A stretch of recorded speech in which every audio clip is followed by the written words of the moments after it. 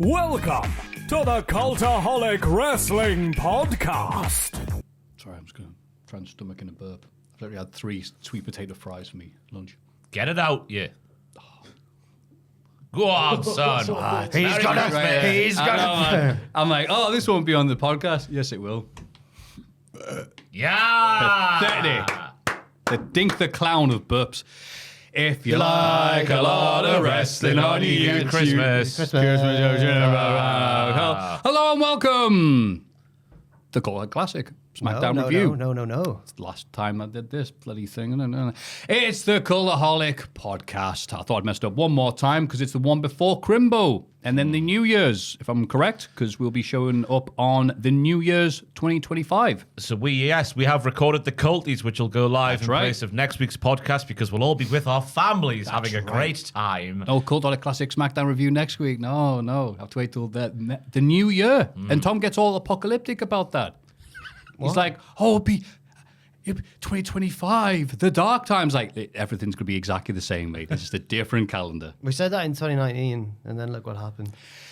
Happy thoughts only. The news was out there, though, in December. I remember watching BBC. It's coming over from China. You better watch out. And we were all like, yeah, right. You better not cry. It's Ross. It's Jack.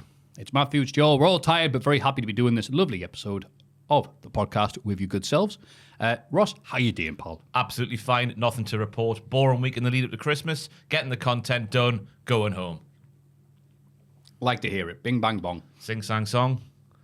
And Jack? Oh, he didn't do it? What was he going to do? Sing, sang, song. Ding, dang, dong. UK Hun. Drag Race. I thought you would have known. Come on. No. I'm not one of those people that watches Drag Race. Not one of those people. No.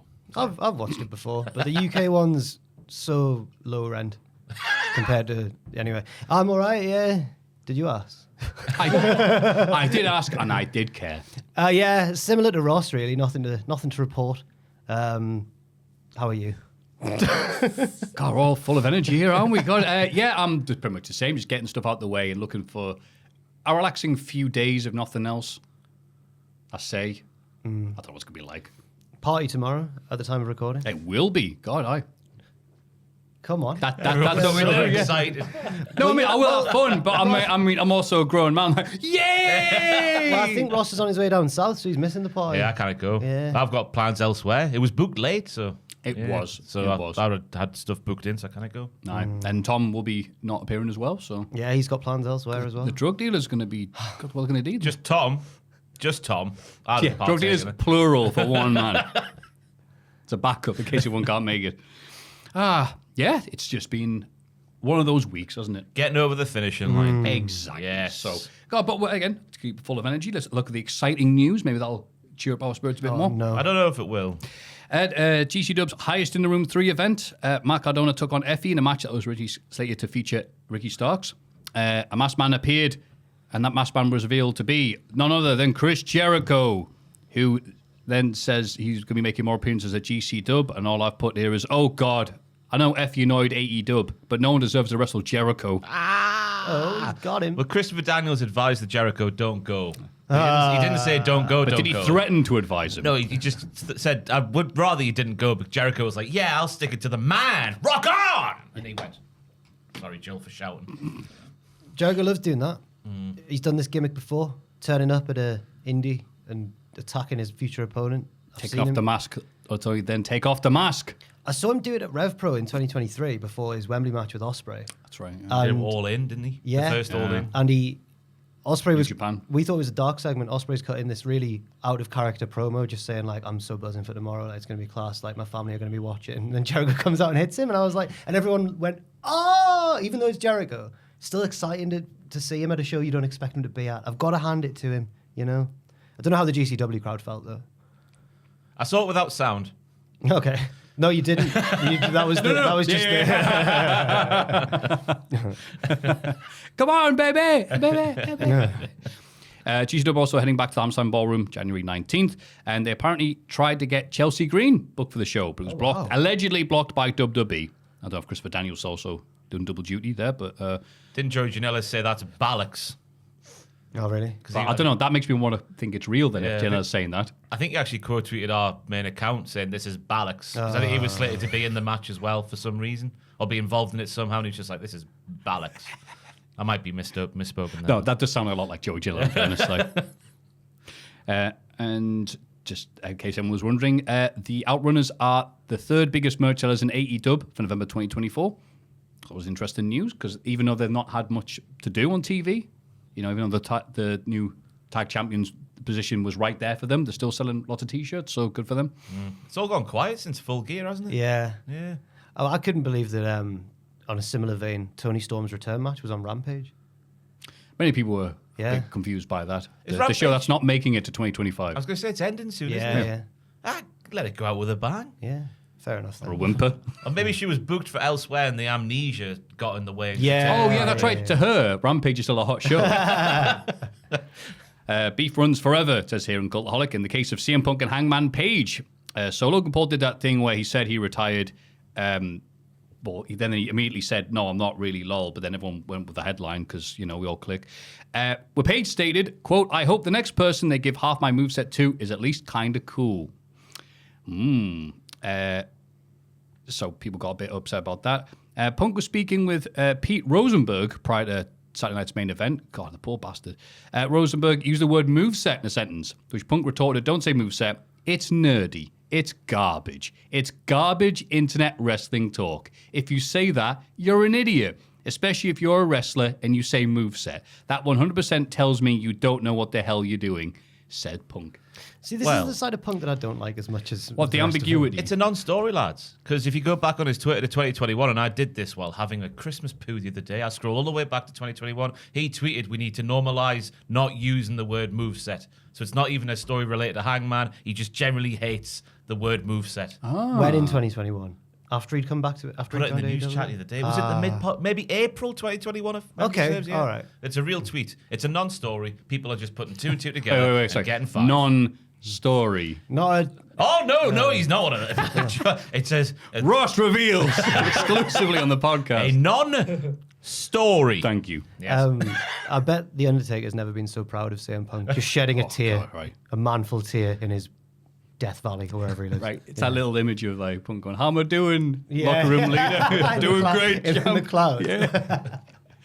Becky Lynch has announced that she'll be a part of the cast of Star Trek Starfleet Academy, the upcoming series on Paramount Plus.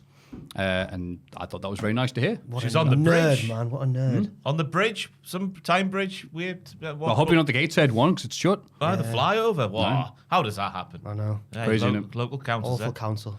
Central government needs to sort it out first and foremost. Exactly. But yeah, what bridge is she on? The bridge of the ship, Starfleet. like the main command Enterprise, room or right, whatever. yeah. Yeah, the driving room where they drive the ship. Yeah, the one with the steering wheel. I don't know about Star Trek. I but- can tell But it's good all for her. I'm assuming. Good for her, Is this a big deal? This new series? I think most Star Trek series are presented as Okay. big deals, and then we watch the episode and see if it is or not. But even the bad ones got fans, though, so she's going to be all right. Apparently, this is like the 13th or 14th unique Star Trek series since it began in like the 60s. Or Sounds whatever. about right, yeah. Yeah, fair enough. I'm not going to name them all. Is it a no. good role that she's got though? She's on the bridge. Is she shoveling coal into the furnace to That'd be set fun. the engine away, or is she doing something more important? No, she's the one whipping the people going, heave ho, heave ho. Yeah, we'll have to wait and see, but it'll be very exciting. And finally, after finishing the story at WrestleMania 40, Undisputed WWE Champion Cody Rhodes will be finishing a story in the new year on UK TV. BBC have announced that CBB's Bedtime Stories will be star-studded week in the run-up to Christmas and the new year. In addition to Idris Elba and Kylie, amateurs, Cody Rhodes will welcome in the new year by reading Gigantic by Rob Biddulph. Okay. I don't know who that is or what that song is. Rob Biddulph. That's right. Gigantic is about the smallest blue whale in the Atlantic Ocean who has to suddenly save the day when his brother gets stuck on the sand. Is his brother? This is all- gigantic dust. I was need gonna my say- blubber. Yes! That's it. That's it. Come no more on. news. Up the whale puns. Yes. Yeah. I say your mom, if you're a child with your mom still here, your mom will enjoy that. Because I remember when Tom Hardy got announced to do that, and all the moms on Twitter like, oh, that means something for the kid to enjoy and for me to enjoy with a glass of red. So no doubt it'll be similar vibes when Cody does With it. Cody? Yeah, he's a handsome Yeah, man. of course he is, but Tom Hardy's a different kettle of fish. He's all like saucy the way he talks, whereas Cody's very serious and Kettle of fish. No. Whales and mammals. Sorry, yes, We've of course. established this. We Yes. can't have this debate Do again. you want a 50 pence bet if he sheds a tear? Oh my God. That's when they found out they were no longer little mammals, but they were little whales. Do you think he's going to equate himself to being the smallest whale in the ocean? Oh yeah, Roman Reigns is the big whale. Yeah. The big whale. No, it's going to be right at the start. It's going to be there was a mommy whale, a baby whale, a daddy whale. Oh my God. Daddy never won the WWE title. You love mocking him for that, and I can't get on board with it, I must say. I'm just saying, look, it's working. Well done. It can be, but both things can be true. It can be The daddy whale said, let me tell you something, blubber. Hard times is when you can't find any kale. No, wait, that's not right. What do whales eat? Plankton. Plankton. Humans. Isn't kale like a plant? It's like salad, isn't it? Bollocks. You That's what get I was kelp, thinking of. I think you're thinking kelp, aren't you? Kelp. Yeah. Thank you. Remember the what was that show called back in the day with the all looked like snorkely men? Oh god. Yeah, it was wank. It was like Yeah, it a was. really bad knockoff of the Smurfs but underwater. Yeah. Squid Game. Did they? Roll on Christmas Day. What a day that's he's gonna back. be. You were fuming because he's back in the Squid Makes Game. no sense. Why yeah. would you go back in? Why would you go back in? I think he's trying to bring it down, isn't he? That's why he's gone back in, right? Break okay. it down. You got Wallace Okay, and Gromit. get his groove on. Wallace and Gromit. Wallace and Gromit, yes. I think it's about 6 o'clock on BBC One. Then roll over to Squid Games. Right. Oh yeah, perfect. Perfect.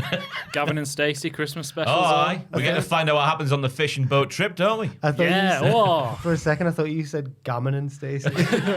No, he was right. Don't like Gavin and Stacey? Never watched it, and now what's his name's on it? Well, he was always on it, but now He's always on but it, Now sadly, he's, yes. Now he's evolved into a. Yeah, now prat. I never had any opinion of him when it was on, Yeah. and now I don't like him. Well, he was being the everyman back then, and now we've seen what he's really like, haven't we? Yeah. That was his best work, and everything after has been absolutely cancerous. Similar to Ricky Gervais in a way, Yeah. because everyone's now like, oh, Ricky Gervais, but everyone will still quote The Office to each other, and Oh, yeah. because it was fantastic. Sometimes lightning just strikes. Once. That's how the expression When your goes. writing partner Stephen Merchant. A great cast. Like this podcast, which continues right now. Everybody get excited for the Cultaholic Hall of Fame! The prestigious Hall of Fame. In condescending order from last week. Oh, can I guess who did what again, please? Because I Of obviously missed course last you week, can, and I love little this boy. game. Orangutans versus otters, 9%. Matthew Gregg, Are you sure you want to have a second thought? No. Okay. animal based. Yeah. The Cultaholic Wrestling Podcast rendition of the Boom video, 41%. I'm gonna say Ross because I think he'd want to stoke the fire between you and Fraser. Different fire. No, you're thinking of you. You're thinking of you. No. Ross from 2016, 50%. Oh, I think that that one's Ross. Is Then. that 4-star Ross, or have you just someone censored out a curse Because word? we'll get sued, Matthew. Right. Oh. Yeah, but you see 4 asterisks. You're like, either that's a star rating, or F you've Ross. Oh yeah, is it? Yeah. Royal Ross, Regal Ross. Crab Ross from 2016, 50%. Well done, Ross. To very little people surprise. Oh, I was surprised. Supplies, bloody hell. Was this after I Sorry. nominated myself in 2016? Yeah, fair Couldn't enough, think of one yeah. last week, No, so just it's went all for it. right, Yeah. And it worked! Yeah! King! Sorry, no, I didn't do it. Great times. Yeah. Check and say his bit. We were doing good stuff back then, man. I remember when we showed you the video when we booked Cody and Ross had painted me as Stardust, and you lost. You thought it was the best thing you'd ever seen. yeah. We were brilliant. Ross had the mustache. He was dashing Cody. Dashing, still am. I was Stardust. It was great. Yeah. So don't say that now. Ross, Good- what have you good got video, for us? Well, really I laugh like a goon. I was on Twitter this week and I saw a video, but don't worry, it's not a bad, distasteful one. It shows that Harley Cameron might just be the most talented performer in the world of wrestling That's today. so similar. When we get to This Week in Wrestling, I've basically said the same Yeah. thing. She's great. She's on Twitter this week. It's not a plug for it because she talks about a cameo, but it's what she does in between the plugs. Don't go to her. Oh, sorry. Don't go to her cameo. Go to cultaholic.com/cameo where you'll find us. And you can support us this Christmas instead of a very rich, worldwide famous professional wrestler. But she's still very talented. Greetings, guys. It is I, Harley Cameron, and Earl. Oh, yes, and Earl. What? And guess what?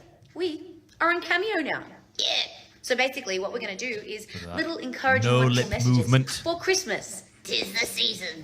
Yes, 'tis the season. So if you Full screen of Joel, want myself and Earl to send you a little Christmas-loving message, then you can click this link and book us. Or you can book just me and not Earl. Whatever you fancy. Sorry, they might not want you. I hate you. Yes, well, I'm not fond of you either, but we must make messages for people for Christmas. Or, it doesn't have to be for Christmas. Maybe it's your birthday. Maybe you need advice on, I don't know, life. I thought there your was more career. available, to be honest, when I said Getting a dog, maybe. I don't know. Anyway, you can book us. We're on Cameo. Click the link. We're doing it for Christmas, but we might stay. So, we'll see you there. See ya. There you That's go. very well done. God, I impressive. know I should do Musics, ventriloquism. Ventriloquism, wrestle, sing. Yeah, probably. she's just one of those people who's good at everything then. Yeah, terrible. I reckon I hate you. Go Go on then. on. This is hard, this. No, you. Nah, it's whatever. I'll give Do you want to try it? Oh, yeah, yeah, sure. I'll have a go. Hang Wait, on. Jack can't do public Jack. Hang on. Get a bit weird now. My name Why is it all slimy back here? I'm joking. No, it's hard. My name is Ross, and I work for Cultaholic Wrestling. It's so natural. You've got to be a cockney, apparently, for it to work. Really angry one. Hello. Welcome to the Cultaholic Wrestling Podcast. Hog cut. Well, Well, maybe later. I know, yeah. Wow. Harley Cameron. Woman of many Ventriloquist. talents, yeah. Woman of many talents. That works as well. Yeah, God. Fantastic. Jack, you can go. All right. Mine is. Now, I don't know really much about chess, professional chess at the highest level, but recently it was the World Chess Championships. So on social media, I've seen a bit of a boost. It's like when the darts is on and suddenly everyone gets interested in darts. Yeah, the chess happened and everyone got really into chess on social media. And it's an interesting story what's been going on over the past few years at the top of chess because Magnus Carlsen's like the best of all time. And he's just quit. He's like, I don't want to do high-level chess. I just want to play these quicker games and stuff. Because real chess, they take like 10 minutes to make each move. They think about all the possibilities. He's sick of that. So even though he's the greatest, he's not defended his title for the past couple of years. So this new champion, this 18-year-old lad from India, everyone's like, is he the real world champion? Or is Magnus Carlsen the real world champion? Magnus Carlsen then went and did this other tournament and like battered some lad. And Joel, can you go on my Twitter, please? Mm-hmm. And it cut a promo afterwards, basically. Oh, okay. I've heard about the chess stuff. I haven't heard about cutting a promo. His opponent is a religious man. And Magnus Carlsen said this in a now deleted tweet. If you want to do a dramatic reading, Matthew. Unfortunately, No. Unfortunately, whatever God Wesley believes in did not help him in that second game. It helped me instead. Jesus Christ. Oh, dear. So I said in the quote tweet I did, you talk about your Psalms, talk about Austin 3:16. Carlsen 3:16 said, I just whipped your ass. So I'm nominating Carlsen 3:16. Is that Carlson on the right there? No, yes. Yeah. Yeah, he's so handsome to be a chess champion as well. He's got it all. The guy on the left, a.k.a. Simon Miller with hair, is not. grinning and bearing it. Magnus Carlsen is also excellent at Football Manager. Fantasy FPL, yeah. Didn't he come like 13th on season, I think? Yeah, in the out of world? millions of people. Yeah, it's kind of like chess. He's in got a it. way. Well, Take yeah. tactics. A bit more luck involved though. A lot more luck. But he's like Holly Cameron in a way. He's good at lots of things. And you'd think chess champion, at least he'll be a weird looking lad. No, he's a handsome boy too. Gross. And now, can you Google it? No, we're gonna dig into this. Handsome Magnus Carlsen. No. Oh, that's better. Oh yeah. He's been at Harvard University, I I was reckon. gonna say, he looks less like the villain from Megamind. What's happened there? Next one along, the Reddit one. What's happened to him? Second row, pink background. No, it's gonna ruin my. Look at it. What's happened? That must have been locked out. It must have been locked out. He's drinking and doing chess. Hang on, ref. Oh, there's a He's video. got a film. Is it? Oh, is it a Magnus. documentary? A sensation. There's a video of him right on like playing like on online chess. Oh, no. But he's dear. But he's got it. What the rules again? There's a video of him playing online chess, and he's got like a webcam on him. But he's just in a hotel room with his mates and some lasses, and they're all just getting drunk. And he just like leans over, like half falling, and just takes over from his pal's game and just goes click, click, click, click, checkmate. Yeah. And I'm just like, he's the coolest man ever. I saw that video the other day of when he was like 10 years old or something, and he beat the chess world champion. Okay. And he got up out of his desk because he was bored because the guy was taking too long, so he just went around watching other games. What a guy, man. Wow. He's unbelievable. Carlson 316. I think he's like, he must be mega rich. What is the prize money in professional chess? Not sure. Apparently, he's a big Real Madrid fan, even though he's Norwegian. One of them, is he? Even though he's from Norway. Yeah, he's like Miro. Yeah. Okay. Oh, yeah. I read. Oh, look at I that. was just scrolling through pictures. Oh Look yeah. at the size of his hands. He looks a bit like Alex from Home Alone 3. Is this Alex from Home Alone 3? Grown up. That was Setting up, Oh, no, sorry. setting up traps around your house is quite like chess as well, in a way, isn't it? Predicting the next move of Yeah. the opponent. Yeah, that's how we got to start. Yeah. Also, when some burglars came into my house, one moved diagonally, one moved straight ahead. I might have to watch that this Christmas. I've not watched it for years. Home Alone 3. I will. Probably Scarlett Johansson's finest performance in any film she's been in. Joe likes that, of course. Child. We did this That's just was it last week? Was it was last week, Was yeah. it? Were you talking about Home Alone 3? yeah, and Joe being a nonce. Joke. I was like, oh, she's in it.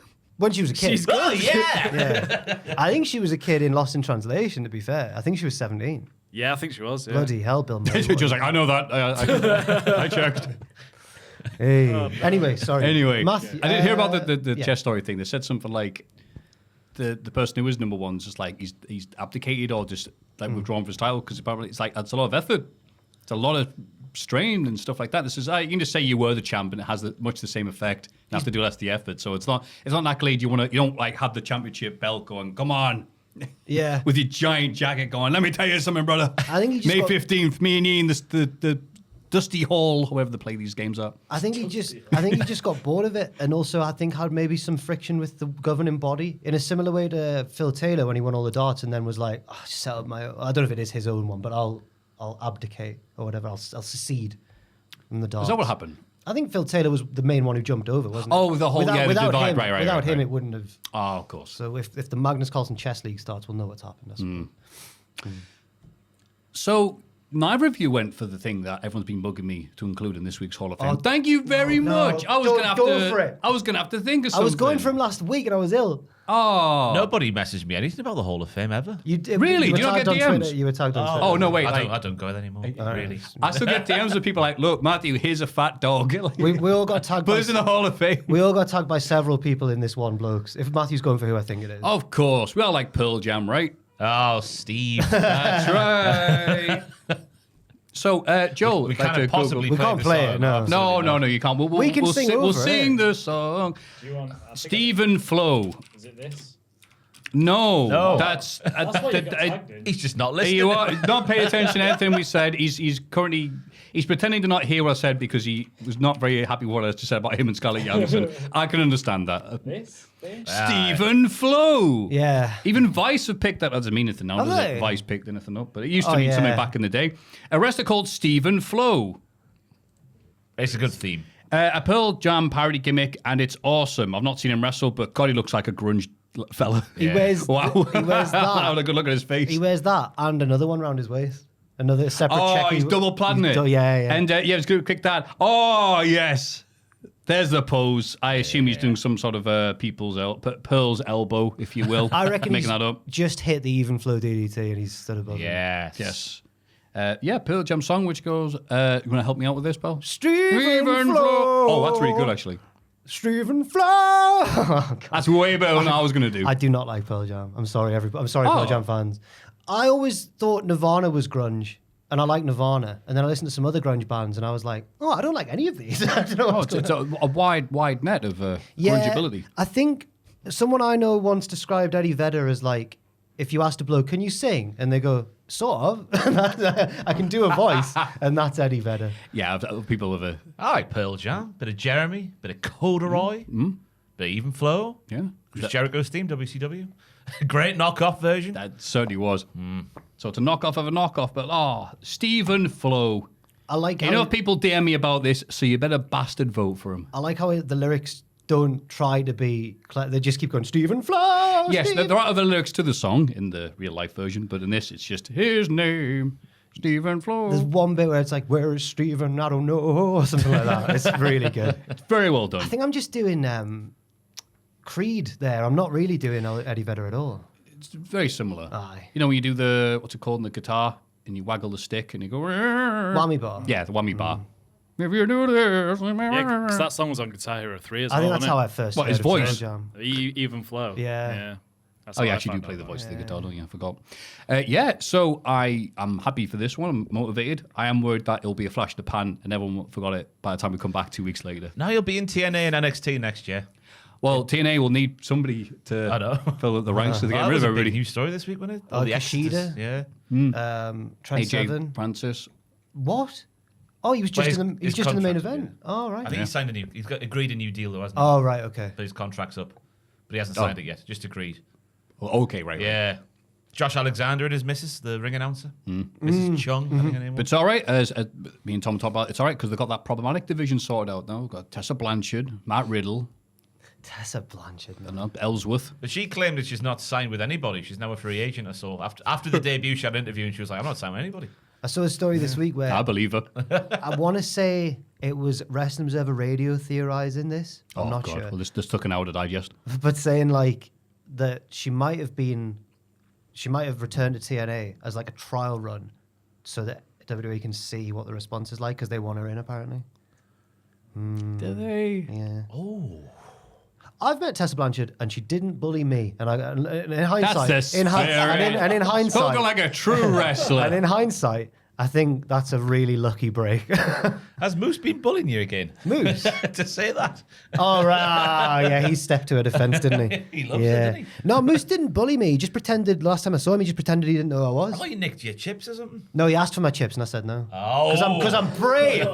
Wait, Moose said, can I have it one chip or all your chips? He said, give me them fries, Jack. And I went, no, Moose, no. Oh, fair enough then. We were going back to the hotel after a show and I got a McDonald's and he wanted my chips. And I said, no, Moose, I'm going to eat my chips. And he left it. Come on! Wow. Because that's a difficult situation to navigate. Have you seen him? Yeah. Oh, yeah. He asked politely, to be fair. Well, demanded politely. He politely demanded the fries, yes. I said, no, come on. Well, I'm so proud of you. Don't know I'll be even proud if people vote for you in this week's Hall of Fame. Or any of us. The recap. Harley Cameron, ventriloquism lady. Also known as ventriloquist. Oh, yeah. Jack. I think it's ventriloquista when it's a woman. Magnus Carlsen 316. Nice. And Stephen Flo, a.k.a. the Pearl Jam wrestler. These magnificent picks can be yours to vote at patreon.com/cultaholic for 2 whole weeks. Ooh. Will that change anything? Probably not. All 3 are cancelled by the time we come back. Oh, no. He's a pedo. That's 2 people Matthew's called a pedo on this week's podcast. Does Pearl Jam mean jizz? Is that what Pearl Jam means? I've never thought about where the name comes from. Probably. Like Limp Bizkit's a dirty name. I know they were 10 years earlier, but is Pearl Jam... I didn't realise Joel's going to Google this and hopefully not have this on camera. This is very... We'll get the rest in soon, don't worry. Is grandmother Pearl? Great grandmother Pearl. My grandmother Pearl, nothing to do with Apparently jizz. she loves getting covered in you know what. She liked a good time. And she had really cool jam, hence the name. I'm so sorry. I'm so sorry to all Pearl Jam fans. Patreon.com/cultaholic. Don't Google what chocolate starfish and the hot dog flavoured waters means though. No. But Pearl loved it. This is this week in the wrestling. It's this bloody week in the wrestling. This week in wrestling, SmackDown. The injured Jimmy Uso opens the show.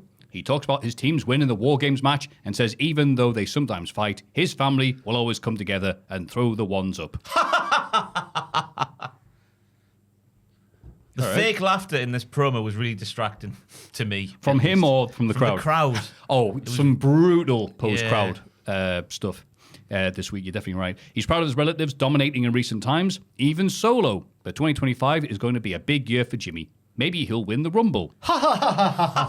They should have pressed it. Yeah. That's just cool. Maybe he'll go for the US title or even the WWE title. Yeah, bollocks. But whatever happens, he's going to do things on his own, week in, week out. Drew McIntyre appears and hits him with a Claymore. Not a big fan of that. He beats Jimmy down until Nick Aldis and a team of agents break it up. Aldis yells at Drew all the way at the back, but Drew just smiles. Yes. He's carrying out his mission. Yeah. That's number 2. Jay was first, Jimmy is second. Then we learned it's Roman and Sammy. Yeah. They're the 4. No Punk. No Punk at all. That took us way too long to figure out last week, didn't it? Crowd chanted yeet at Jimmy, so it starts the problem going, wrong twin. Lol. That was that Jimmy made me laugh. But Yeah, it did, yeah. A weird thing to say, he's proud of Solo. We're still in the height of battle. It's still going on. We're tribal combat. He's wrestling Roman on the Netflix debut. I think he's just saying, like, look, I'm proud of what our family's done, but I'm going to be by myself from now on. Okay. And I guess because his family consists of 150 family members in WWE right now, it's kind of like, yeah, even him. Because Christmas is going to be a bitch, isn't it? Is Scotty too hotty in the bloodline? Go on. Rikishi. Scotty too hotty. The bloodline. Doesn't matter. Honorary Yes, Usos, because aren't they they? tagged up. Because they tagged up. That means that they're now blood They must be related. honorary Usos. Yeah. Grandmaster Sexay, honorary. Yes. R.I.P. Yeah. Yeah. Is there anybody else that they would have teamed up with? Yeah. The bloody Barbarian, is he part of that? Who was He Rikishi's was one of tag the partner in the 90s, man? Rikishi's in the 90s. Oh, wait, he's already Samoan in spot, it. yeah. He's Yeah, already, they're all Samoans. Already way Samoan, yeah. I like Jimmy's declaring what he's got planned. I did not like the brutal fake crowd pops I put here. They inserted that didn't work, as he appeared to be getting a lovely reaction regardless. So I don't know why they made this sound authentic to inauthentic. And then, I like Drew going, oh, no, you're not. You're not doing any of that, mate. It's on site. And he saw him, so he kicked him. So that's what that means. Well done. On site. That's right, like a dog hearing the postman come to the door.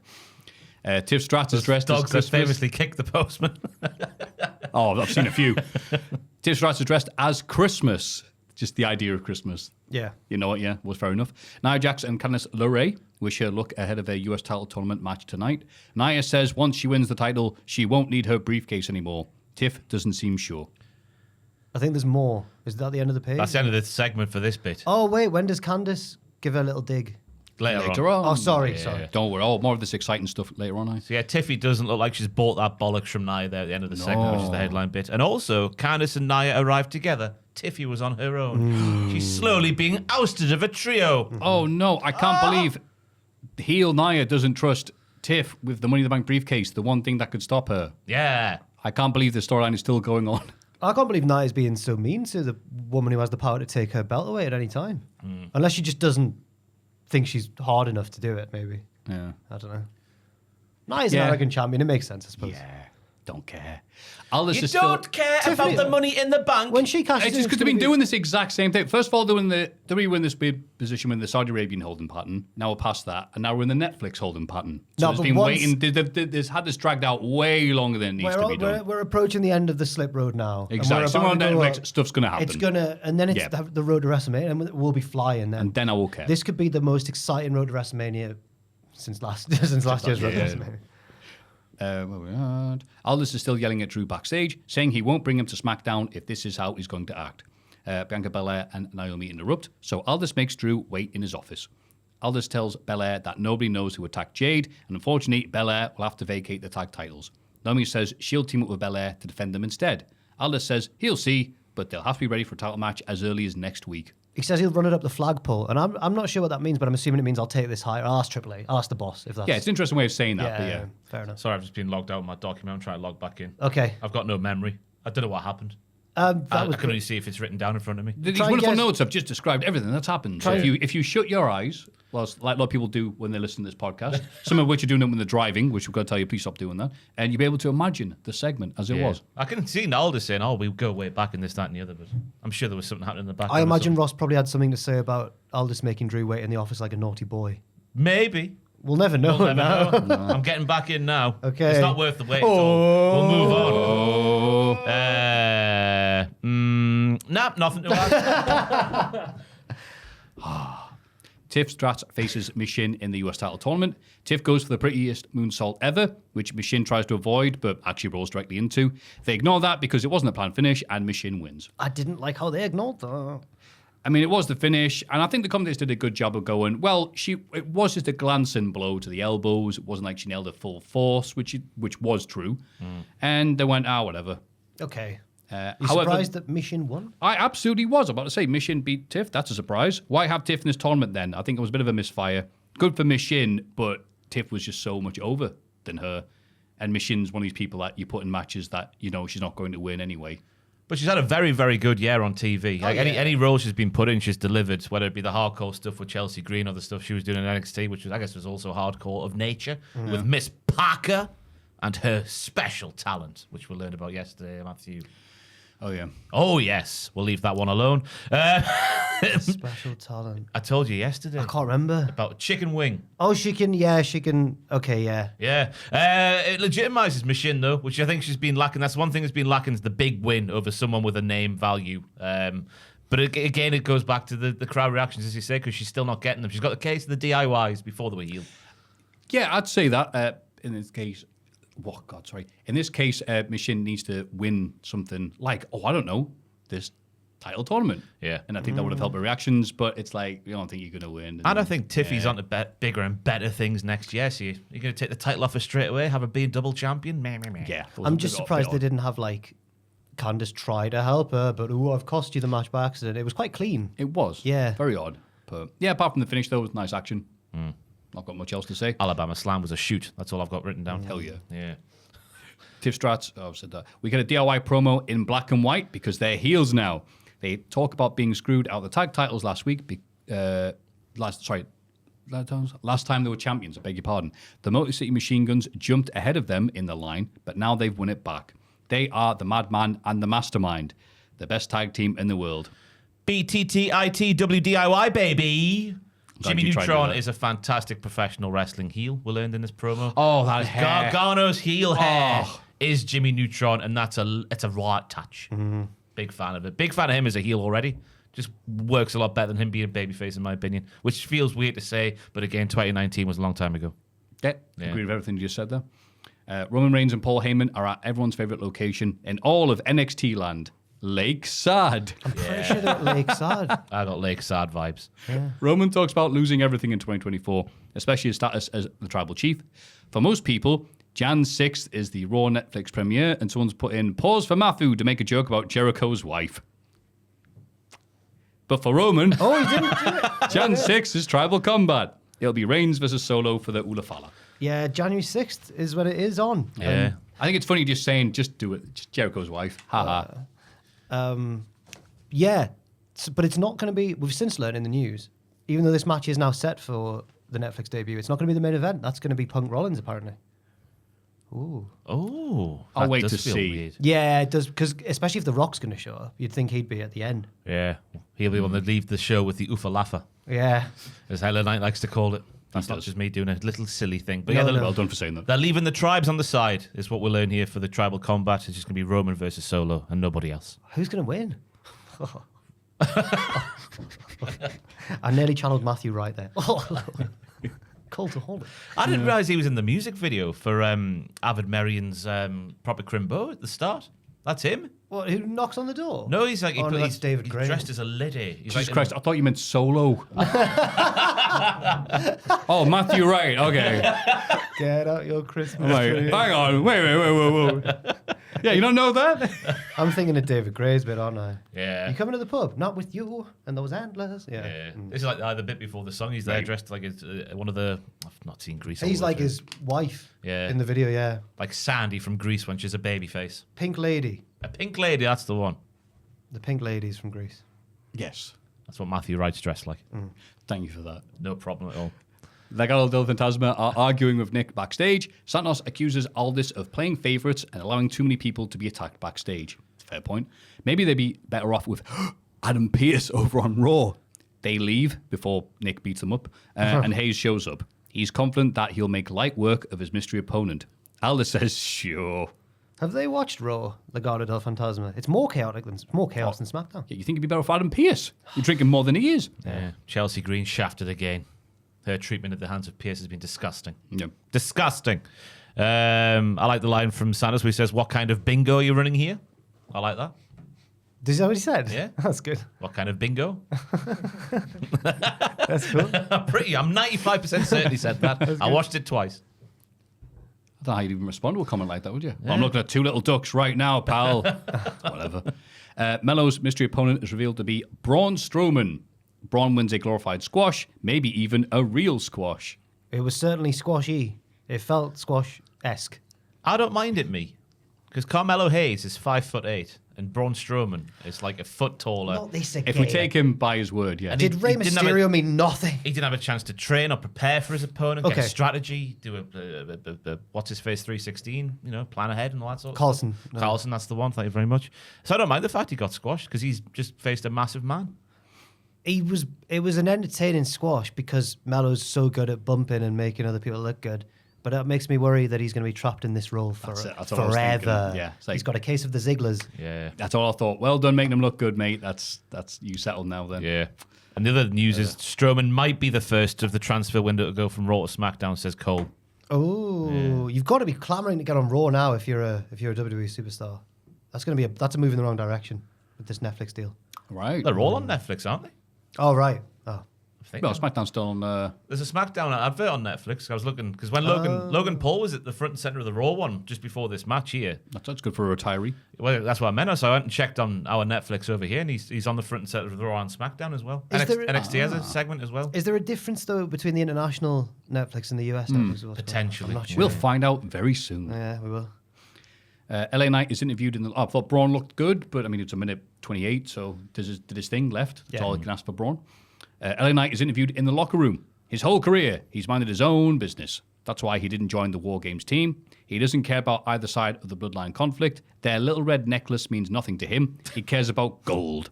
Now Solo has gotten in the way of Knight getting the US title back, so he's going to kick his ass. If you smell... He was particularly The Rock in this one. It was quintessential Dwayne Johnson. Yep. Fantastic scenes. The line where he's like, "You've let your red necklace get in the way of my gold belt. And what that means is my fist is going to get in the way of your face and my boot in the way of your fat ass." Fantastic scenes. My hack theory from a few weeks ago is long forgotten. I was going to say, yeah, it's like it did look like that way, and then it's like, no, we're just doing this angle that's going to get him away from the Nakamura loss. We've all forgotten about that. No, I'm still on the side of Ross's old, now discarded theory, actually. Because I think this is, yes, it is going to get him away from that, but it's also going to get him below that. It's pushing him. He's going to lose to Solo. Keep Solo strong for the Roman match. And then he'll be losing. Then he'll be losing to like Tozawa. I don't know. I'm worried. Mellow He Hayes. said Ufalafa, though. He's buried the Ulafala. I bet he just did Buried. that off his own back. I bet We'll never see him again after that. Solo and the Bloodline arrive. Solo starts to cut a promo on Roman, but he's interrupted by the entrance of LA Knight. Their match ends via DQ when Jacob Fatu attacks Knight. The Bloodline beat him down afterwards and hit Solo with the Samoan Spike. Andrade and Apollo Crews run out to help with the heels, but they get laid out as well. Thanks for coming, Sorry, I lads. should have said they hit LA Knight, obviously, with the Samoan Spike, not Solo. And then they Beat hit him down and Solo hits the Samoan Spike. Oh, Yeah. Solo hits the Samoan Spike, right. And then they hit the other lads with the Spike. There you go, right. All the baby Yeah, the faces. Bloodline turn on Solo for some reason, yeah. It's So, a really what do you strong cavalry. Andrade and Apollo. think? Yeah. And Only times Andrade like this when is you've got friends like this. God. former NXT champion and the man who will one day be NXT champion. Apollo Crews, yeah. Yeah. I was going to say Andrade's lost in the shuffle this year. He's gone. All about Jacob again. This segment for me. He's one scary man, says Michael Cole at the end. Breaking true. news, everybody. LA Knight kept sort of strong-ish with Jacob getting involved with the finish there before he was murdered with the arse on the barricade. But apart from that, few Roman references from Solo. LA Knight was taking on all the Bloodline lads who aren't Jacob Fatu on the outside. There was a shoot backdrop on the announce table to Jacob Fatu, which was a lovely spot. Sick brothers, I've written down. Sick. I'm not going to... I won't... We're not flowing this week, are we? We are. I won't No, spoil... you guys are great. My brain's in bed. Go on. I won't spoil what the video is in case you've not announced it yet or anything, but I heard you and Tom recording a tier list the other day. Oh, yeah, we just did a tier list on the 2024 signings. Fair enough. Those who's penned their deals and appeared after New Year's Day this year. And as I was walking past the studio, Tom said something that made me do a double take and feel a bit sick. You're giving up drugs forever. No, I heard him go... I didn't hear the first half of his sentence, and then he went, and Tamatonga, he's all right. I was like, what? Oh. And I didn't hear you immediately go, whoa. I can't remember the context. Oh, to be fair honest enough with you. then. Okay. It could have been anything, but... There is an all right tier in there, so it might have been like saying he's had an all right year. Yeah, okay. Is anyone in a bad tier or low tier? There's one. Ooh. And you should be able to name who it is. He made his debut when everyone thought it was going to be Jacob Fatu, but it wasn't. Okay. No, I can't. No. It's big TL. No, I don't. No. He's really good. Tangelo. No. Awful. I'm just surprised you dare say anything negative about them. Why? They know who you are. No, they don't. They might have done in 2016, but they don't know now. Oh, yeah. They pretend to know who you are. But yeah, decent match here, but the highlight for me was the amazing camera shot to end this with LA Knight resting on the ropes and then Jacob recovering behind him like Jason Voorhees in the first Friday the 13th to then run and charge. And the camera was there the entire time, just him running towards the camera. Yeah. Fantastic. Yes. You gotta guess which tier Jacob Fatu's in. The top one. Probably. The Jacob for 2 tier, all at the top by himself. A nervous Pretty Deadly asked Braun Strowman to be in their musical.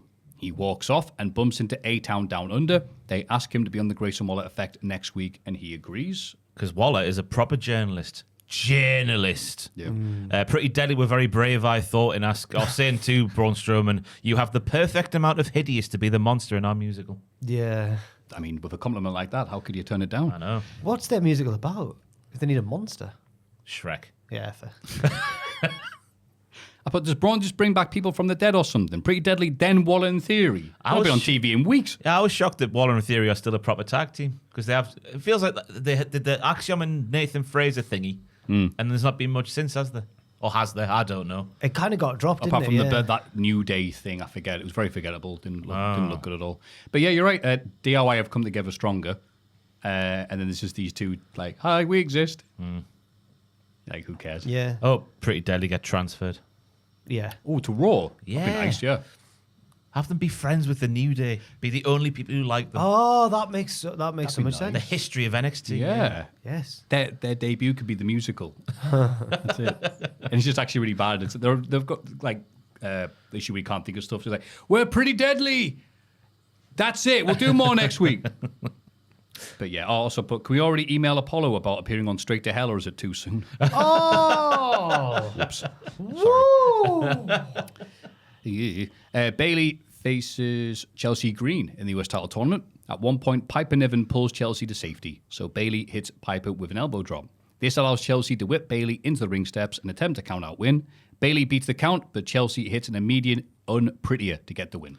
I was taken aback by this match because just from bell to bell, I know Piper got involved a couple of times as she would do being a heel. But Chelsea was presented as like an equal in terms of prowess in the ring to Bailey. And that's not happened for Chelsea so far. I agree. Normally we see Chelsea, I just always think of the Women's Royal Rumble where she kept getting splashed in the corner and stuff, and she's a comedy heel who's not that good at wrestling in kayfabe. But here, as Ross said, she was taking it to her. She needed help to win, but still. Yeah, I've compared it straight out of the playbook of Dr. Death Steve Williams. Oh, yeah. The right hander was there. There was Nita Bailey, who was across the top turnbuckle in the corner. Really stiff stuff. But like less of, but like not a letdown as well. Oh, yeah. Really good. And there was a Rough Rider as well. Fantastic. Bailey was on the run as well, which made it even harder. That's right, like Dr. F. Steve Williams. Yeah. I put Chelsea Green. Yeah, I was very happy about this. Yeah. It's Bailey's fault for getting distracted and attacking Piper. Silly Billy. I don't think it was as bad as what we saw Michin do in the final, but we'll get to that. Oh, egregious. Yeah, it was. Very egregious. Was this like a tribute to a past Ziggler versus Ryder singles match? Because I noticed Bailey did a zigzag as well. So we saw a Rough Rider and a zigzag. Oh. Yeah. I bet that was Bailey's idea. She's got the banter. Yeah. Like, if you're going to do the mid-2010s finishing moves, then I'll do the zigzag. What else could you do? I'll do Ezekiel Jackson's 5 scoop slams in a row. There as well, yeah. Don't know why that was there. Ezekiel Jackson? I think mid-2010 forgettable. Ezekiel Jackson. Up the core. He's a Lucha Underground hero. He was so great in that. Was. Did barely anything and it ruled. He was like an early, he was like a prototype of the Hurt Business, him and his lads, just all coming out and wrecking everyone. Not as good, but still. Not quite, but yeah. And he had one eye. The best back humps in the world. Ezekiel Jackson. Back humps. I can't. The back of your shoulder blades just below. Oh, right. Yeah. No. Not hump, Are not they that's the traps? verb. Your Yeah, traps the are try. there, Yeah. yeah. Okay. So below your traps, Upper back. the back humps. Okay. Best in the world, Ezekiel You've got to Jackson. stop using these technical terms on the podcast. Is that your Ross, confusing trapezius? people. Maybe. I'm trying to go back to A-level PE. What a time that was. Really? Learned all about the latissimus dorsi. Oh, Did you yeah. really? Oh, yeah. We were like, these are your legs. Use them. Get them round. We got told our PE stuff was harder than the biology A-level. It was that intricate, all the muscles. Because they that get learn, the trapezium or whatnot. To be fair, if it's PE A level, they've got to like. It's not just playing basketball. For Oh, it half an should hour. be though, shouldn't it? Yeah, it Having should fun be. with the guys. Is that why you signed a up? whip with a towel in the shower afterwards?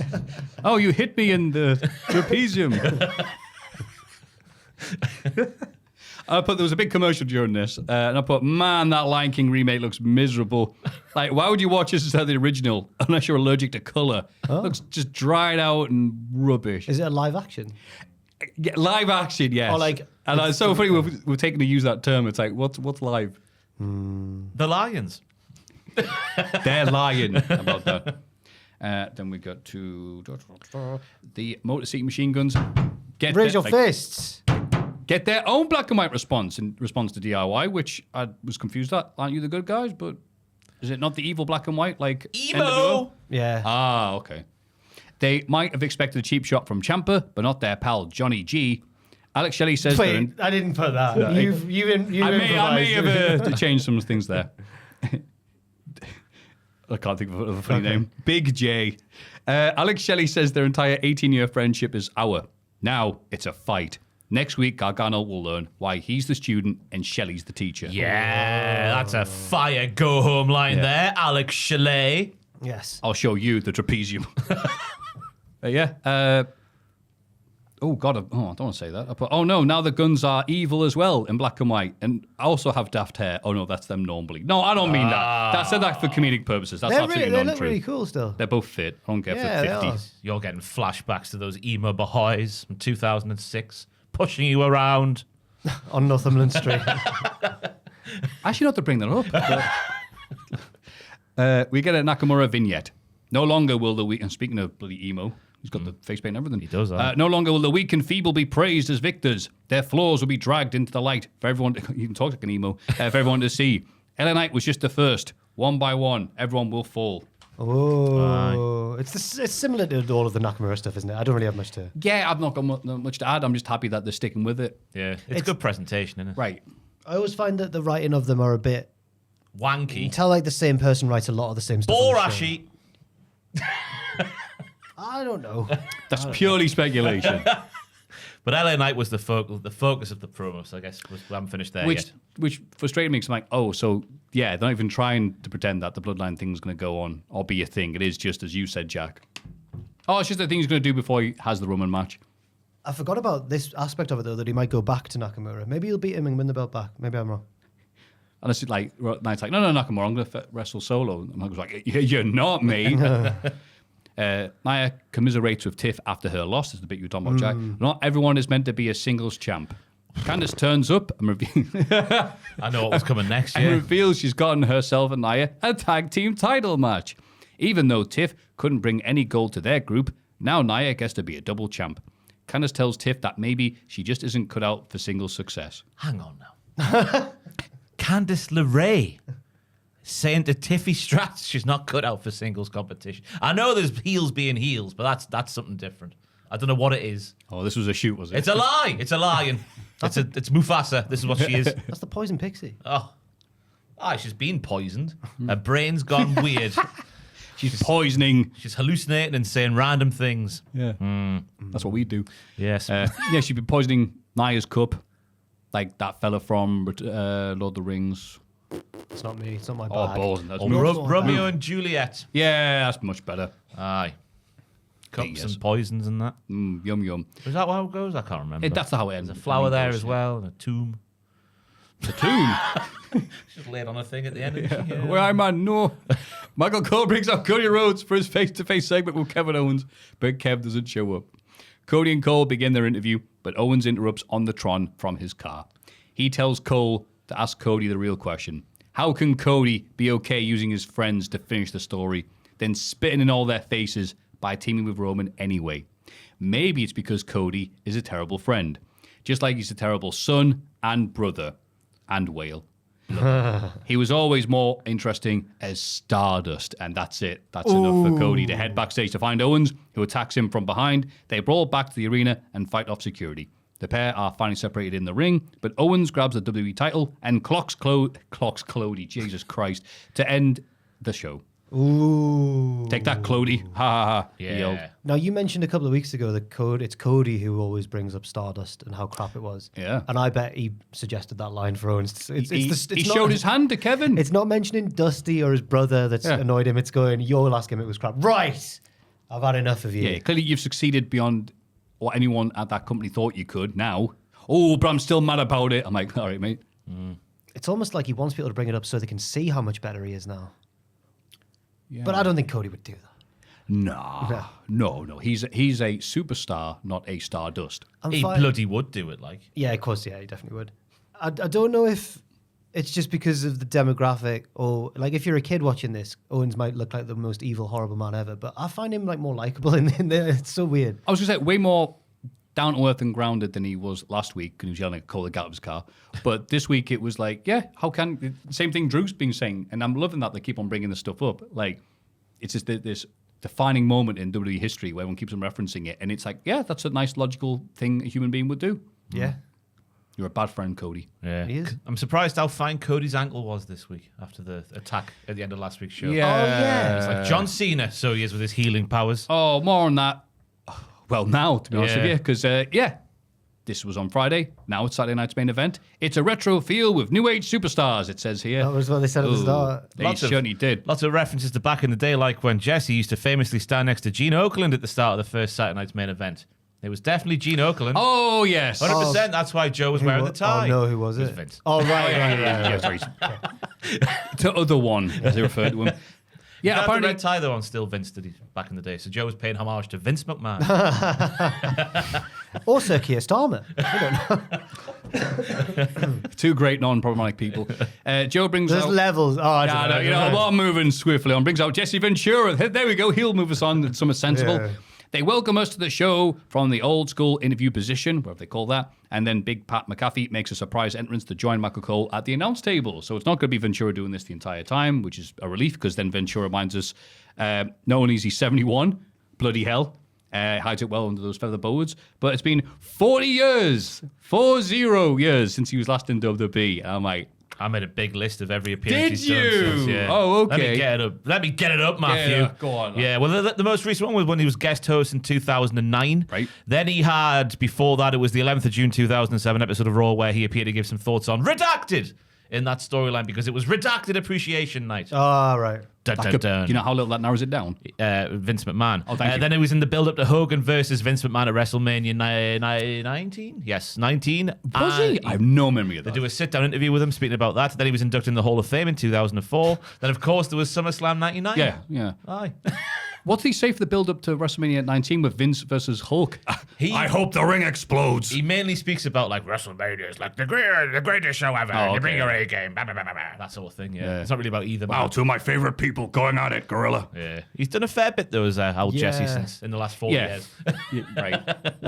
But he seemed okay to begin with here, and I'm like, oh, okay, I'm glad Big Pat's going to be doing it with Cole, because him and Cole are just two mates talking. I don't know, because when it started off and he's calling Kevin Owens like Kevin Owen, and he's saying that, I'm thinking, oh God, what we got ourselves in for here with Jesse Ventura. But I'll mention it later, but he was so refreshing in that main event, just calling out Rhodes for all of his hypocrisy during the match. So I wouldn't have minded him doing the whole night if he knew what was going on. Oh, no, I think keep it. Give him one more. Was be it safe. you who I saw share something on Twitter of the advert break? Yeah, because it didn't appear on my feed, but on one commercial break near the end, his last one, during the main event, because there's one point Jesse goes, but why is he bouncing his head off the announce desk? What has Kevin Owens done? And yeah, during the break, they very politely go, well, because of this thing, like we're going about the last I think thing they were out in telling Berlin. Pat as well, wasn't he? It was fascinating to see Cole I think they were directing both. traffic, It was great. Cole going, now come here, children. Story time, CBBS, WWE, the thing you're supposed to know about, but they're both busy, you know. Pat's got all his podcasts and Ventura's got his conspiracies. But Pat's back on Raw in January. It's Michael and Pat on Raw, and Joe and one of, or maybe both, Wade and Corey on SmackDown. I just bet Michael can't wait to have his cool friend back every week. Yeah. Well, I hope Pat's improved, right? 'Cause He his started last- off really good. That first run was fantastic. And then he went away for his break for the NFL or the college football Yeah. season. And he came back. And that second run just wasn't the same. Lots of yelling, like the Booker T approach. I don't know what's happening. So I'm going to yell. And you're like, that's great. Can you keep that moment up for 3 hours, pal? Because I think Wade and Cole is a very, very, very good team. Wade Cole, of my of the combinations, Wade Cole, my preferred. And then Corey and Joe. Corey and Joe were good, yeah.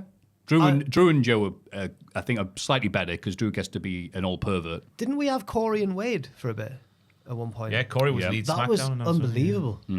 They were just two old hands. Yeah.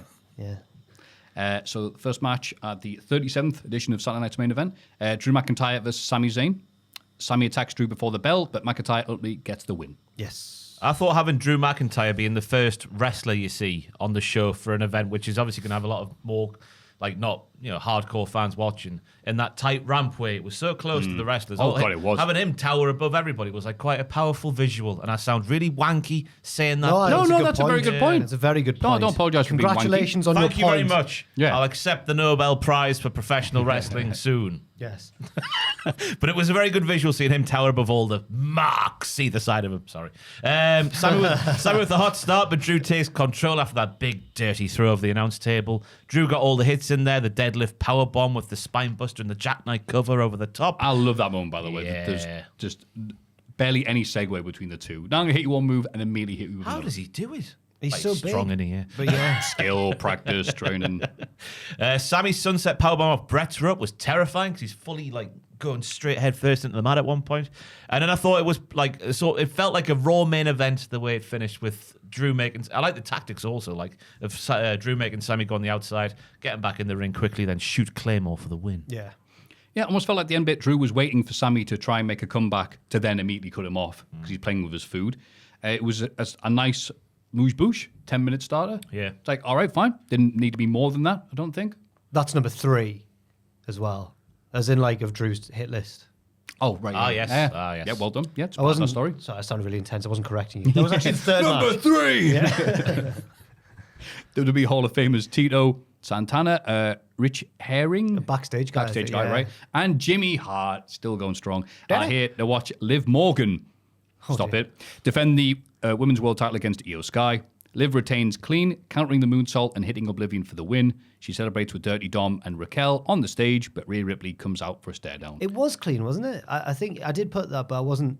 I had to No, check. it was. I had to watch it finish twice because I was like, she's just got a clean win over you. That's pretty big. Yeah, because Io was on top for most of it, really. She got the horrible looking knee into Liv's nose, but Liv's nose survived because it's made of bone. Yeah, bled a bit, but she was okay. Yeah, so she reversed the moonsault at the end of Liv with the knees and then just hit the Oblivion, and that was it. It was like the classic Triple H structure. Heel takes the beating, one move to turn the tide, next move to finish it. Yes. It was a nice finish as well. Going from the. Because the Oblivion's always a weird finish at the setup because they've got to be in the ropes or near the ropes. But they did it really well with the kick off the moonsault and then straight into it. I thought it felt really seamless and good. Yeah, you're right. I thought it was okay. Io was one of my favourite wrestlers as she's completely willing to do whatever is needed to make her opponent look grand, even pretending to mess up a springboard. Of course, you never do that properly. Liv winning clean is... Well, good for her, I've put here. I'll tell you what you need to watch if you haven't seen it. There's the ref cam footage. It's on WWE's Twitter. Charles Robinson had the ref cam. Oh, yeah. And they've put the footage out. It's got sound this time. And he turns into Ron Simmons every single time Io does something good. What? He's just going, damn! She just does the I didn't realize it was moonsault. like the Damn! He says damn about... It's only like three or four moves. Charles Robinson's wow. the widest ref in the world. Yeah. And he's going, damn! I assume we can play it on the podcast, Comic, because it's just a social media video. Maybe. Go on, Jill, get it. There you go. Let's just take the I've podcast seen down. it as well. While Joel gets it, I liked the old school ref attire as well with the bow ties and the. Yep. Yeah, it was nice. Aye, but Io Sky did lots of good stuff, which was nice to see as well. Yes. All the moves that she had, all of the moves stolen for time while She's Jill a fights. Sorry, I did the thing again That where I'm just Io- ignoring Ross and staring at the pretty Here we are. pictures. One sec. I hope I haven't over exaggerated the dimes. No, Definitely a little bit of a he Ron says it a Simmons. lot. The most influence. sensible down. Can you hear it? Yep. Dayan. D-A-Y-U-M.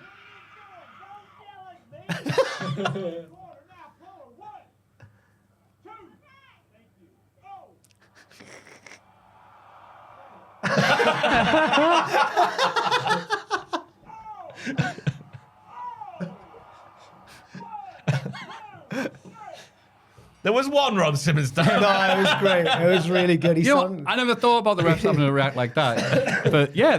That has I made presume me- if you were watching those moves right there, you'd be like, oh yeah, wow. I can't believe wrestlers don't laugh more. I can't believe it. Don't yell at me. Damn! That was so good. He sounds like a Grand Theft Auto NPC just walking around. Oh, man. Refs do have to, like, make themselves look silly all the time, don't they? They have to act like they've never seen wrestling before. Like, a move happens, they go, whoa! Yeah. Gunther, the ring general, defends the World Heavyweight Championship against Damian Priest and Finn Balor. That's evolved. He hates vowels, doesn't He he? hates vowels, like he hates carbs. Because it was on his... Yeah. And he wore the bag on his head. I like he was a hostage. Yeah. And I was saying, I hope he doesn't have a sudden vowel movement while being scared. He had a sack on his head. That's why I've got to take it to Patreon, I think.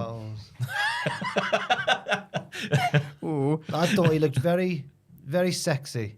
It was, I don't want to say this. It was Guantanamo chic. I shouldn't have. Please carry on. Sorry. Oh. Coming spring 2025. Gunther takes Priest out of the match with a powerbomb on the ring steps. Back inside, he pins Balor for the win. But it doesn't tell the whole story of that powerbomb on the ring steps because, oh my God. Deadlift. Do you remember when Cesaro nearly dropped Sami Zayn in NXT and then just sort of ran across the ring with him? And it was almost as impressive as that. Damian Priest, I don't know if you know this, Damian Priest is actually quite a large man. Oh, is he? Gunther stopped him from falling head first, deadlifted him up and nailed the thing. And I was like, you know what? Maybe Maffew's right. Maybe this lad is pretty good. This Gunter fella, aye. Yeah. He's all right. Isn't he? Gunther, a bit of all right. A bit of all right. It's one of those triple threats where it was like, you have your turn to do your stuff, then I'll have my turn to do my stuff. I am the ring general Gunther. And then, Finn, you can do your stuff as well. I think it might be my favourite match of the night, though. I thought it was all right. It was worked out quite well. I liked the different styles of all three men meshing. They did mesh. The Razor's Edge into a Gunter. Or onto Gunter, then the coup de grace to Gunter, then the pin broken up by Priest, then the attempted powerbomb reverses into a shoot roll-up. They meshed, is what I'm saying. Lots of mesh. Yeah. He said it first, and then I did. Synergy. That's right. But wasn't much heat here because they had the SmackDown hairdryer blaring out, smoothing the actual crowd reaction. I thought that was confusing. It got mildly interesting with the moves near the end, but I realised this. It wasn't going to end with anything other than Gunther winning, so not bad, but pretty forgettable for a world title match. Wow, I've never seen Maffew so negative about a Gunther win. I think Gunther's matches, it's a weird way of saying this, but the better, the more important they make them. And this didn't feel majorly important. Well, it feels Gunther like... versus the two losers he's beaten. As we'll see on Raw, somehow this Priest-Balor feud is still carrying on, so that maybe that does feel... Again, nothing. It's not a Gunther match. Yeah, It's those two dudes featuring Gunther. Special guest appearance by Gunther. Yeah, it's a bit like the Rhea Liv feud at the moment. It feels like it can't end until there's a title... Until we're on Netflix. Until one of them wins. All right. Yeah, it'll just continue until then. Then we get another segment with Joe and Jesse. Jesse loves Liv Morgan. Oh, no. That Dominic can pick women, can't he? Yeah, you can. Now, I at first was ready to cringe and fast forward or just get it off, but then he kind of said he doesn't love Liv because she's pure fit. He wasn't saying that. It's because she's tough and she shook off the nose. See how mature we are that Jack said get off and none of us made a joke about... Yeah. Sorry, I didn't even... We're trying to be more sensible. But no, I was worried at first that Jesse was going to be an old man, but actually no, he made it. There was a point in there. He wasn't. He's not a predator. He was in that film. Oh, sorry. Even I knew that. I didn't know that. Oh, Joe and Few. I'm like, no, good film. I've never seen it. Never seen Predator? I've never seen Alien. What? I know which. And I'm Jack from, on film. from the northeast as well, so it's like you've got to see Alien. It's the law because it's Ridley Yeah, because Scott. we're all played by Magnums. Oh yeah. Forget it if you watch Red One. Hey, there's an alien. Ridley Scott insisted that they have these accents. Alien to bursts ruin the out- commercial success of the bursts film. out of a tub of cheese. And shit. They eat them in Sunderland. That's what. Jesse says wrestling is even bigger today than it was 40 years ago. Oh, I'm not touching that one. Oh really? Business-wise, I guess it is. I'm sure someone like Cornette has probably analysed this and gone, no, and talk about everything else. But WWE doing pretty all right now, and that's the point of it. So Yeah. we'll let it settle. Next is the final of the women's US title tournament between Miss Shin and Chelsea Green. Midway through the match, Miss Shin attacks Piper on the outside unprovoked.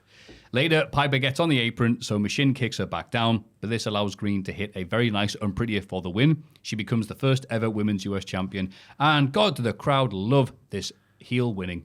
Ah, it's fine, Yeah, though. but she's one of them heels. It's isn't New she? York, Maffew. Zack Ryder's from there-ish, kind Oh, of. yeah, See, no- Long Island, that's right. Yeah. And that's nice as well because I think Nassau is on Long Island as well. But this is nice because I could be wrong. Zack Ryder's got history with the US title. She's the first ever women's US champion. I think that's nice as well. You know, I wasn't thinking about Zack Ryder during this. No, but he made me think about him because You know, she reminds me of Zack Ryder. he was all over social media making it Oh, about God, him. I bet he was. They went to Disneyland after this and he put up a selfie of them, or not a selfie, just a picture with them holding the belt. And he put, I am one half of the women's US. Yeah, but was it Zack Ryder and who? Donald Duck or No, Goofy Chelsea or... Green, his Oh, wife. it's Yeah. his partner, right? That makes That's sense. just a thing they do, though, because when she Yeah. won the... What was it? Was it the women's tag title she won, and then he took a replica belt over to Japan with him or something? Okay. And appeared on a show with it? I know what you're talking about. Yeah. It was just a replica, though, just to make it clear. Just a replica. Spooky goings on, though, because have you seen people have unearthed the first appearance of Chelsea Green on Tough Enough in 2015? No. She walks into this room, and I guess it's the Performance Centre. On the wall is a big US title, and on the next wall, as she walks past it, is a Saturday Night's Main Event logo. Oh my God. Dun, dun, dun. What's the next thing? Is there another Jesse thing? Ventura. Zack Ryder getting pinned for probably the 5th time that week. I remember the first. This feels like a real like moment of vindication for Chelsea Green because I remember when Ross did Straight to Hell with her, and I remember your reaction afterwards was like she's very creative, like she's full of ideas, and she just seems like. And this was around the time when she'd had her first run and then they'd not used her. They released her, yeah. And we were like, that makes no sense. She Yeah. seems like she's really funny and unique and stuff. I remember her thing in TNA when she was the jilted bride. And Amazing, It was yep. just amazing. She was really good at it. It was the Blade, I think, that she It was. was, It was the yes. Blade for the Butcher and the Blade. And then he left her for his real partner. The bunny. The Bunny. Yes. Ali. Ali? Ali. Ali! She was, Ali. she was going to be, God, she was going to be like AEW Women's Champion and stuff. Yeah. It's crazy, isn't it? Yeah. It was see off how the people back of that develop. Straight to Hell, though, where everyone hated her for trying to piggyback off other people's gimmicks. Like, she wanted to be part of Rollins's, like, when he was more religious, like the sort of 20... Oh, yeah, Monday night. Why? Monday night, yeah. Wrestlers do that all the time. Yeah, It's when not- you look Yeah. back at it, it was just her trying to make something happen for Yeah, of herself, course. which is... But Yeah. shout that thing about her, I guess, at the time that Twitter hated. Hate. No, Good she's as well. class. She's a woman, of course. With a wrestling league. With seniors on Blue Sky. But yeah, she was in NXT for a bit as well, Yeah. obviously, and I didn't think that much of her. This year, she's been great. Well, she kept getting injured, didn't she? Because she got injured in her first NXT match.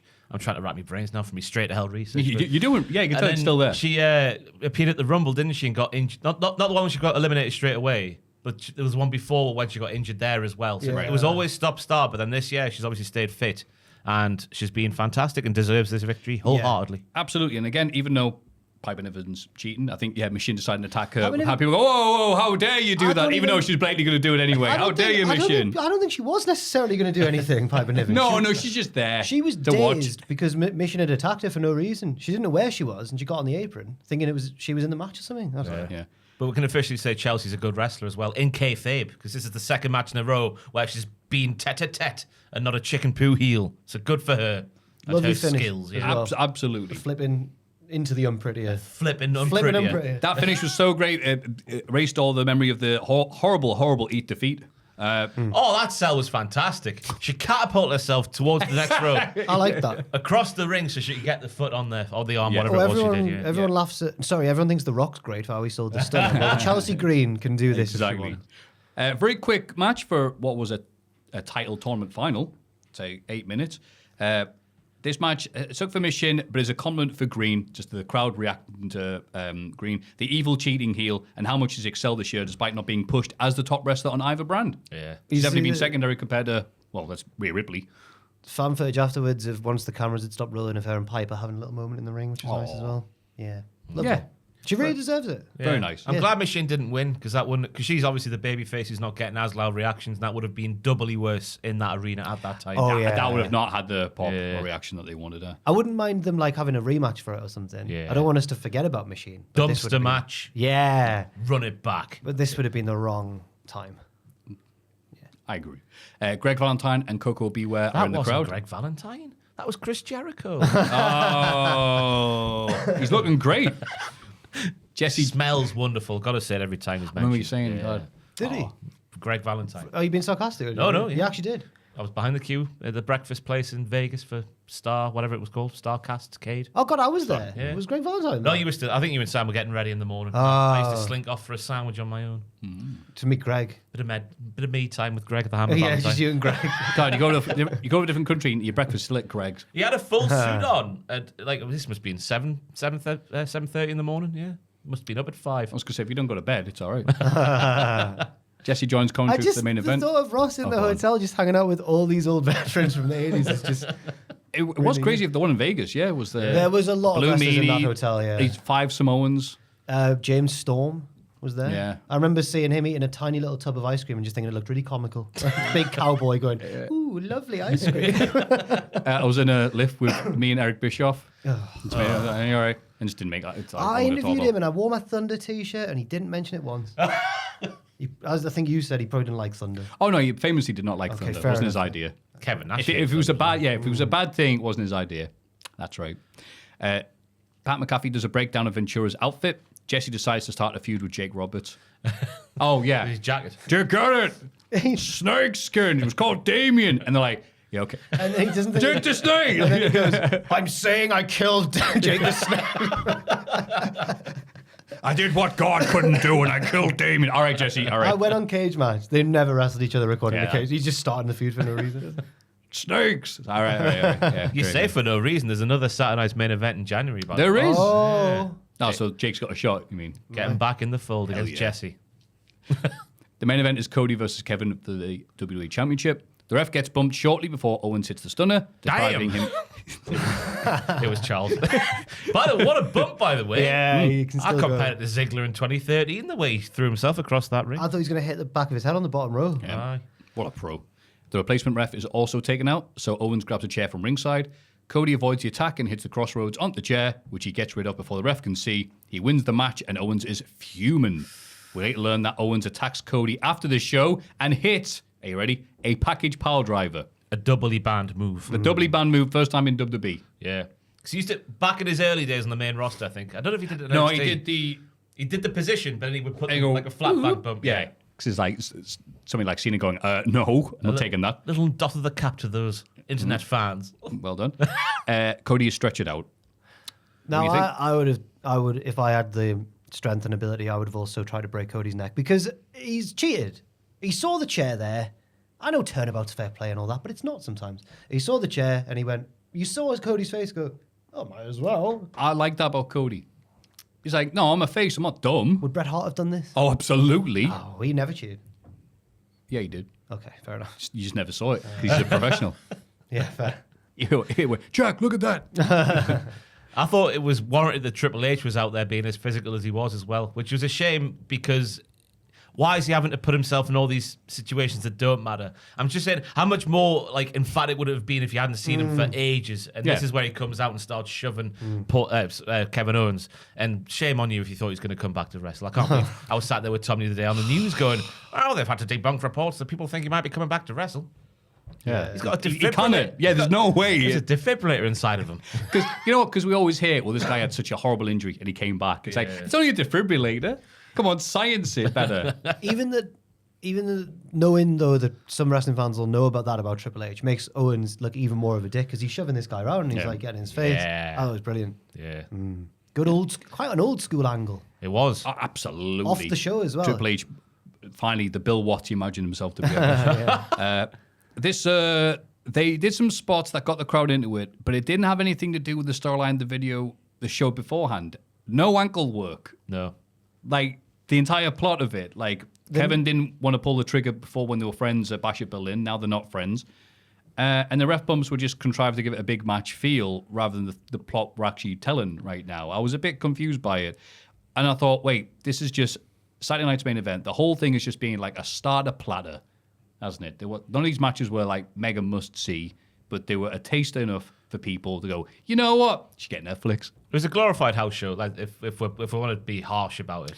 Yeah, and as other people pointed out, by the way, Saturday night's main event, that's what it was Yeah. a lot of the time. Most of it was just, hey, if you like this, you should come see us live. But they do that much less and just do lots of it on TV now instead. Yeah, 'cause apart from- So it did its job that way. If you treat it like it was a big old show, you must see this. No. Yeah. But that's not the point of it. It's a big advert. I didn't go into it thinking this is like a big pay-per-view. This is a somewhere between the two. And I thought it was a nice sort of vibe. I didn't mind it. I wouldn't want it to be too regular, though. But for what it was, I thought You it got was... one next month. Oh. But then after that, I don't think there's much more because, I mean, then we're nearly every day of the week then, aren't we? Yeah. Oh, God. Yeah, all right. Aye. But they need to change that title. I'm not saying bring back the Winged Eagle, but they need to change it to a more intricate, title belt, right, beautiful thing. Or by all means, keep the big vajazzle logo to give to celebrities so your logo's out there when Justin Bieber's posing with it or whatever. I get why they do that. That's what the kids love now. Sorry, Sorry, I'm not exactly cool myself. I shouldn't have said that. When Sexy Red's There you go, more like twerking it. her booty all over it. Get it, sexy. Yeah, get it. Yeah. By all means, keep the logo for then, but have the wrestlers compete for something like that because it looked so much better than what they use for the last 10 years. Yeah. 12 years. You're exactly right. It is just funny that the name of it is the Winged Eagle as opposed to what? Eagles without wings. Yes. Or Big Eagles, as the next one was called. Or the big eagle. Or the globe. I don't know. I was going to say, I've never called it that. That's its official name, the Big Eagle. That's his official name? Yeah. I'm pretty sure it is. I did not know that. In that case, I retract that little thing I just said. Big The Big Eagle. I know everyone was buzzing about... The Attitude Era one. See, that's I what I barely think noticed of. the eagle there. I'm looking at the planet Earth that we live on. That's the one I remember from being a kid. And I always thought the Earth bit is the bit that you remember the most on that, yeah. Yeah. Okay, well, you know what? But wait, hang on. There's wings. There's wings on that eagle. Aha! But Your Honor. But if you notice, the eagle with its wings is bigger than the Earth, so it's the Big Eagle. Okay, that's a pretty big eagle. Yeah, pretty big eagle. It's all right. I've seen bigger. So yeah, that was tonight's main event. We'll move on to Raw. Oh yeah. I'm good. Go on then. Monday Night Raw. Look at my eyes. What do you see? Jack so excited he might wee. Because CM Punk's opening the show. Bless you. And I was listening to Proper Crimbo at the time, I think, when I wrote it. It's got the line, so excited you might wee. Is that your favourite Christmas song? No. What is my favourite? Last Christmas is a classic, man. You can't. Really? That's brilliant. Yeah. That's the best Christmas song. Probably. Or Fairy Tale. No. Fairy Tale What's New your York's What's your brilliant. favourite? Yeah, what's your favourite? Yeah. One of those two, probably. Okay. I know it's not the most original answer. Sorry. Yeah. Stop the Cavalry. That's mine. Is it? Like a bit of Jonah Louie. I like the trumpets more Should than the that rest have of the been the song. big question? What's your favourite Christmas song? Yeah. Just put what's your favourite WWE, AEW, NJPW Christmas song? Yeah. Rhea Ripley, question mark. What's Rhea Ripley's favourite Christmas song? There you go. It's us discussing it for 5 hours. People going, what the hell is this? Does Motionless in Wise 2 a Christmas number? That's because CM Punk opens the show with an in-ring promo. Ho, ho, ho. He knows that it's only a matter of time until Seth interrupts his mic time again. Punk imitates Seth and says you can wear Elton John's sunglasses. It doesn't make you Elton John. And just because you grew up idolizing Punk doesn't make you him. Punk admits he's the bad guy in the situation because there's no such thing as a bad student, only bad teachers. Seth Rollins is CM Punk's failure, but now he'll give him the wrestling lesson he wanted years ago. Punk doubts that Seth is tougher than Drew McIntyre. There's not enough staples in the world to put Seth back together after Punk is done. Seth still hasn't interrupted, so Punk starts a chant to provoke him. Seth's voice joins the chant, and we see him in the stands. Even from the crowd, Punk is still an arsehole. Punk replies that That Seth... got a huge pop. Everyone, It did, yeah. Whoa! Punk replies that Seth is finding the right place in the audience, the rest of CM Punk fans. Like that. Yeah. Seth talks about Punk abandoning WWE, but Rollins put it on his back, the company that is, and made it stronger than ever. And Punk may just see him as a fan, but he has more WrestleMania main events than Phil ever will. Punk heads into the crowd, and they all have a big old brawl. Officials try to break it up several times, and eventually do. Oh, Well done. good job, officials. God. So, Jack, what do you think? I thought that, you know what? I thought him having a weak promo was better than most people's promos on a good day. But I thought Punk wasn't quite on his game. He stumbled a few times, like I just did there. But I thought Rollins was good. I liked some of the one-liners, like especially the, oh, you're finally where you belong with all the rest of the CM Punk fans. But then Rollins responded in the right way, which was like, I would never be embarrassed to be among these people. Like, he's like trying to make Punk look like an arsehole. And Punk said, bloody hell, I'd be embarrassed to be a fan of me. Shades of Liam Slater from North Wrestling, who used to bring out a guardrail and put it in front of the fans. What and a go, gimmick. Just so you'll stay on the right. What an of its time It's gimmick. So good. While wearing a WCPW shirt as well. No, I thought it was good. It was a nice escalation of the feud a little bit more. Well said. Any thoughts? Yeah, he saved himself with the Liberace line, didn't he? Oh God, yeah. There you He's go. cool as hell. Don't worry, guys.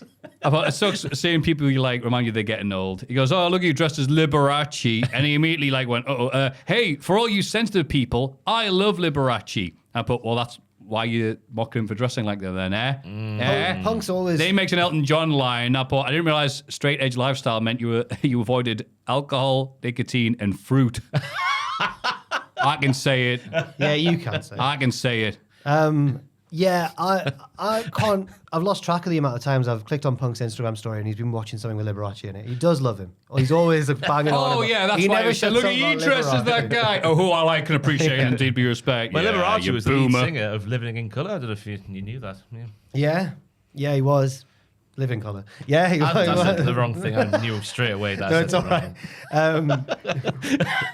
Liberace was There. You try. at WrestleMania. Yeah, you're very trying. WrestleMania 1 as well. Liberace was there. Oh, that's right. Liberace main evented WrestleMania 1. Oh, my God. No wonder Punk hates him. Can you remember him dancing with all the ladies? Yeah. Yeah, The yeah. old can, yeah. What Yeah. a player. Well, Wow. yeah.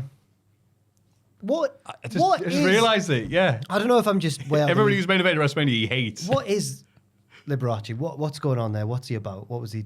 I don't really. I know. I Oh, don't he was get an it, man. amazingly talented piano Okay. player. Like you'd be entertained. You'd see him like play songs and just do it in such a way because he was your lad from the chess of piano. Yeah. So he's not. And a very just as a natural born entertainer, his fancy outfits and stuff like that. He had a very distinct way of talking, and people said, "Oh, are you still single? I've just not found the right woman." And all this Okay. stuff there. And famously, some newspaper in England, I want to say Daily Mail, someone's probably going to correct us, said Liberace's gay, and he sent him a message back that said, "I cried when I read that." All the way to the bank because he kind of couldn't prove it. So he paid him a lot of money. I You're didn't- like, thanks. I didn't know if he was like And obviously, actually. when he died, he was just like, yeah, of course he was gay. I didn't But know. legally, you can't say that, so it's purely speculation. I didn't know if he was like good at stuff or if he was just like I've seen like him- a Kardashian. You're just famous for being If you're famous. bored or whatever, there's loads of like music theory. But he was stuff actually about really good. Watching him play, and even if you don't know about like the actual playing of piano, I just know I'd see him, and I am as impressed as the people in the Right. crowd watching him, going, bloody hell, look at him playing the ivory. Well, that's good because I thought he was like the guy from Diamonds Are Forever, Shady Tree, just the washed up singer man in the casino. Shady Tree. Just the guy who owns a piano. Yeah, No, he was very, very good. Obviously, very flamboyant. fair enough. That just sounded like you described Elton John there. Just the life and times of Elton John. Yeah. Never mind Liberace. The piano. There's a theme going there between these things. That's why CM Punk's picked them specifically. They have to go, hey, you Scandalous. sensitive people. Oh, there's been a few people Oh have been no. going, Punk keeps on going about those lines about the. Just saying, and There's- clearly Punk's been rattled by it. There's no homophobia in punk rock. There's never been any homophobia in punk rock music. No, of course not. What's that song? Is it called So What? Metallica did a cover of it. Yeah, by the Andy Oh. Nowhere League. Goodness me, the lyrics in that. Oh, what a song! Bloody hell! We're saying none of the lines on this I'm song. still a rock star. I've got my That's the rock one. moves. Yeah. There you go. Sounds just Big like that. Hetfield Yeah. doing that. Fantastic. But look, that's just me being over analytical for the sake of being a pest. I thought the rest of it was, fine. yeah, that line where Punk says, "I'm willing to give you the wrestling lesson you asked for years ago for free." Ba-ba-boom! It was a good promo back and forth. I really enjoyed it. Phil. Hell yeah. In the JD's clubhouse, Liv and Dom sarcastically wonder why Morgan was able to win her title match, but not Finn. Finn blames the rest of the group for leaving him out there on his own. Liv says they believe in him and didn't think he needed any help. She tells him he should concentrate on his title defense tonight, reminding him that the JD are banned from ringside. Morgan leaves with Dom and Raquel, who was feeling confident ahead of her IC tournament match even. Balor looks Trey annoyed. Yeah. Liv's such a little wind up. Oh, she was It great. was good. Yeah, it was really funny. Yeah. You have everything under control like you always do. Why did it work for me and not for Finn? There's going to be a split happening soon. JD and Finn go one way, the rest of them go the other way. What about Carlito? He goes down to the shops to buy the DLC pack. Because we learned in the background of this shot, he couldn't play as himself on 2K24 because he hasn't got the DLC. They've been saying for months on commentary. That's why he's booked. Yeah, like a good child, Carlito was to be seen and not heard for the time being. Oh, sorry, I got some more notes on that thing then. Rollins versus Punk is basically Jack versus Fraser in real life. No way. And I'm here for it, which is amazing considering Rollins still has that sewer pipe of a throat going on. I needed to clear my throat, ironically, when you... Oh, wow. Thank you, Jack. You actually saved that from dying on his arse. Punk and who's Rollins? Fraser, Do you have to ask that Fraser question? did grow up a big Jack the Jobber fan, actually. Famously, in his job He interview. used to pay for meet and greets, Fraser. That's right. I assume. Unless I'm like, Look, God. can you show me how to interview people for free? Wait, what? No, he that's what happened to the funeral. he was a good interviewer straight away, I've got to say. I met Fraser when he was 17 and he could already do it. Steady on, Joel. Come on now. Let's not start this rumour. Come on, stop eating veal and pay That's a attention to the callback podcast. joke, will you? everybody, to when Joel got excited Yeah, about but Scarlett Johansson. people skip the intro. I Like, know, whoa, yeah. what the... So show me like an AQA exam. Show me working out. I'll have you 30 marks, please, examiner. Wow, I've got PTSD then when you say AQA. God, Remember them? The AQA board. I sadly do. Where we are. A furious Adam Pearce tracks Seth Rollins down backstage. Well, must be easy to track wearing that bright outfit. Seth tells Pearce to do his job and book the match with Punk. Pearce storms off and Seth bumps into Drew McIntyre. Seth once advised Drew to just get over it regarding Roman in the bloodline, but maybe now he realizes it's not so easy. Drew says Roman is the same person he always was, and everyone is fooled apart from McIntyre and Seth. They all need to be taken down, including the Usos and Sami. Seth points out that when he helped end Roman's title reign at WrestleMania, he did so with Jay and Sami by his side. He isn't friends with Drew because friendships aren't built on common interest. They're built on respect. Now Seth is more interested in doing something Drew couldn't. Ending CM Punk. I loved this. I thought this Oh, might have hell been yeah. actually better than the live promo between Punk and Rollins. Yeah. I loved it. I think this segment will be called back on when Rollins eventually turns heel. It's like, man, the signs were there. Because was this Drew trying to recruit, like to align with Oh, you? yeah. Say, like, Yeah. we're not so different, you and I. Yeah, Like, I'm going to give you what you gave me, see how you take it. And Rollins didn't take it that well because he's a wrestler. So like, shut up. Literally, like Dr. Evil and Mini-Me this segment. I realize now why I enjoy WWE storylines so much right now. Seeing friends become enemies and enemies become friends and allegiances and things like that. It's just reading world history. yeah. These are just big countries. Yeah, it was good. We were feuding with that one country. That war's over. Now we're going to beef together. These wrestlers are like countries. Just seeing things change in a Yeah. completely normal way. It's like history, you're right? It is. Yeah. Have you been playing Crusader? I want that canal. No, it's mine. Right, Been now we playing fight. Crusader Kings or something like that. I think maybe. yeah. Okay, right. What? Woof, woof, Deutschland, Deutschland. I don't know. It's... What? No! I'm not saying that. It's time for Braun Breaker versus Ludwig Kaiser for the IC title. One's a dog. Woof, woof, Deutschland, Deutschland. One's German. It writes itself. Yes, it did. German Shepherd, nothing. Oh! Damn it. Braun avoids Ludwig's dropkick in the ring steps, presumably because he was hearing this being called out and had to go, what? Running the long way around the ring to take him out from behind. Back inside, he gets the win with a big spear. Lovely. Lovely. Yeah, all the hits from Braun run around the ropes, as Jack mentioned there, the thing he did around the ring. Kaiser came back in after Braun hurt himself off the leaping lariat. I'd do that because it was like a kayfabe injury, wasn't it? The leaping lariat over the announce table. He hurt himself off that one. And he worked the arm or the... what did he hurt? His shoulder? I've not wrote it down. Can't remember. Yeah, but he worked that bit of the body like only a European would do. With the security and the knowledge that there is free healthcare, so it'll be fine. It was the arm. It was weird for... It was the arm, yeah. Weird for Wade to call Braun potentially unbeatable at the start of the match. Because he's lost loads. He's lost twice. He has the aura of Yeah. unbeatability. Yes. Bloody hell, Maffew. But I love Kaiser going for his charge, only for Breaker to have already done his. Aha, surprise.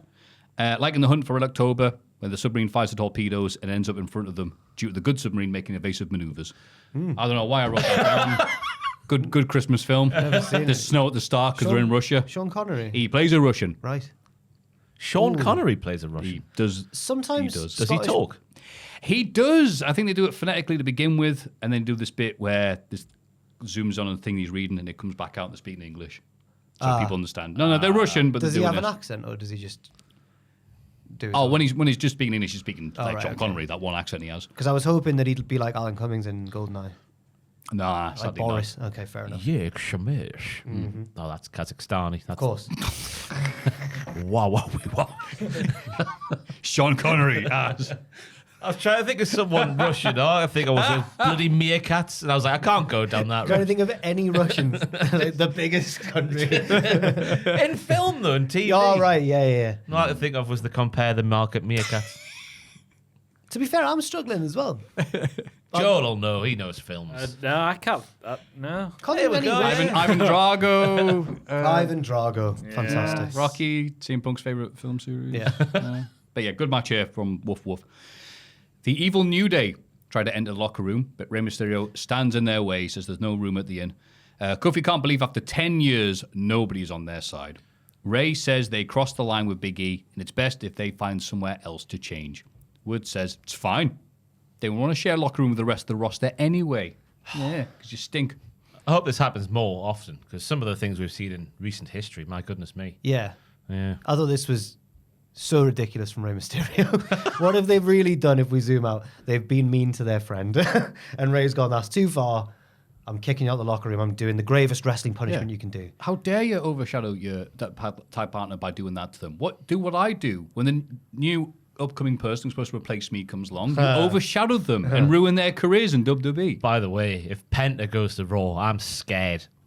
I am scared. For Penta for what he's or going to Rey? do to For Rey. Penta, he's going to be in the LWO. No, he's too unique. Of course, yeah, whichever brand he's going to, LWO. He needs to come in and start. Fantasmo. He needs to come in as Lucha Underground Penta and just start breaking arms and stuff. But that means bringing Vampiro.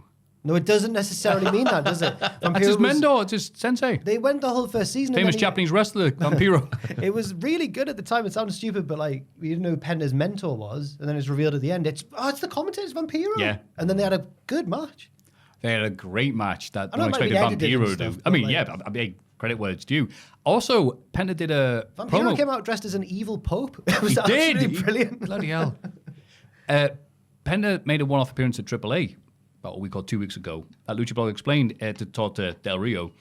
And he said, like, well, something along the lines of, well, I wasn't good enough for you back then, so don't worry. I'm saying goodbye as I'm going to America. And apparently, when Del Rio was on Lucha Underground Season 1, they said, hey, do you want to work this up-and-coming dude, Pentagon Jr.? And Del Rio's like, nah, beneath me. But Vampiro went, oh, I'll do it. I'll do it. And obviously he got another career resurgence because of it. So I think Penta was just like, hi, how you doing, pal? Yeah. Del Rio, is it? I think I remember your name. You know. It was meant to be a really like spooky and dramatic match in that, but I remember Matt Striker kind of ruined it for a bit in the entrances because he's like, now for many people, this man is Vampiro, but to me, that's my friend Ian. I was like, why would you do that? In fairness, though, after watching that, like, Penta had been calling out, oh, I don't want Vampiro, I want Ian, or whatever like that. So The other way around, surely. whichever way he said it. So I want his Ian. shoot name of Ian was brought up several times before that. I can't believe him. Don't make me defend Matt Striker. please. Okay, fair. Sorry, Matt. yeah. I'd just like to apologise to Matt Striker right now, my teacher. Just saying what his name is. Ian Richard Hodgkinson. Ian Hodgkins. Vampiro. Yeah, the Canadian vampire. Yeah. The announced team recapped Kevin Owens' attack on Cody after Sunday night's main event. They talk about Cody's injuries and inform us he's at home resting about hot CBB's appearance. It was so funny. They showed Cody being stretched out. It was like, Cody's dead. Anyway, loads of people watch this. Look at the numbers on social media. What a horrible way. Yeah, cheers, pal. This is very serious, though, because there's cervical swelling here, Maffew, and there's also What's his PE again? compression of the cervical spine.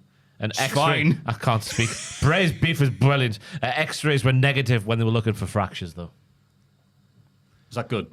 Yeah, I think so. Oh, Because if you're negative for like... Yeah. It's like a famous Office scene where Michael Scott finds, Kevin's cancer. And he's like, the test was negative. He's like, I'm so sorry.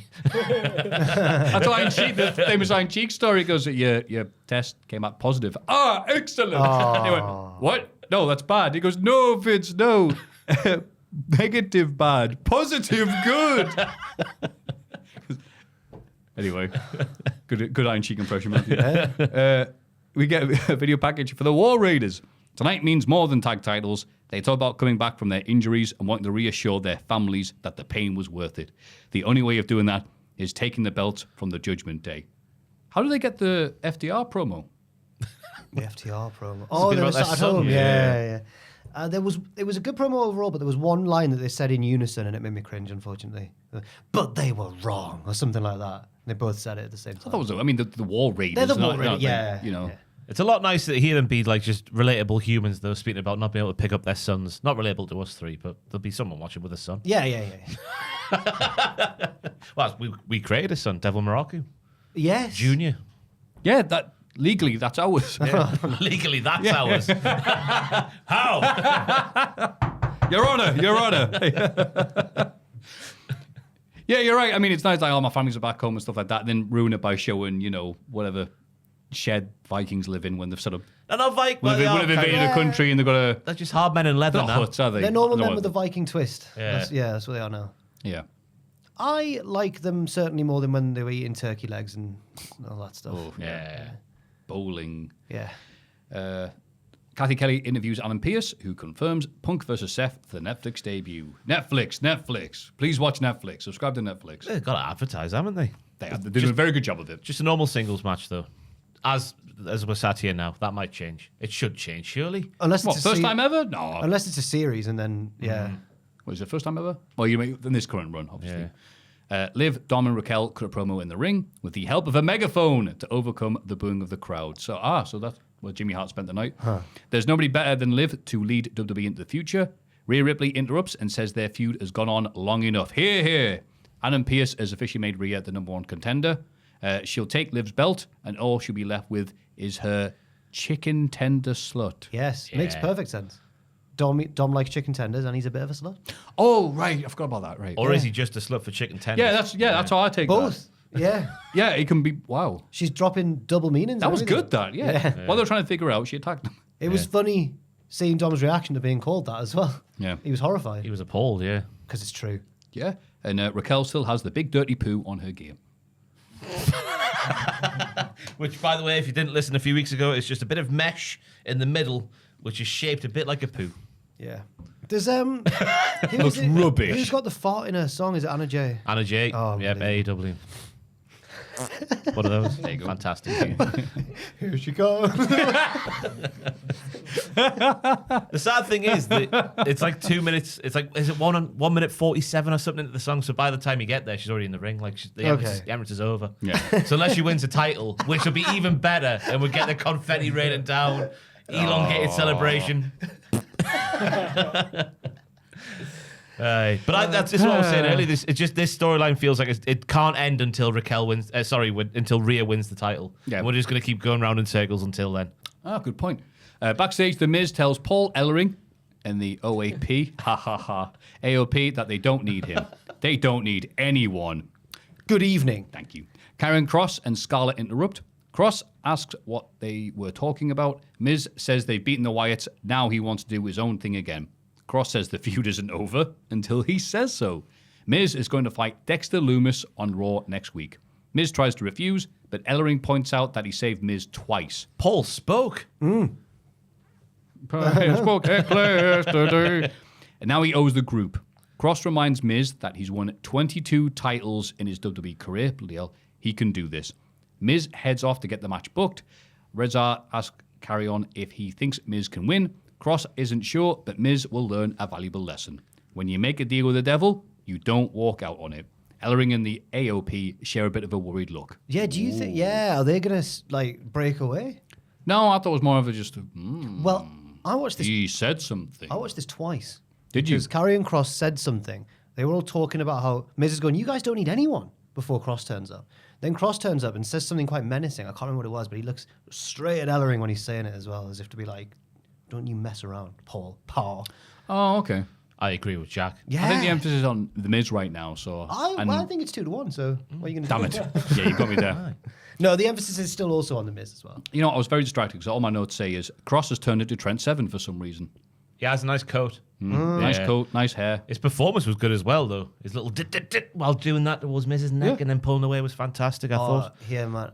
I went to the last North Threat and Trent Seven was on it against Rampage Brown. And I got drunk. And as I was leaving, I saw Rampage walking past and we said hello. And I just looked back on this like, why did I say that? I said, like, honestly, if you hadn't won, I would have walked out. Like, wrestling would have been dead to me if you'd lost to Trent Seven. Oh, wow. And he just laughed. But, like, the next day I was like, what was he meant to say? Like, yeah, F that guy. It's his pal, probably. Oh, that's nice. It was still real to me, apparently. Yeah. There's now worse, what is there? Tit, I know. Now worse. Anyway, but he won. Come on. Spoilers for North. Oh, My. Look at Ollie. I mean, Rampage. Oh! Shoot names. Karrion Kross is very good, though. You know why he's done that? Because Rollins said Phil. And because Swerve said Trevor. He bloody did. Fantastic he did. scenes. I know the old Trevor. And he went, He's you've got Wikipedia, back and he's got a new trick. Anyway, more of that. Where we are. In the IC title tournament, Zoe Stark wins a triple threat match against Raquel Rodriguez and Caden Carter. PFC for life. I didn't know what else to say, and when she was celebrating, she was next to a woman who had... I was going to say, never mind the match. The woman had quite a suggestive PFC poster.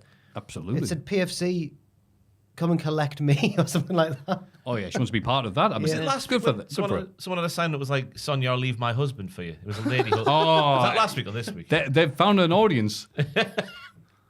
Anyway. Sonia's quite a hit with... My ex-girlfriend used to really fancy Sonia. She's a hit with the ladies and the blokes. Anyway, sorry, please carry on.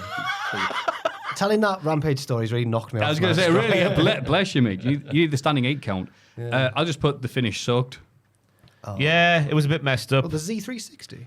Yeah, the 360 bit's fine, but you don't know exactly where they're going to land when they do the end bit. It's the first one, I think, on the main roster she might have made a mess of. I can't remember too many. The rest of them have been okay, yeah. Seems like it's a hard move to consistently on people of different sizes and weights and stuff. But it was the Caden Carter show before that, everybody. As it always is. Nice corkscrew torpe from Caden Carter. Nice swinging neck breaker with a leg lock. So it was doing 2 moves to both lasses at the same time from Caden Carter. It was the Caden Carter show in this match that was allergic to pops. Oh, It was. was. I'm glad there's people liking the PFC, though. I mean, that gives me faith. Yeah. A fraction of people like the PFC. That's right. I still want to know more of a reason why they're together. Apart from being sad and wearing black. we're all hard lasses, so let's be a team. And there wasn't ever really... There was vignettes, but they never explained why. They just went, we're going to shake up this division. I know Sonya was like, yes, let's take over, basically. But Yeah. why, though? I don't know. It might be obvious, but, you know. Tell me why. That's it. That must be it. Like, if 3 lasses got nothing better to be doing, they join a wrestling stable. 3 lads who've got nothing to be doing, do a podcast. Come on now. We're paid professionals. Alpha Academy are hanging out with R-Truth backstage, who mentions beating Butch the other week. Pete Dunne furiously interrupts and blames Truth for constantly being called Booch. Booch, please, says Truth, and they seem ready to fight until Otis calms things down. Pete leaves, giving Truth a final warning. Truth walks off too, and Alpha Academy are confronted by American Made. Gable says they ruined his academy and turned it into a joke. Otis tells them to shut up. Gable says it's time to kill his darlings, starting with Tozawa. Ooh. It's like Drew McIntyre, but smaller. Yes. I don't Not know. far off, yeah. I don't know who I want to win this. I'm assuming the eventual match will be Gable and Otis, and I think they both deserve to be higher on the card than they are. So I'm not a huge fan of revisiting this, to be honest. As much as I'm a fan of the people involved. Do we wait 6 months to just revisit this? I know. It's like Gable is only good the first 6 months of the year. Well, it's not Gable's fault. He's brilliant all the time. Yeah. But I guess so, yeah, in the story, yeah. It's a shame. We were talking about this on the Culties when we meant... No spoilers of anyone who won any awards or anything, but I remember we talked about Gable at least. No spoilers, but there was one I was walked home and went, I shouldn't have picked that one. Oh, really? Yeah, I'm like, Oh, tell us after. I will. But I remember, I think it was Ross talking about Gable. It's like the moment he signed his new contract. The push stops. Oh, yeah. This segment made me terrified for Pete Dunne, though. It feels like he's going to go on a story where he's like rejecting the AA, and then eventually he becomes happy, and they show him the way to be a happy Pete, and he's doing the dancing with Akira God, Tozawa. I You're wouldn't right. worry about that because I Would you not? I physically can't see Pete Dunne being able to do that. in That's the why they story. would book it. Vince would, but I don't know if Triple H. I don't know, would. because Triple H seems... I don't know, it's not really been happening for Pete, has it? I know, and Pete seemed like everything Triple H wanted for a Yeah. while. Him and Regal when he was in NXT.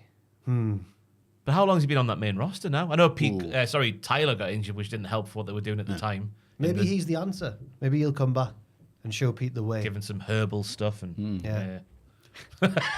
Tea. go dancing with the frogs down on the lily pads or They'll whatever. be the new rascals, and they'll sit in the trio.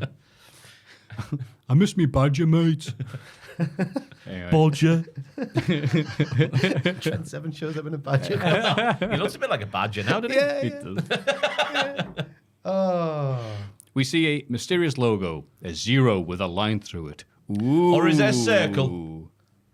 You're saying Or a is it zero a circle? I'm assuming, No, zero. it's a zero. Stop it. No, zero's of the thing. That's how you know it's a zero. It's an orange line. Could be Taz going over to WWE. Could be Becky Lynch coming back. It could be anything. No, she's in space. And Taz is getting his 8 limbs replaced. I saw someone on Twitter said it could be Malachi Black because the circle could be signifying the eye and the line through it. You're like still under contract for the next few months. We should Ricky mention- Starks. We should mention, though, Start a that lawsuit war. the conclusion everyone's jumped to is Penta. Yeah. What? I know. I think Crazy talk. Peter I locked it in saying it is about Penta, which is obvious, obviously. Someone mentioned there's a moment, I saw it shared on Reddit, there's a moment in Saturday night's main event where Cody's on the canvas and he's laid out and his hands doing the Penta thing. I thought he was sticking his finger up at Kev. Possibly. No, I thought I think it's a symbol. I'm okay. Oh, right. Oh, you lost the game. One of the two. Yeah. Oh, no. Where he's Malcolm in the Middle's coming back. Yeah, for That's 4 where that episodes. started, wasn't it? Not the that's Penta thing. That's where I got it from. I don't know if it was an Yeah. American thing anyway, but like, yeah. Yeah, it's coming back. I used to be a thing at school, and you hold Yeah, it, yeah, and held then it you- down. Yeah, there. but I And you thought punch him in. but I thought I just assumed every lad had watched Malcolm in the Middle that week. Well, I don't. That can't be right, can it? I remember knowing about it at school before seeing that episode and then thinking, oh, is that where it came from? So maybe. Fair enough. The New Day are still looking for a place to change backstage. They're interviewed by Jackie Redmond, but she immediately cuts them off because we hear a blood-curdling scream in the background. And the New Day are like, oh, is it like that? Which I thought was funny. The PFC have attacked Kairi Sane, slamming her head in a production crate. Hand in a production crate. The rest of Damage Control check on their fallen teammate. All right, so this was funny, not because of what happened, but because they went, oh, Saint had her arm crushed. Hope she's okay. Anyway, here's the War Raiders. There was no time given at ringside for this. It was so funny how quickly it was like, well, she's dead. Yeah. I'd like to carry on the gimmick when he gets called up of Javon Evans interrupting really serious moment. You're bouncy. Like, I think that would be good as well. Like during a 10-bell salute or There was something. some really serious moment on NXT, and then the next segment was your boy is Oh, yeah. bouncy. It like cut into the interview. Kairi's scream was really shocking and good. good. Yeah. I don't know what their beef is with Damage Control. Have I missed something there? Faction warfare. Yeah. It's 1997 again on Raw. Exactly. And Savio Vega was nowhere to be seen, so they attacked her instead. That means Kenny McIntosh was happy. A big Savio fan. He hates him, didn't he? Just because of that. Oh, right. What pay-per-view was it? He main evented where When he was the wasn't- special. No Way Out Yeah. of Texas, 98. Yeah. Replacing Shawn Michaels is Savio Vega. And Kenny And was then, wait, the noise of the crowd was this. Thank you. Kenny's living room was, no. Do you think he's not going to book him for like a tour in the UK? I think he's done. Is he done one? Savio Vega? I don't know. Nah. One of the intimate shows.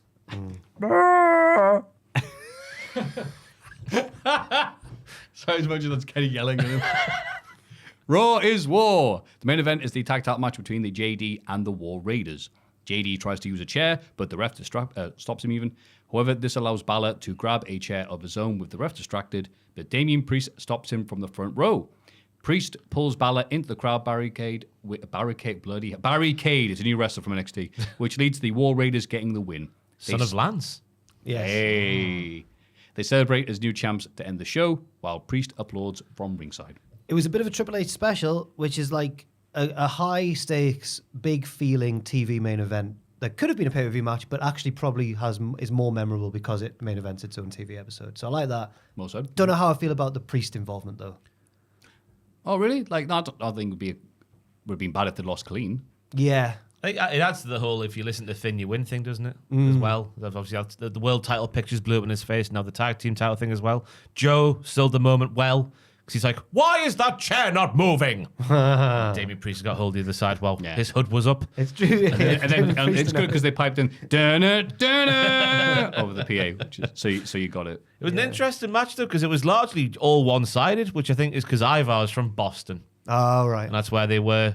Joe mentions it on commentary Boston as by well. way of Norway. Yeah.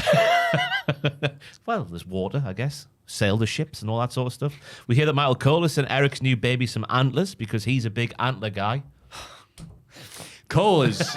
I think that really unlocked something in his brain when he saw I don't know. Ragnarok come out with antlers that Was one he time. like Ragnarok? Was he trying to like flirt with her or something? I don't really know. I think Cole's just like, why am I feeling this way? Oh, God.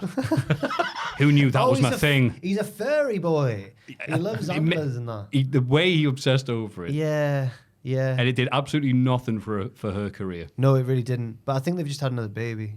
So Yeah, fair okay. play. Yeah. A little antler baby. A little antler baby. Thanks to Michael Cole. Thank you, Michael Cole. He's the godfather. Yeah.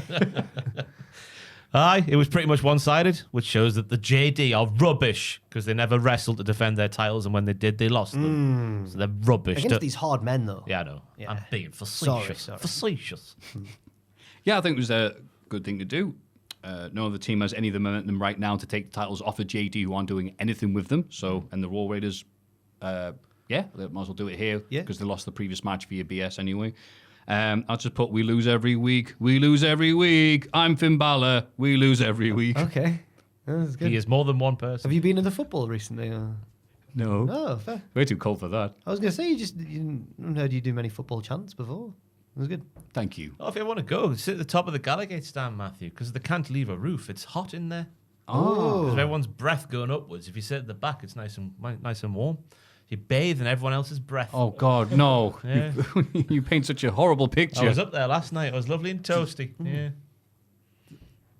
Yeah, but Geordie breath. Were you there for the Millions of Geordie breaths. the League Cup match? Oh, there? yes, the convincing Carabao Cup Yeah, quarterfinal big win there, yeah. Sandro Tonali. Ole, ole. Very nice. All right, good ending to Raw, because they have been good since they came back, the old Viking War Raiders. Sorry, Yeah. beg my Yeah. pardon. And it gives us more stuff. It advances JD splitting up because not listening to Finn. And gives War Raiders something to do. And yay, means proper tag team matches now.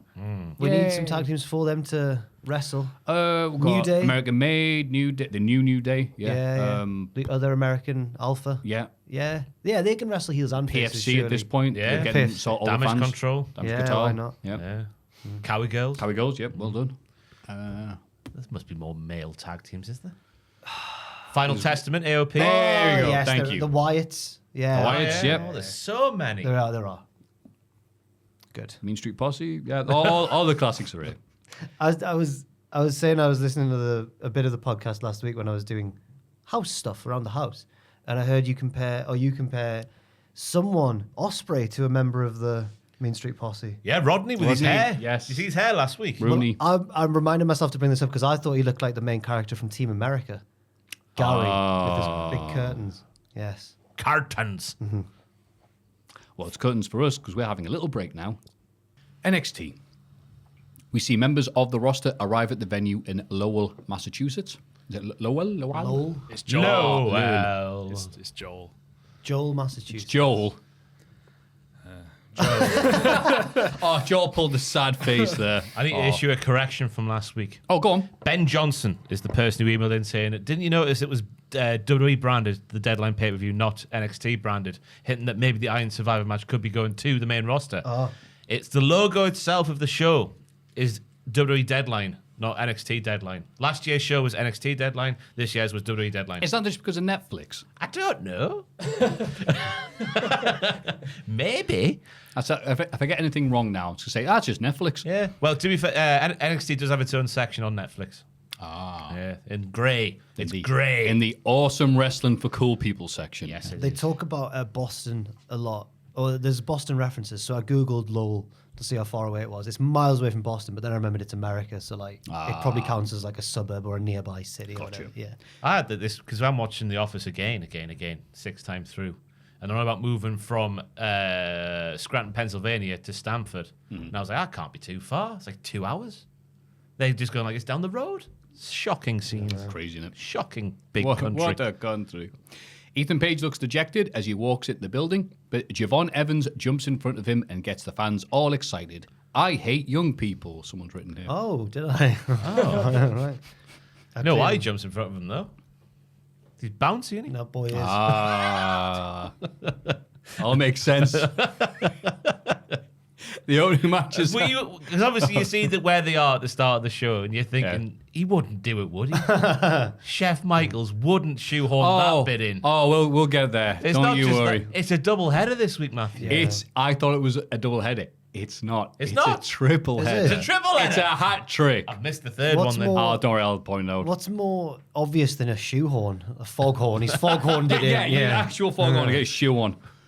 The opening match is Axiom versus Obafemi. Even with his best amigo, Nathan Frazier at ringside, Axiom still loses to the big man. Really enjoyable match, though. Really enjoyable. Oh, yeah. Obviously, the opposite, besmirchment towards Ava for double booking Axiom this week. Reckless lady, don't know what she's doing. The chops, though, that's my main headline from the match. The one at the back. So many. Yeah, left a handprint, didn't it? Oh. My goodness me. Axiom got a little bit in there while trying to twist and run. Oba-like fashion. No, I thought I've just been speaking about Qui-Gon Jinn upstairs, and I wrote down something like Qui-Gon Jinn, and it says Oba. I forgot my glasses again this week. It's been a bad time. But yeah, Axiom was sensible in taking the loss when he did after just one throwing powerbomb and the sit-out powerbomb. He's got bigger battles to Are fight. you implying he could have kicked out if he wanted to? Yeah. Oh, my. One of the best wrestlers in the world could have kicked out if he wanted to. Bless you. I loved Axiom attempting to pull the ropes down so Oba could fly over, and Oba just stopped because he's bigger and kicked him instead. He should have Eddie Stobart written on his ass. R.I.P. big man. And Oba simply rolling out of whatever Axiom had planned to powerbomb Axiom with the greatest of ease. Not since Paul Burchill and FWA have I been this impressed with such a monster, as Not Booker since called him. Paul Burchill in FWA. I forgot how amazing he was Was at he? one point. Oh, yeah. Not pirate, WWE. No, like the monster that was Paul Burchill. Fair enough. Shades of the late, great Obafemi. Also, I noticed this venue was wonderfully shot and lit. It was lit, fam. I liked just the different vibe it brought. It was like they were in a big log cabin or something. Yeah. When Oba, in Lowell. in between the two final big power moves, Oba went, and it turned to mist, and I went, oh, it's cold in there. Brr. That's just Oba gets all in the mouth and he just sees prey there. Yeah. That's it, yeah. But his icy heart chilled it before it hit the air. I was going to say slavery, but that's a very northeast thing and not many people understand it, I guess. Salivary, I guess. Salivary. It's slobbering time. Slobbering, yeah, I would have done. Thank you for burping, Joel. He's thinking about food, like, okay. It's fizzy drinks. Yeah, right. Eddie Thorpe is interviewed backstage. He calls himself brilliant because he fooled everyone. He did, and he is. Yeah. Well, He doesn't care about the critics because anyone else would be called a mastermind or a genius. Ava interrupts and says Eddie took a shortcut. Unfortunately, the contract is signed, so there's nothing she can do about it. She's the GM. It's wrestling. Once the contract's signed. it's a bit of paper. Yeah. Remember when Goldberg ate Scott Hall's contract? In was in great. wrestling, we have to pretend, apart from in those instances, that you can't undo it. Once pen hits paper, it's official. I can't wait to voice. I hope Jarkins can put words that are fitting for the video to paper. I don't know why I said that like that. But the rise and fall of Ava needs to be studied this year. She's lost it completely, Is it the door? Is she still recovering from the door hitting her? potentially. Or Eddie grabbing her. He did nothing wrong. Viciously slamming the door into her. He grabbed her by the It was arm. Like Bro- Vinnie Jones and Lockstock. It was Mark Coffey and Bronco Nima. They're the ones who... The door. They do. No, actually, I'll watch the footage back. They go, no! Doing a slow-mo dive. Eddie now says Ava knows how it feels to take the blame for something that wasn't your fault. By the end of the night, he'll be the next NXT champion. Good promo. Well, it was. It was. Good for him. Yeah. Good for him. Last week when I was listening and you guys thought I'd forgotten that Eddie Thorpe was Native American because he said, I'm going to win for my people. And I'd put like, what? Oh, What yeah. I meant Our was- people have suffered for long enough, whatever. And you went, what does this mean? And I was planning to elaborate if I was on the podcast, and then obviously I wasn't. But I planned to say, "Oh, we're bringing this back all of a sudden." I didn't. I knew that he was Native American. I just thought we'd drop that for a while. But Oh, you don't stop being there. Oh, No, wait, no, wait, I wait, know. Oh, he stopped being a Native American. Oh, is that it, Jack? You know what? It doesn't matter. It doesn't You matter. put trousers on. You're no longer Native American. The DJ has taken over his being. Yeah. He's lost his Native Americanness. That's it. Yes. That's how it works. And now he's Kaiser Soze. That's his gimmick. He's tricking everyone. Yes. I've never seen The Usual Suspects. But I was going to say I wouldn't have gone with that, but that's it. Yeah, you know what? Sure. Well, it Have you wasn't. seen Usual Suspects? No, I'm just nodding and smiling like I always Isn't do. it Bless you, you're doing very Isn't it polite. where the line comes from? The greatest trick the devil ever pulled. Not from that. I think that was. Oh, that's. I think Christians have said Oh, it's that just a for saying years, anyway, but right, okay. it sums up the. Yeah, Yeah, fair it's enough. great film, Usual Suspects. I think CM Punk made that up, actually. Yeah, he did. He's brilliant. In Ring of Honor. Brilliant. We see footage from over the weekend at the PC. Dion Lennox tells Carmen Petrovic that Ashante. That is unbearable, this lady. She deserves everything that happened in this segment. I don't think this was all her fault, but we'll see. Right. Dion Lennox tells Carmen Petrovic that Ashante was genuinely trying to help her in the match against Nikita Lyons. Carmen thanks her for the advice and they hug. ... But Ashante sees this and gets the wrong idea. Ashante says he turned down Nikita's advances for Petrovic, but maybe he'll text her back right now. In the background, we see Stevie Turner loving the drama, but Robert Stone drags her away. Everybody storms off, and Dion can't believe he's caught in the middle of this argument. He decides to go back to reading books and minding his own business. But he lets us know that he's doing this because he says, and I quote, "I've had it. I'm going back to reading my books and minding my business." Yes. As everyone would say. That's what you say when you call in these And situations. there's a book waiting on the counter next to him, Yeah. and he just reaches, there it is. There's no Oh, book. I got a book. I don't think this is Carmen's fault. Oh! I think that this is Ashante's fault this time, but they've both been at fault every week. So it's, it's much of a muchness. But when she hugs Dion, that's just a platonic thing. That's not, but Ashante is so racked with jealousy and thinks that Dion's his friend, even though Dion's like, I'm not actually your friend. He's like, with my best friend as well. He says, my brother. My My brother brother. hugging his girl. Wow. God. I guess it depends where the hands are placed, potentially. Camera shot. Dion's a lot taller than Carmen, so it's quite... Maybe. Again, if you don't watch NXT, we do recommend you go find this. Just the amazingness of the sets here, blatantly making it clear, not only is this not a real place that they're at, but also made it clear that you could see everything that was happening beforehand, because hug, turn around, aha! He walked down that. There's a wall. So they're stood here. There's a no wall. way of him getting from there to there. Well, be able to see through- everything. Ashante the Adonis can do many things, but he can't see through walls. He was walking down that side corridor where that last. These ones you might be able to from there's- IKEA. There's a lass that stood there who realizes she's in shot halfway through the segment. She's just scuttles away. I didn't see that. Yeah, little lady with brown hair. Oh, But it's I retract my statement saying it's all Carmen's fault. It's just they're a pair of oddballs. They are, yeah. there, especially with Carmen going, "Whoa, what just happened? What do you think just happened, you idiot?" It was Carmen's fault last week massively Yeah. because he blatantly tried to help her. But yeah, I don't know. But she wanted him. No, he wanted her. She didn't want She'd him. never tell. She then wanted him. Secretly, He was she a wanted- boy. secretly she wanted him as was well. a girl. Yeah. But he had other ladies. She has a sword. He has sex. He with lots has of a people. book. Yeah. No, he's the. But I can only hope that we get to see what Ashante did to go to Nikita. Oh, yeah. And what was Stevie doing in the back as well? I know. Hi, Being annoying. Stevie Turner here. Hey, chat. This is I give that the Turner Prize. This is not their job to see this and go Yeah. let's sort this out in the ring where we do our thing. Maybe that's where they went off to tell Ava we should book a match. They're so pointless, aren't they? Yeah, they are. Yeah. Really pointless. Get Von back in. Man. Do you see Nikita's got a new song out this week? I saw. Oh, yeah. God. Yeah, it's What? really, really good. What was it? So I can't sing it. I couldn't possibly. He's even thinking of try. a knee pun. He's thinking of a... Yeah, give me a few seconds. Oh, yeah. What's the name of the song, or is it a Christmas song, or? No, it's not a Christmas song. It's anything but. It's the antithesis of a Christmas song. Couldn't be any further from a Christmas song if it tried. It looks like it's shot in summer, quite frankly. No, right. Yeah. Okay. It's always summer in Any NXT. clues, like. or?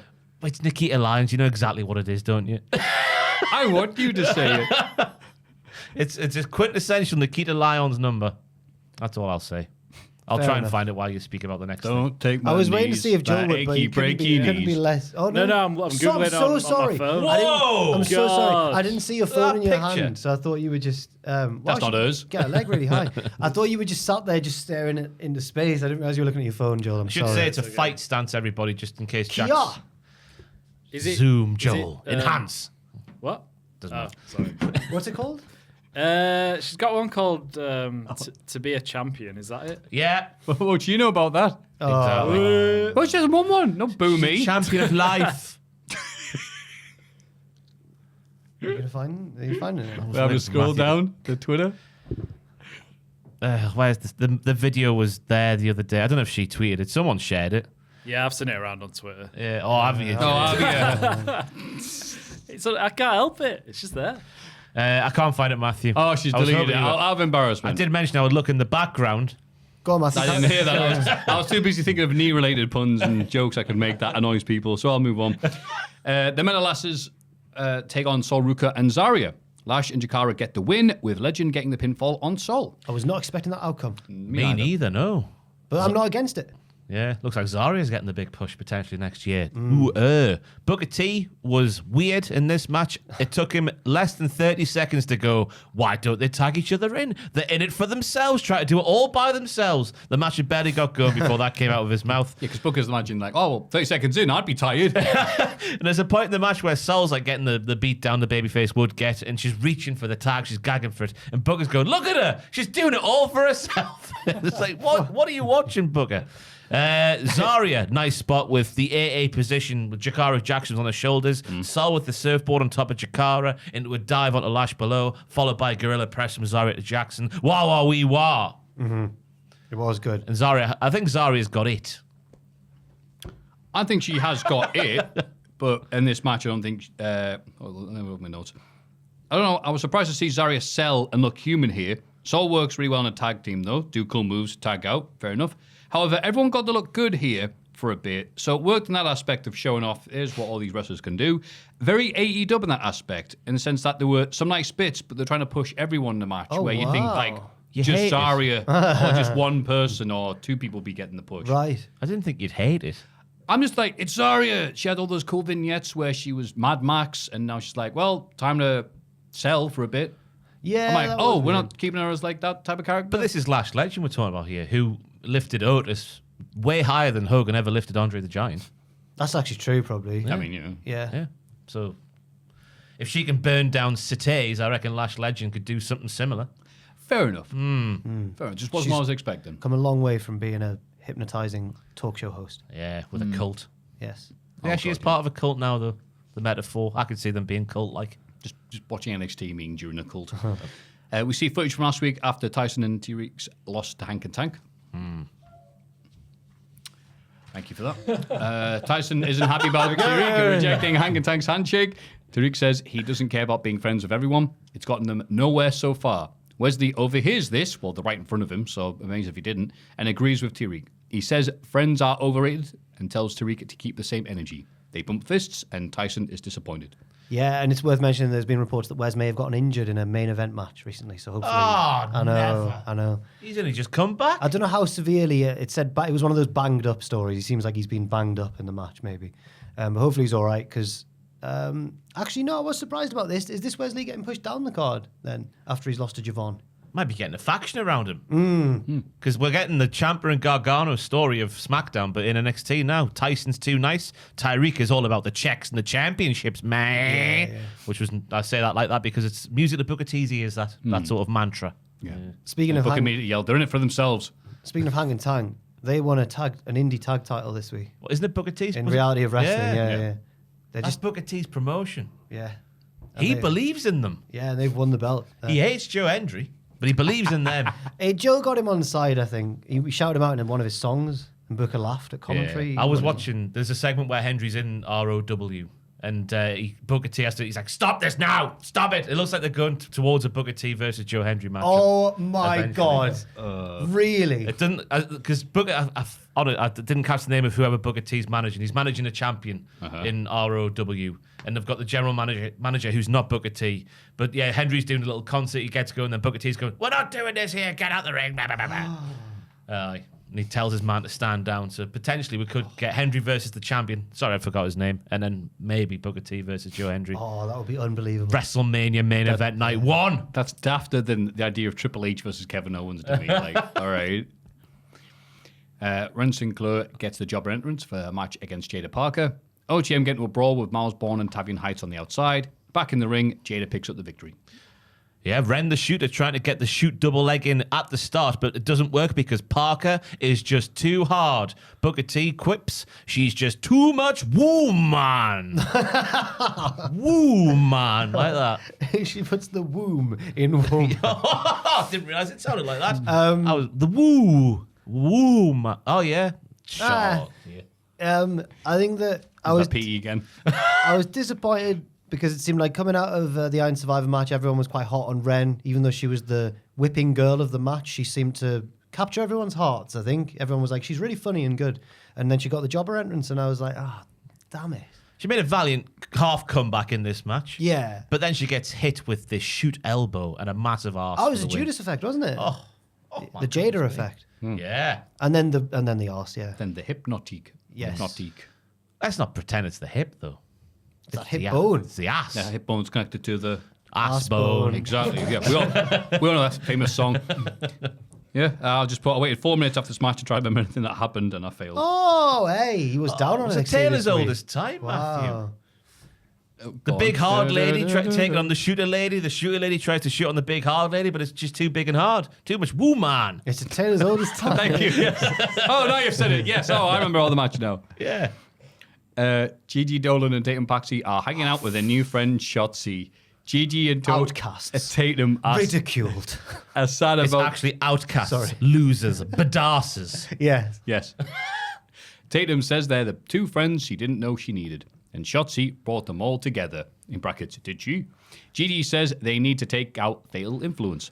JC Jane was her best friend, so she knows everything about her. JC is stronger with her friends by her side, but nobody loves JC more than herself. Tatum says she's going to rip their heads off, just like Fatal Influence did to her dolls. Dolls out, balls out, says Shotzi. What is that? Get on a mean? t-shirt. Dolls out, balls out. What? Well, Shotzi always used to talk about the bull pit, didn't she? Right. Yeah, she's a very ballsy lady. Okay. I said, get your dolls out and your balls out as well. Balls out, lads. balls out. And that was the end of the segment, Joel. Dolls out, balls Yeah, out. why are you laughing, They all Joel? agreed. It's a serious I know, segment. yeah, dolls out, balls out. I'm into it. Yeah. I thought it was fantastic. Shotzi did not bring them together. They were already friends. I don't believe them. It was a weird segment. Outcasts. Well, they're supposed to be yeah. Losers. They're supposed to be weird now. If they were they're completely normal, going, well, we're outcasts. So Shotzi's given them the confidence then, because at the start when they say outcasts and losers, they're all talking like normal humans do. They're just sat in a circle going, outcasts, losers, badasses. It's like a perfume advert. The moral of the story is to believe in yourself, no matter what labels other people that you don't know put on you. Just believe in yourself. Yeah, fair. Okay. All right, if you were half the age you are now, you would be like, Joel said that many a time. This is my favourite stable in NXT, I reckon What, you'd if be I was saying. 11? Because I'm just a young man. all right. K-Fu. Yeah. No, I don't know if I would. I think I'd be... Maybe. You'd be listening to the songs that have people singing like, why, oh, why, oh, My Chemical Romance. Yeah.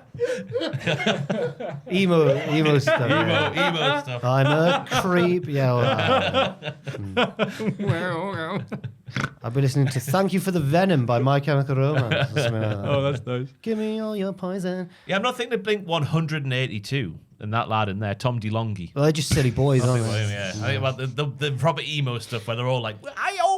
Well, Oh, Yeah. don't waste your time. no, We're Blink- going more. Blink did go emo, though, later Yeah. on. Yeah, that was a really emo yeah. song. But And, there's I miss you. another step up the ladder of emo-ness in the lyrics of certain. like violence. My you mum kill and girlfriend, me. the same lady, listens to that sort of stuff. Yeah, I don't know who they are, but. Yeah. Is it My Chemical Romance? Oh, she loves My Chemical Romance, but there's other bands with more of that. Wow. That noise, that voice that they have, only in emo. Yeah. In emo. I'm 64. Emo. Yeah, it was weird seeing three lasses like this and not a monster energy among them. I like the look of them, though. Yeah, I'm glad they're putting all As the a stuff stable, together. I mean. Yeah. obviously. Makes sense. And it's a classic. It's a tale as old as time. The bratty high school lasses who are bitches, and then the weirdo emo people who aren't weirdos but are emos. Yeah. I mean, Shot is a bit weird. Yeah. Cheers. And She Tatum's drives a fine.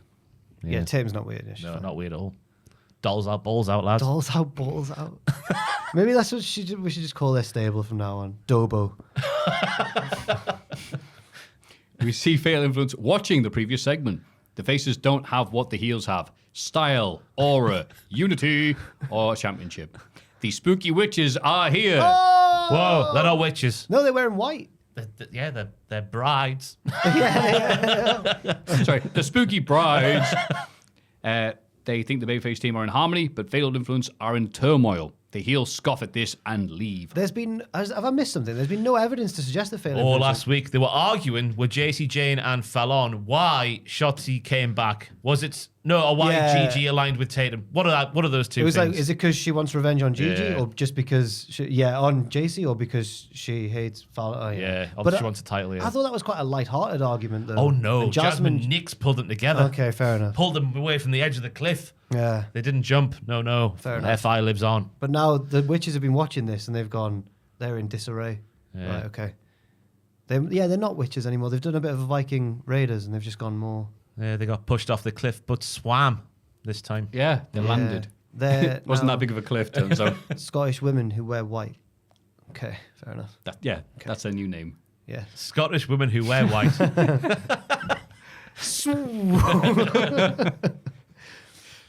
Where we are. Despite Action being tired and banged up from his earlier match, he still helps Nathan Fraser retain the tag titles against Gallus, the Scottish lads who wear black. Yeah, and green sometimes. And green and sometimes. Stone Island. That's right. Fraxium are surely the finest tag team in all the land. Yes, they are. I was so relieved when they won.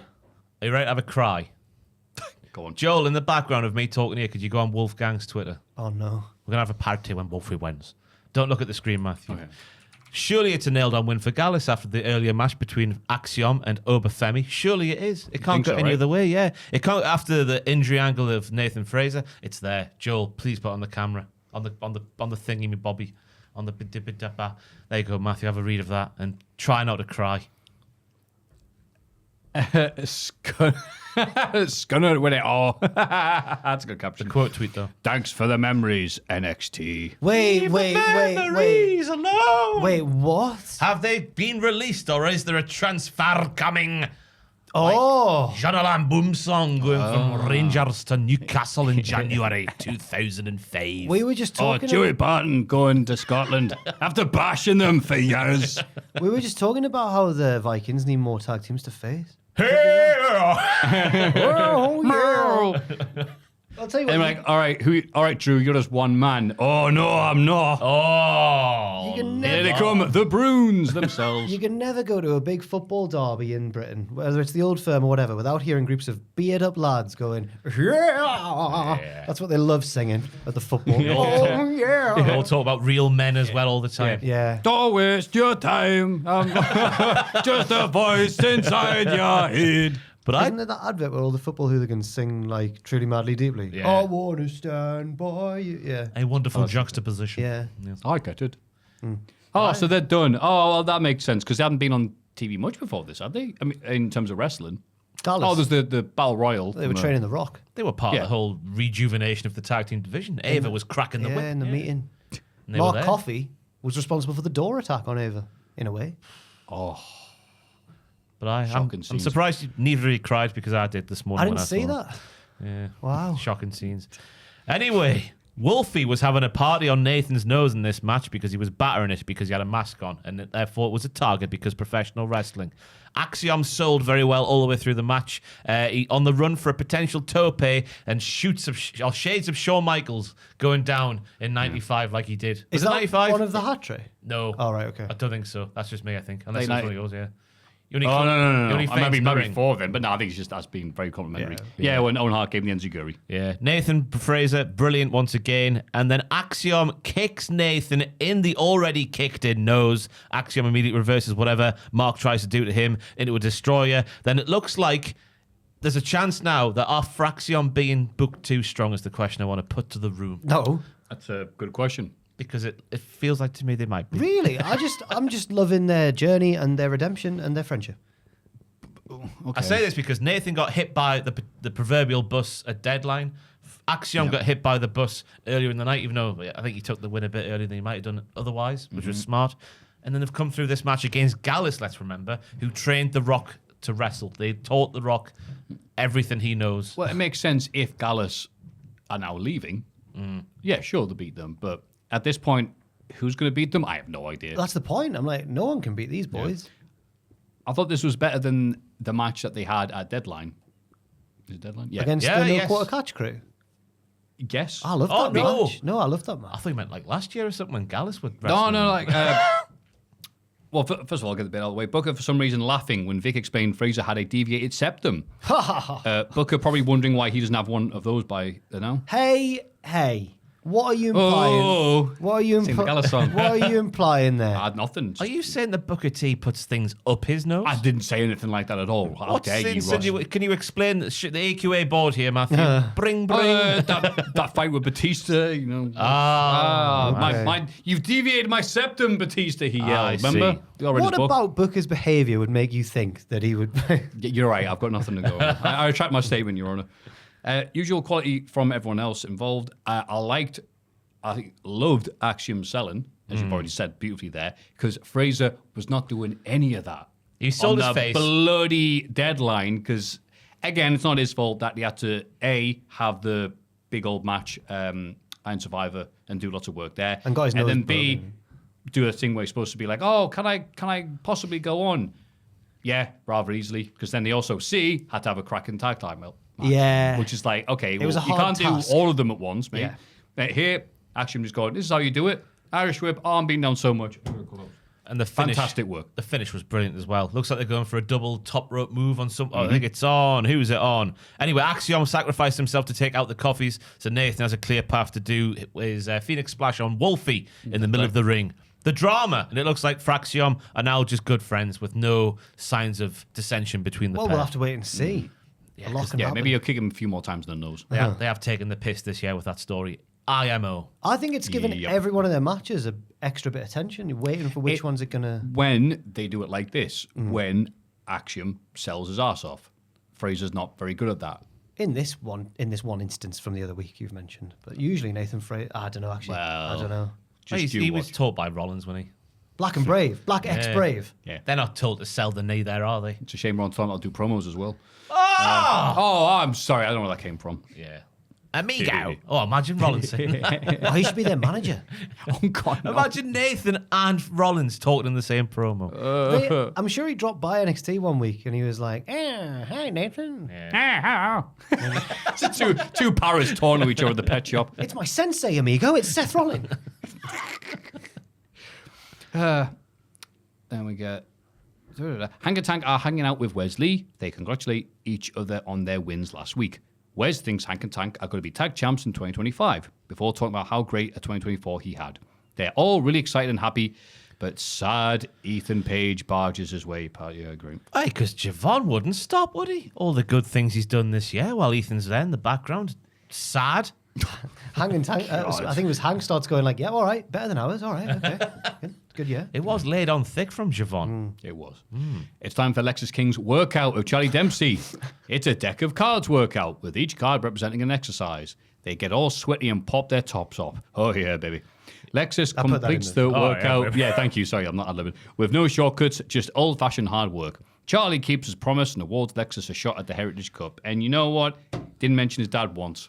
Well done, Lexus. It's the first ever time. They seem to forget the part where these vignettes have to have something entertaining about them. Oh, no. This workout lasted for 16 hours and they've managed to put together a really entertaining little promo package there of two lads just having a good workout. Oh, no, how is he going to do the neck break? Oh, he's done it. He did it. He's a trained professional wrestler. But there was camera cuts, though, which made it slightly funny. No, that's just... It was just really quick. Bits of slow motion of doing, like, yoga poses and that. I was surprised when they're doing, like, this reminded me of Adam Cole and MJF's friendship segments. Oh, God, it was that I reckon if they had Playing with the Boys on top of it, you would like it. 100%, yes, I would. It's a great song. Yeah. It elevates anything. All the thrill seekers rock America. There you go. Heart on Fire, all the classics. Have we read the spoilers for next week? I'm sad that we're not here next week. No, I don't read Can we talk about I it? nearly pooed myself in my chair. I don't think we can talk about it. Spoilers. We'll tell you in the break. It's called spoilers. I can't believe you. I can't You're wait. Spoiling. I can't wait. Stop it. Do you want to know in the break though?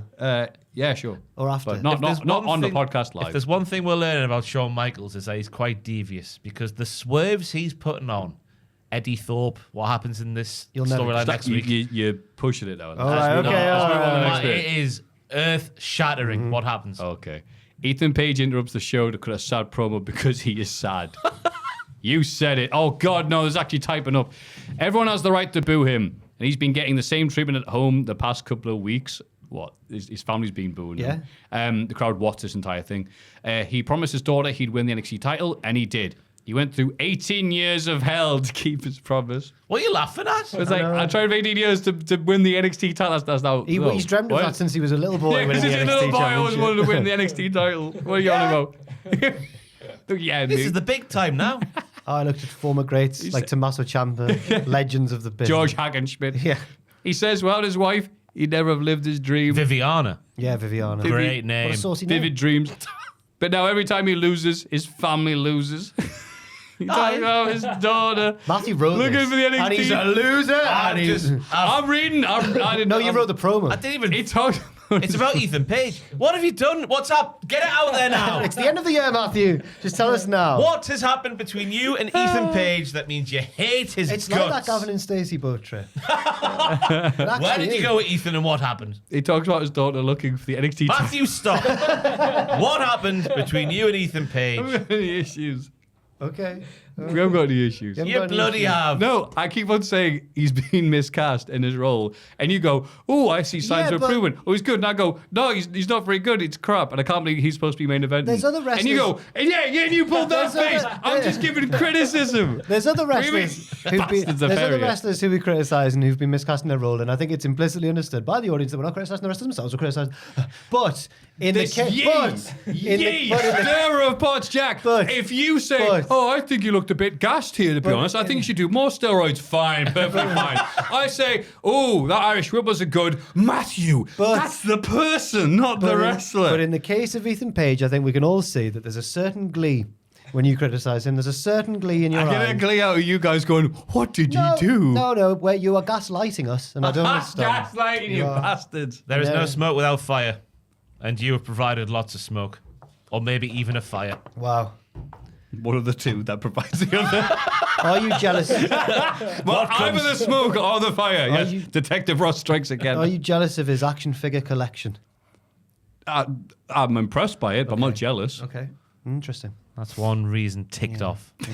97 to Do go. you wish you were friends with Hook like he is? Because I do. I wish I was friends with Hook. Is it Ethan Page friends with Hook? They took him to the toy shop that And he was time. bored out of his mind. Not friends. Ooh. It's absolutely. So we're never going to get the truth, are we? Okay. I'll think of something creative then, because you're clearly not accepting the truth. That's absolutely fine.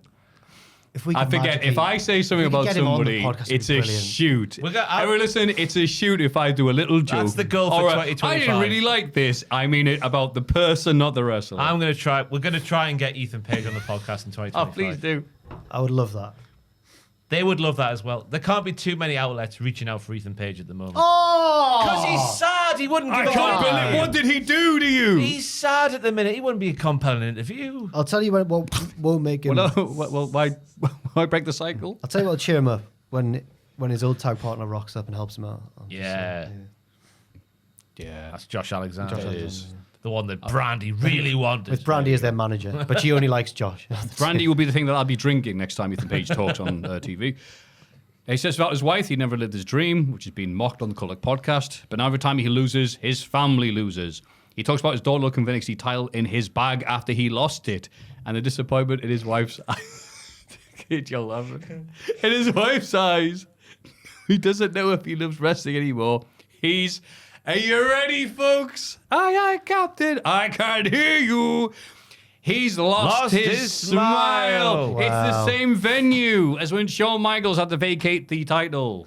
I saw a tweet that was just like, this is the best example of writer's block I've ever seen. 100%. Do you get it? It's a reference. It's was- a reference. I was complaining to Tom, and he made a very good point because I was like, he's lost like 2 matches and he's lost his smile. And Tom went, well, Shawn Michaels lost no matches and he lost his smile. I was like, yeah, that's very, you know what? That's a very fair point. And imagine if you had an ego. Yeah. How disastrous 2 losses would actually be. Oh, and he loses his smile, and the entire crowd goes, ha. That's an like exaggeration. That, which is He amazing. won did some of not. them. He won some Oh, of them how do wrong. they react, Ross? It was like the There was women and children crying.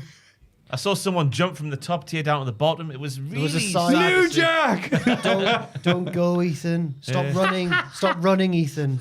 Look inside yourself.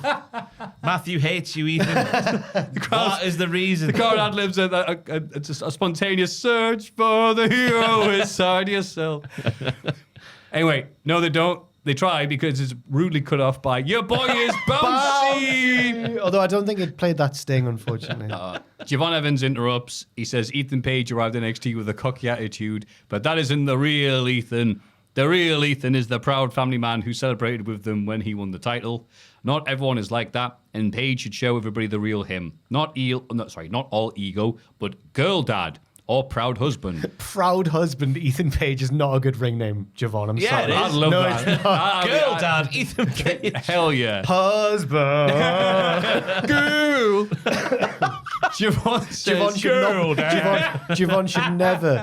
Javon should never become a booker if that's his sort of creative ideas. Hey, I was hooked by this point because I was thinking, are we actually turning Ethan Page babyface? Oh, it was like you got like MJF'd in his I feud got with MJF, Punk. yeah. Wow. It's Shawn Michaels is the king of swerves. It turns out in his booking of wrestling shows. Because I don't have this vindictive, spiteful outlook on Ethan Page like certain people in this room do. Javon says he's proud of Ethan, and everybody else is too. Ethan says Javon is right. Ethan shouldn't be worried about losing his smile. He should be worried about taking Javon's. Ethan hits him with the microphone and beats him down. He wraps a chair around his neck and stomps on it, not unlike when Kane did this to Shawn Michaels. right. That's the one. 3. Javon spits up blood as medical staff check on him. Thank you, people on Twitter, for reminding me about that. I forgot that Shawn was the recipient of that. 2 Shawn Michaels bits So what's in the one third segment. one? Is that later? Okay. The end of the main event. Oh, is the yes, next of course. How could I forget? But it had me all the way through, so it did. Because there has been little bits here and there that Ethan Page, in my opinion, could be on the brink of a babyface turn. Not of like like they haven't shoehorned it in there. It's been quite subtle. And when Javon was saying that about being a So family, that is saying a bit subtle about NXT made me laugh. I apologize. Carry on. it's always subtle. When Javon was saying that about like drop the ego shtick, I know the real guy. I was like, wow, we're really going for it. Because I can imagine Ethan Page's daughter, Papa, where is your title? Yeah. Imagine that, looking in his duffel bag. And it would be heartbreaking. It was in here. Yeah. It would be In your heart- Ghostbusters limited edition duffel bag. The one that Ernie Hudson used in the second film, which isn't as good as the first one. That's exactly what Ethan Page's daughter said. That's right. It's me, little Page. Turner. Despite Turner Page, despite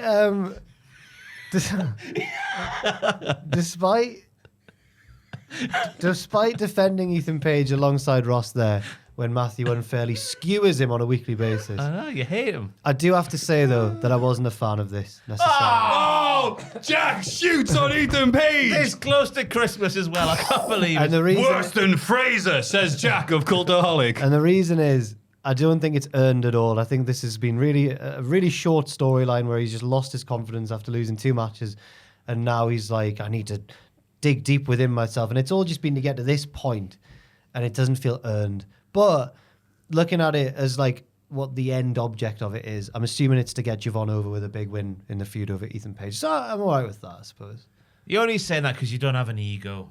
Okay. And you would be fine with a loss. You'd see it as a learning experience where you can get better on the other side. But if I was Ethan Page, he was you're an all arsehole, ego. Yeah. You wouldn't be able to cope with yourself after losing a lowly North American title match. A lowly North What is American that? I title didn't get that either because I'm sure you talked about it last week. But No, you said it last. Yes, because it was. he beat Tony. He lost to Yeah, Tony no, Tony D, in the who segment- just beat Obafemi twice. Yeah, in the segment leading up to it, it went, "Hey, Ethan, you seem a bit down, Paisan.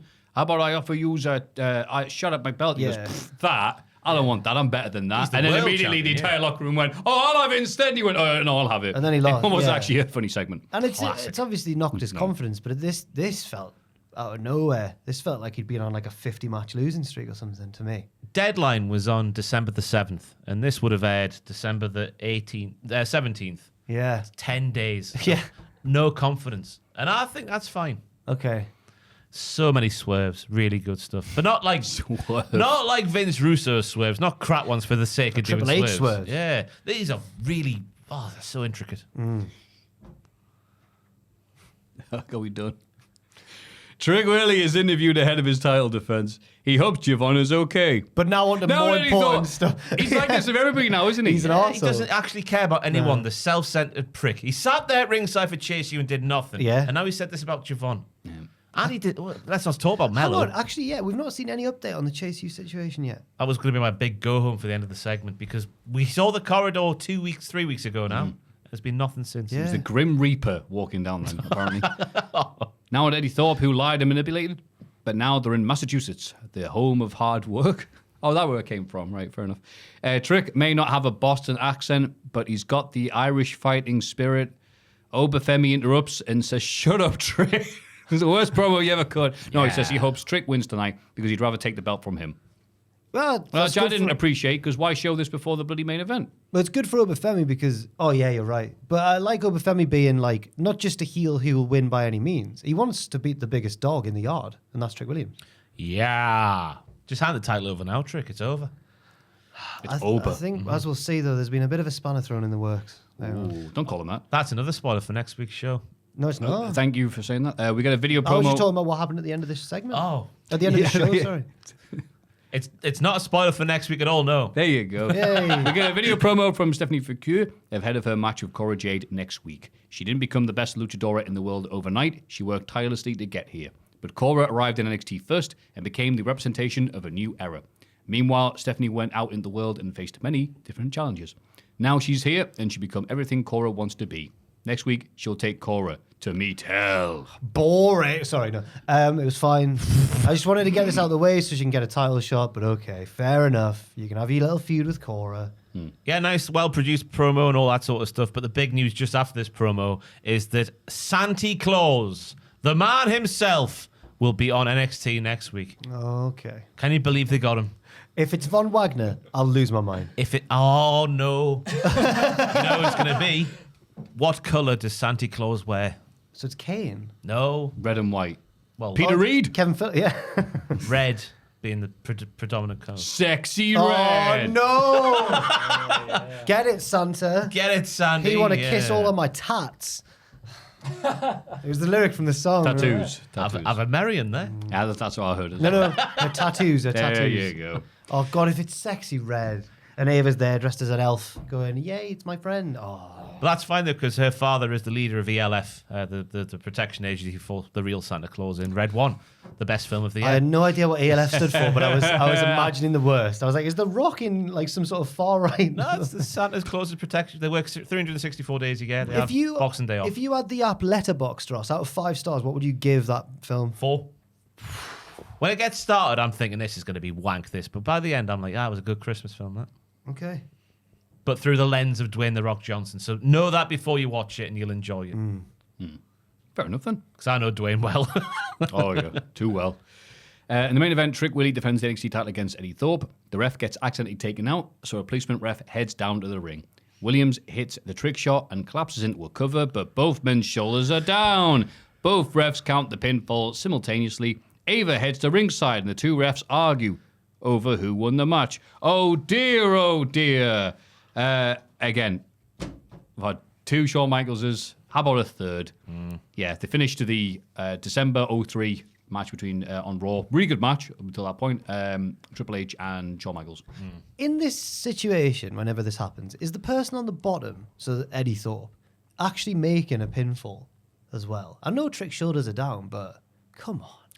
Yeah, it's very convoluted and like, ugh, all right. I don't mind that. Was it Punk and Brian who did the bridge in German? And both Yeah, that's showed fair it? enough. That's Yeah, fair, because this but- actually looks like something resembling a pin. But this looked. I don't I know. pinned you with you on top of me. That was a textbook backslide by Eddie Thorpe. If he just turned his body slightly, it would have been a backslide. But crucially, he couldn't do that because his shoulders wouldn't have been. I don't know. And when it comes to Oh, the apparently, refs... sorry, Thorpe does get a hand on his stomach to make it a double cover. Sorry. Okay. I apologise. I retract my statement. Fair Well done, enough, then. Sean. And when it comes to the refs, who officially, like at that time, is it the ref that was assigned the match, or is it the ref that took over when he got felled? Well, the that's initial ref? something Ava should have really thought about before the match began. Ava looked clueless when she was at ringside. That's not like her. That's the same league table, Joel. The GM's there. Vacant expression on her face down at the ringside when people are going like, "What's going on, Ava?" She's like, "What?"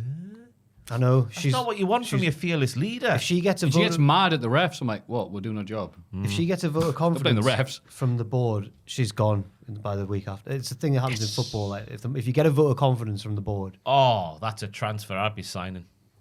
Ava. Nick Aldis for Ava. Oh right, yeah. He would sort it out. That's And the leader we need. Ava would end up on her dad's show, SmackDown. So that makes sense. Oh, no. Yes. It was a shame the crowd went up for this match, though, because after the generational ended at the week prior show with Eddie Thorpe being a big dirty liar, I thought they'd be praying for him to be beheaded or something. Yeah, Baying for blood. I think it was a bit of respect. Like, yeah, You have outsmarted everyone. He mustn't Good have for as, you. he mustn't have as much heat in New England as he does down in NXT land. It's the terrible days Potentially, again. Yeah. And the ref down spot was impeccably done, I thought, because the zombie ref, who's the one who gets felled initially, he's caught by flailing legs while walking around the side of them to pick up a hairband on the floor. It wasn't Whoa. telegraphed at all. It was so well timed. I'm not being sarcastic there. I It was didn't so notice well that. timed. Did you not see that? That's like Bret Hart stuff, that Maffew. Yeah. Brett would have thought that. Yeah. Yeah, he probably would have. Yeah. Michaels would have done a mid-air blade job. And, look how cool I am. But that's not real wrestling. But what a cliffhanger to end on there. Well, I Yeah. assume, and I didn't mean to spoil this from next week, but I'm assuming that this means that Thorpe will end up being entangled in the title situation again. So if it is a triple threat, he's 100% taking the pinfall. I just don't know which of the other two lads gets the win. Yeah, New Year's Evil is now a triple threat. Right, okay, I can't spoil brilliant. that for everybody. Okay. But it looked like it was Yeah, going that way, yeah. but it's not too much of a So spoiler. if Oba wins, I don't know if that's how I want him to win. No, and he also, should eat Trick, shouldn't he? and also, I think they want to protect Trick by doing this. And if Trick loses again, if Oba wins without pinning Trick, that's the second time Trick's lost the belt without being the man in the pinfall. Yeah. Yeah, it's good that they are keeping him strong because right now he's the only main event that they've got. Oba Sami? Not yet, but He's He's a main he's event boy this now. close. Well, as in he my hasn't mind. main evented yet. In my mind, he's already above Trick. It's booked. Yeah. It's in the booking book. I do worry that this is actually going to be Oba not getting the win yet and Trick getting the win because Oba will want to take it off Trick, and that'll lead to his undoing. That would be the stupidest thing they could ever do. We'll keep that in mind. I mean, they've already got rid of Chase Hughes. That was pretty stupid to begin with. Yeah. But again, Ava at the No, but look at the great plans they had. They've done nothing with Chase U, and Ridge Holland lost that match. Well, Andre heard a man in the corridor, so it's not over yet. He got shot I can't wait for by that. another payoff. death collector. $10. Yeah. Who was it down the corridor? I've watched it back so many times and I can't place the voice. Bodie, people were saying Bodie. Oh, it's not Bodie. It was Ava armed with a door. Oh, AEW Dynamite. The home stretch now. It's Holiday Bash. Renee interviews Orange Cassidy and Jay White backstage, two of the Death Riders' opponents in tonight's six-man tag. Jay says he'll do the talking because OC is all talked out after giving the locker room a hell of a speech before the show. Haha. Jay is more interested in his own title chances at World's End, but to make it to the pay-per-view, he needs to rely on people he usually wouldn't, like Cassidy. Hangman Page isn't someone he particularly wants to team up with, though, as he always lets people down. Hangman arrives right on cue and tells the others that John Moxley is his. And then Orange Cassidy goes, Yes. sorry. Go for. I was just. You go. Jay White was in a particularly cheeky mood this week, wasn't he? He was, yeah. Because Orange was about to start talking, but then Jay butts in there, just as I did to Jack there. But Jack, Neither of us are like Jay White. And we're both Orange Cassidys. Yes. And I like the tension they built all the way through the show, because if you take a step back and look at the storyline of AEW versus Death Riders, you think that all three lads would just team up on the Death Riders and take the title away and therefore the power away. But no, they're keeping the four-way sensible by having them all have their own reasons for wrestling. Yeah. Which I quite like. yeah. Hangman wants the title, Jay White wants the title, Orange wants AEW. He wants to save the spirit of Yeah. AEW. Yes, and But you he's can tell- teaming with the wrong boys for that. He certainly is, but he hasn't got any other friends right now, apparently. So we get dual promos from Will Ospreay and Darby Allin. Darby just says it's showtime because that's what his dad says. Hastings' son, yeah. Oi, Washington, D.C. I think Well, I put yeah, it all- word for I put word, it all what Jack caps wrote as down. well, yeah. Ospreay is grateful to Darby for saving his body last week, but tonight they're going to put on a show. body? He didn't It say. says, I just said body. my chip body. I think yeah. I think I put ass, but then I thought Osprey wouldn't say ass, and then I panicked and put body. My bum. Yeah, he saved my bum. What is Cockney rhyming slang for bum? Or ass? Fingers. It's my fingers and thumb. It's my bum. I fell right on my fingers. We haven't said Yeah. that yet, have we? No, not that Yeah. again. There's been so many matches Darby at Allin, Finger you this week. finger. Yeah. Ober and That's what Jack Axiom. says. Yeah. So many matches at Finger. Cockney Rhymenstein is a strange beast. Going down for a ruby. Is it curry? A Ruby Murray. Yeah.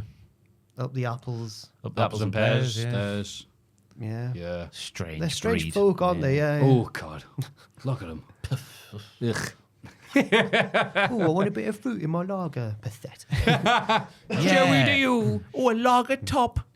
Oh, forget that. Didn't you say your mate at uni asked for a First lager? weekend of the Working Man's In Club in Sunderland. Sunderland, yeah. What did he ask for? He was like, "Oh, I can have a lager top, please." And the whole bar turned around. Screw. It was The out piano of, player stop. proper out of like EastEnders, like, ooh. Or Biker Grove, I guess. The opposite to EastEnders. Yeah. We don't put fruit in our beer around here, boy. You best believe. And Anna Jay comes very close to win the TBS. You missed his new catchphrase, Will. What was it? On another level. Oh, God, is it? It's quite DIY, isn't it? Yeah. Because I'm Will Ospreay and I'm on another level. I don't think he needs a catchphrase. Yeah. His catchphrase is bruv. Yeah. Oh, not that. Well, yeah. Anna Jay comes very close to winning the TBS championship from Mercedes Moné, but the CEO... Sorry. All right, I suppose we did. Is able to pull out the win. Chris Statlander? No. Watches her celebration on a backstage monitor. Fair play to Anna Jay. She gave it her all. Yeah. I like the rope break. It was very late. It was very good. Very good. Because it was a hand rope break, which you don't see as often as a leg rope break. I liked it. Yeah. Really like Mercedes' James P. Sullivan tribute gear that she had on this week from Monsters, Inc. Oh, yeah, it was furry, wasn't it? Yeah. Big old furry. Michael Cole would have been like, what's this doing to me? Let me put some antlers on that fur. Anna took a battering. Mercedes was taking the piss. Then Anna hangs in there. Mercedes gets frustrated. Anna fights back, but then Mercedes goes, "What-ish," and then wins. A good outing for both ladies. I agree. I put, wow, another very solid Moné match. Hooray. Turns out all she needs is wrestlers that she has good chemistry with to have chemistry. Yep. And she nailed the finisher. Well done. Ah, she did. And crowd were making noise. Not much else to talk about. It's not like Jay was winning, so this gave me everything I wanted from this encounter. Yes, Yeah. it was good. And now she's got a match against Mina Shirakawa in Japan. Yes. And they had a dance-off, and Mina was far better. And Dave Meltzer was sweating profusely. Great live show charisma. Yeah, She really has. she does. It was funny that they showed that, like, Moné defended the title at this show, and it showed all the empty seats there. Oh, did it? Oh. They showed a really rotten production angle there to show it, because you're like, God, it looks even worse than the ones that people take photos of AEW. There shows no one there. Yeah, it was a New Japan Strong show, wasn't it? Right. Yeah. And then, to hype up the encounter, they danced together. Yeah. What more do you want? That's what Mina Shirakawa would do. That's fine. Yeah, but I think Moné would do it. Yeah, You she don't likes think to dance. CEO wouldn't She dance? loves to dance. I was thought, I'm better that CEOs don't dance. Or you something. see what she did? She always loves to dance. Maybe I'm completely She wrong. used to dance with the New Day and stuff. Yeah, when she won the Yeah, title. but she's a heel. Do heels dance? When she won the title that night, for shootsies, she took some of the roster to a karaoke bar. It's all Do right. you remember? See the videos on Twitter? Yeah, No, I do not Luke remember was the there. famous karaoke night. Luke was DJing there, apparently. Luke was DJing there. Luke was the DJ Is Oh, that Luke. real? of the night when Mercedes and all the Swerve and them turned up in London. Yeah, Luke was one of the DJs there. Oh, right, yeah. Yeah. No, that's right. Yeah, I wasn't there. I saw it on his story, but yeah, good for him and good for her. She loves dancing. She does. There's no greater thrill than riding a dance. I don't know what I'm saying. Oh, I wish Fallon was a horse lady again and a bar woman. FDR are at home or one of their houses. Oh, thank you for pointing out that they're not Well, actually yeah, a I couple. didn't know what to put. They live together. At the FDR ranch, explained that after the Death Riders attack, FDR won't be cleared until Fight for the Fallen on New Year's Day. But they'll be ready to face the Death Riders, and they're not coming alone. I thought this was unironically funny. Doctor isn't going to clear us for the rest of the year. Mate, it's December 20th. We're not going to be working much. That's like 10 days, 11 days. Oh, yeah, Ethan Page can lose twice in that time. That's 5 AEW. Well, that's 7 AEW shows, including the pay-per-view. Oh. So that's a lot of wrestling they're missing there. Well, you've got me there Who are again. they bringing with them? Is it going to be like Flair or no, something? it's Copeland, Hell. isn't it? Adam Copeland lives in the same town, didn't he? Does he? Ashbrook. Yeah. Oh. When I was thinking of like Mid-Atlantic, North Carolina, I wasn't thinking of Edge. I also was not thinking of yeah, Edge. fair enough. It might not be Edge then. I thought it was just because he lives there in the trees. Makes a and lot of whatnot. sense. Yeah. He lives in the trees. I thought he lived up in House looks Canada lovely, still. yeah. Wow. Now, if you watch Celtic Warrior workouts, Sheamus goes round to Adam's house, and then Adam falls off his bicycle. Oh, And that is the moment he realised he could wrestle once again because he took that bump and was fine. Really? That's a real story. They go like mountain biking through the woods, and there's like a sick jump. like Von and Kyle. Yes. Wow. That's the genesis of Von and Kyle. I don't know what year this was. Must have been a fair few years ago now. Yeah, Copeland goes off this jump and just like lands on like this, as you would do off a bike. And he's just like, oh, I'm fine. It fell off his bike off a cage. Just saying. MJF comes out in a Hanukkah blazer because Santa's not real and MJF isn't sorry about it. And in brackets, why would he lie about that? Santa is, yeah. He's it's just making weird, up stuff yeah, at this come point. on. Don't worry. He's not real. Oh, No, MJF, no, we saw him on the he show. is there. Santa's not real. I think you're fine. I think we're fine. Our audience is not that young. You'd be surprised. I'm quite worried, yeah. Santa's real, everyone. Thank you. Good We man. talk about, like, semen and stuff. I know. MJF comes out in a Hanukkah blazer because Santa's not real and MJF isn't sorry about it. Why would he lie about that? Yeah, I don't know. It was a terrible lie. What a horrible heel. The festive season is all about philanthropy. So MJF has started a fundraiser to help a starving young jaundiced baby. Oh, you No, love it's this. a freakishly small yellow baby. Oh, that was Skinny it. Adam Cole. Really funny. They shows a photo of Adam Cole on the Tron, which Excalibur has to explain that's a doctored image. I hated when Excalibur did that. Just in case the viewers are Yeah. Joe, can you get the picture up of Adam Cole from I last would night's be, Dynamite? if I was Adam Cole, I'd be fuming at Excalibur. I mean, oh, cheers, mate. Yeah. Just so everyone knows, that's a doctored photo. That's of not Adam. really what Adam Cole looks like Oh, now. nice one, Excalibur, mate. You Cheers, Phil mate. Mitchell looking Bloody arsehole. Yeah, do you remember that? There he is, top left. Just in case you didn't know, everyone at home and Joel, who hasn't seen last night's Dynamite, that picture is doctored. Why did Excalibur Yeah, tell us that? that actually wasn't the background. He's actually in front of some woods. Hey. Can the people at home see that, Joel? Oh, God. oh, no. Don't worry I was about going to it. say, I don't think he did. He hold a little transition there. There you go. Yeah, that's a fake image, everybody. Just so everyone's to aware. clarify, yeah. Excalibur told us. Cole interrupts from backstage and reveals that not only is he not jaundiced anymore, he'll have two men in his corner at World's End. Oh, and it's the kingdom. Yeah. no, it's the kingdom. I also forgot about I that. leapt out my chair. I was like, get in! Ah. I thought they weren't going to Oh. be there. I was confused, me, that he had his T-shirt, his UK T-shirt and everything, Adam Cole. I didn't realise he was like still properly in the faction. I just thought he was like this being that, Yeah. this Yeah. little yellow being that floated above them. Yeah. Yeah, pretty much. The queen bee, if you will. Cole wonders if he's kicking MJF's ass. Yeah, easy for me to say. Because it's pre-recorded and Cole is actually standing right behind him. And MJF, the great actor, goes, "What do you mean?" MJF gets beaten down and avoids the Panama sunrise just as much as Cole has been avoiding the real sunrise and runs away. Thank you. What happened between you and Adam Cole to make Oh, you sad? you've already done that joke. Did he beat you at Zelda? First of all, that would never happen. And no. Competitive Zelda? Competitive single-player Zelda. God bless you, Ross, and your pure heart. I guess you could speed run against each other, I suppose. Exactly. Yes. Yeah. Crowd joined in with the feel like MJF something hate of the Wizards, which I've never seen before in an American crowd. He went, "Your local sports team's wank," and they went, "Yeah, we know." Well, I was trying to work this out.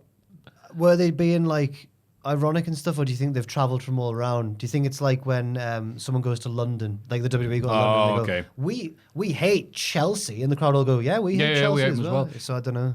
It's different over here because obviously we've got all different allegiances for around the country. But yeah, in America, that was always whether we're here. I know we're born. Washington's close to Baltimore, but Baltimore don't have a basketball team, so I don't know. But they might have a rivalry. You've been to Baltimore.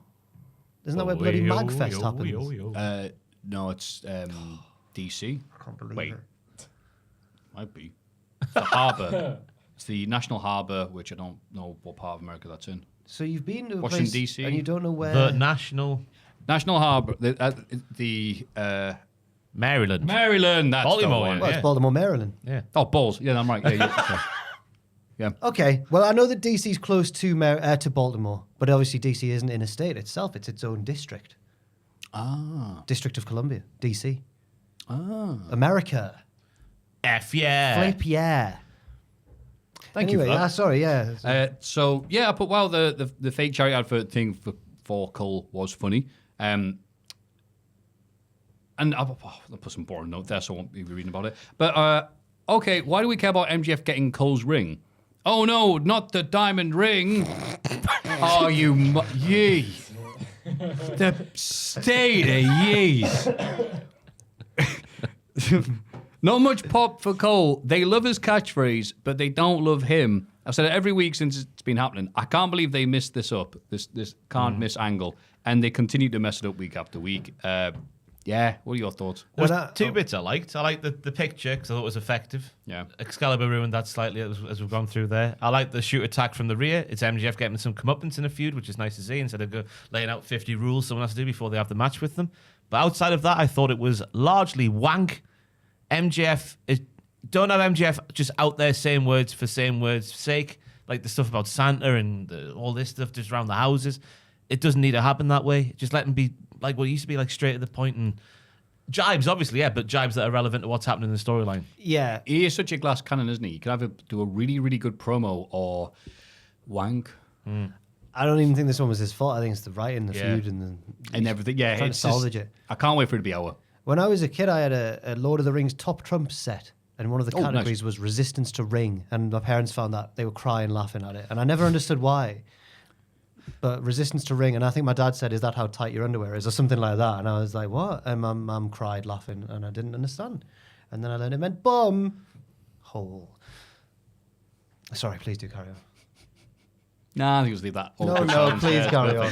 Thank you very much for that story, Jack. You were the one who brought it up first. They're beefing over a ring. And the line from just get things back on track. Look at him, man. The line from Cole where he's like, "Hey Max, now I'm the one who's on the big screen." Oh my god, the big screen. The big screen. Bloody hell! Is that what he said? The big screen. Yeah, he said it horribly like that. No, yeah. I'm the one who's on the big screen. No, he did. Oh, He right. says, "Hey Max, now I'm the one who's on the big screen, and you're the one who's in the ring looking like an idiot." Is that, So was that his actual line? yeah, is that Adam Cole saying he looked like an idiot in the ring? Ah. Like he's an idiot. Yeah. Badly written, I think. Yeah. And then the Kingdom are here. Do you see Cole's like smug face when his pals walked in? He's like, "Hey, you're screwed. My mates are here." It's only Taven and Bennett. I'm not trying to. But did you notice who's missing? Roddy Strong. Kyle. Oh yeah, Yeah, Kyle. Yeah. yeah. He's not in the UK. But he's Adam's. Wait, he was Adam's friend. He's his well, friend. He's been no. mistreated badly. You know, the Kingdom are like, how can we trust you? And then they're with him. Oh, who cares? Moving on. Jamie Hayter cuts a backstage promo on Julia Hart, who attacked her from behind. What has on Tony Collision. Khan done to you? You've been very nice. And Fight for the Fallen, he killed my channel. A Fight for the Fallen, Hayter is going to drop Hart on her head and serve up a dose of Haterade. Now I made a point here. Hayter was dressed like one of the Carpenters. So Jack, what did you think about this? Well, as in Karen and them. Exactly, yes. Karen and them. And the one other one. The drummer. No, she was the drummer. Anyway, fine. I don't know. I felt like I deliberately reminded myself not to say anything this week about Jamie Hayter because I feel like I slag off all her promos every week. So I'm not going to say anything. Oh, Yeah. is there some sort of shoot beef between the two of you? No, What's Jamie Hayter done to you? Then? nothing. Something about a ring? God. See, look at him. That's all it takes. No, she. I just liked when she was an angry goth lass. But it's fine if she wants to be Daphne from Scooby Doo. That's okay.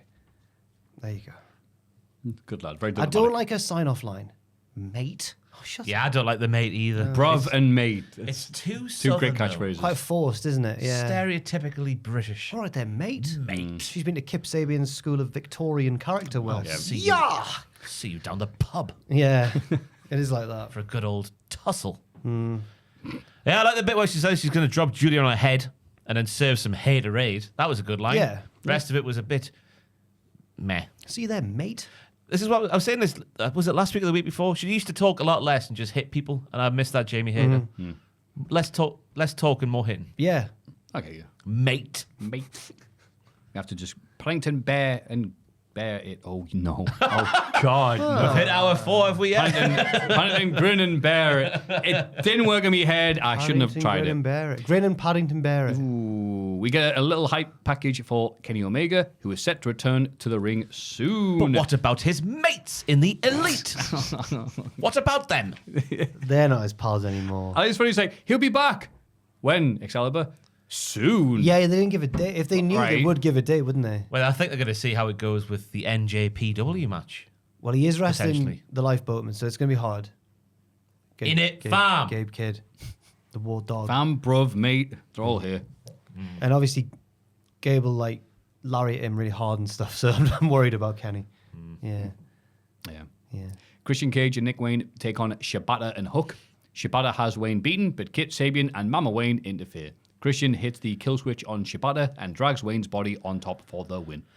I thought Shibata was the one who looked the best in this match here. All the stuff he got in there, I thought he looked class all the way through. The wrestler is pretty good at the wrestling. I've written down there. Surprised tone out of your voice there. Well, look who's in the ring with. That's a Yora Shibata. You'd expect the focus to be on else or other people. In the Yeah, ring, wouldn't you? he's a side character. Yeah. And then I'm shocked that Rick Knox, of all referees, would be lured in by the distraction, which allowed the heel tag team to whizzle-wazzle their way to a win. That's I don't right. even Big Man think- Wayne got a set of car keys and jangled them in front of him, and that was all it took. I don't even think it made sense.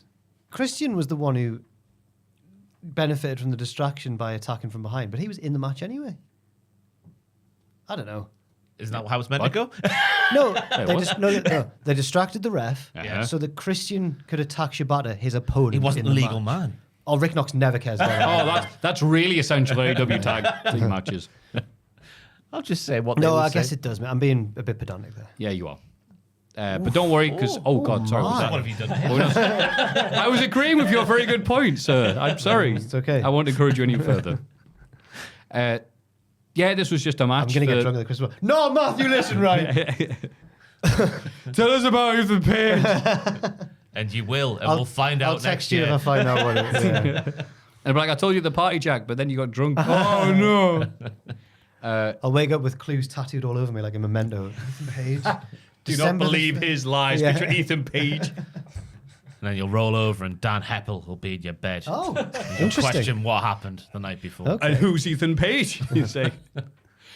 Yeah, this was just a match for the sake of the Hook versus Christian feud, Yeah. which I understand. But you're right. Shibata was so much better. And again, Hook's a nice attraction, but I'll say. But Shibata is, another level. So it's like, oh, using that dude to highlight the other dude. It's like, no, you think it'd be Hook highlighting Shibata, but obviously, the feud's this. They mentioned so the Hook nothing was much here. still injured from the attack, but yeah, it did feel more about the other stuff. I thought Hook's haircut made him look cute, but not in an effective way. I thought it meant, oh, what's he like? Whereas really it should be like, grr, I'm Hook. But his haircut made him look more cherubic. The rest of Shibata, oh, he's a good boy. He's That's a good honestly boy. what it was like. Yeah. Aw. It was slightly shorter, and it made him look like a little angel. Watch it back. I was just saying. You know, he does his moody thing in the corner. Yeah. I was like, oh, he's It's like, I don't want to eat vegetables.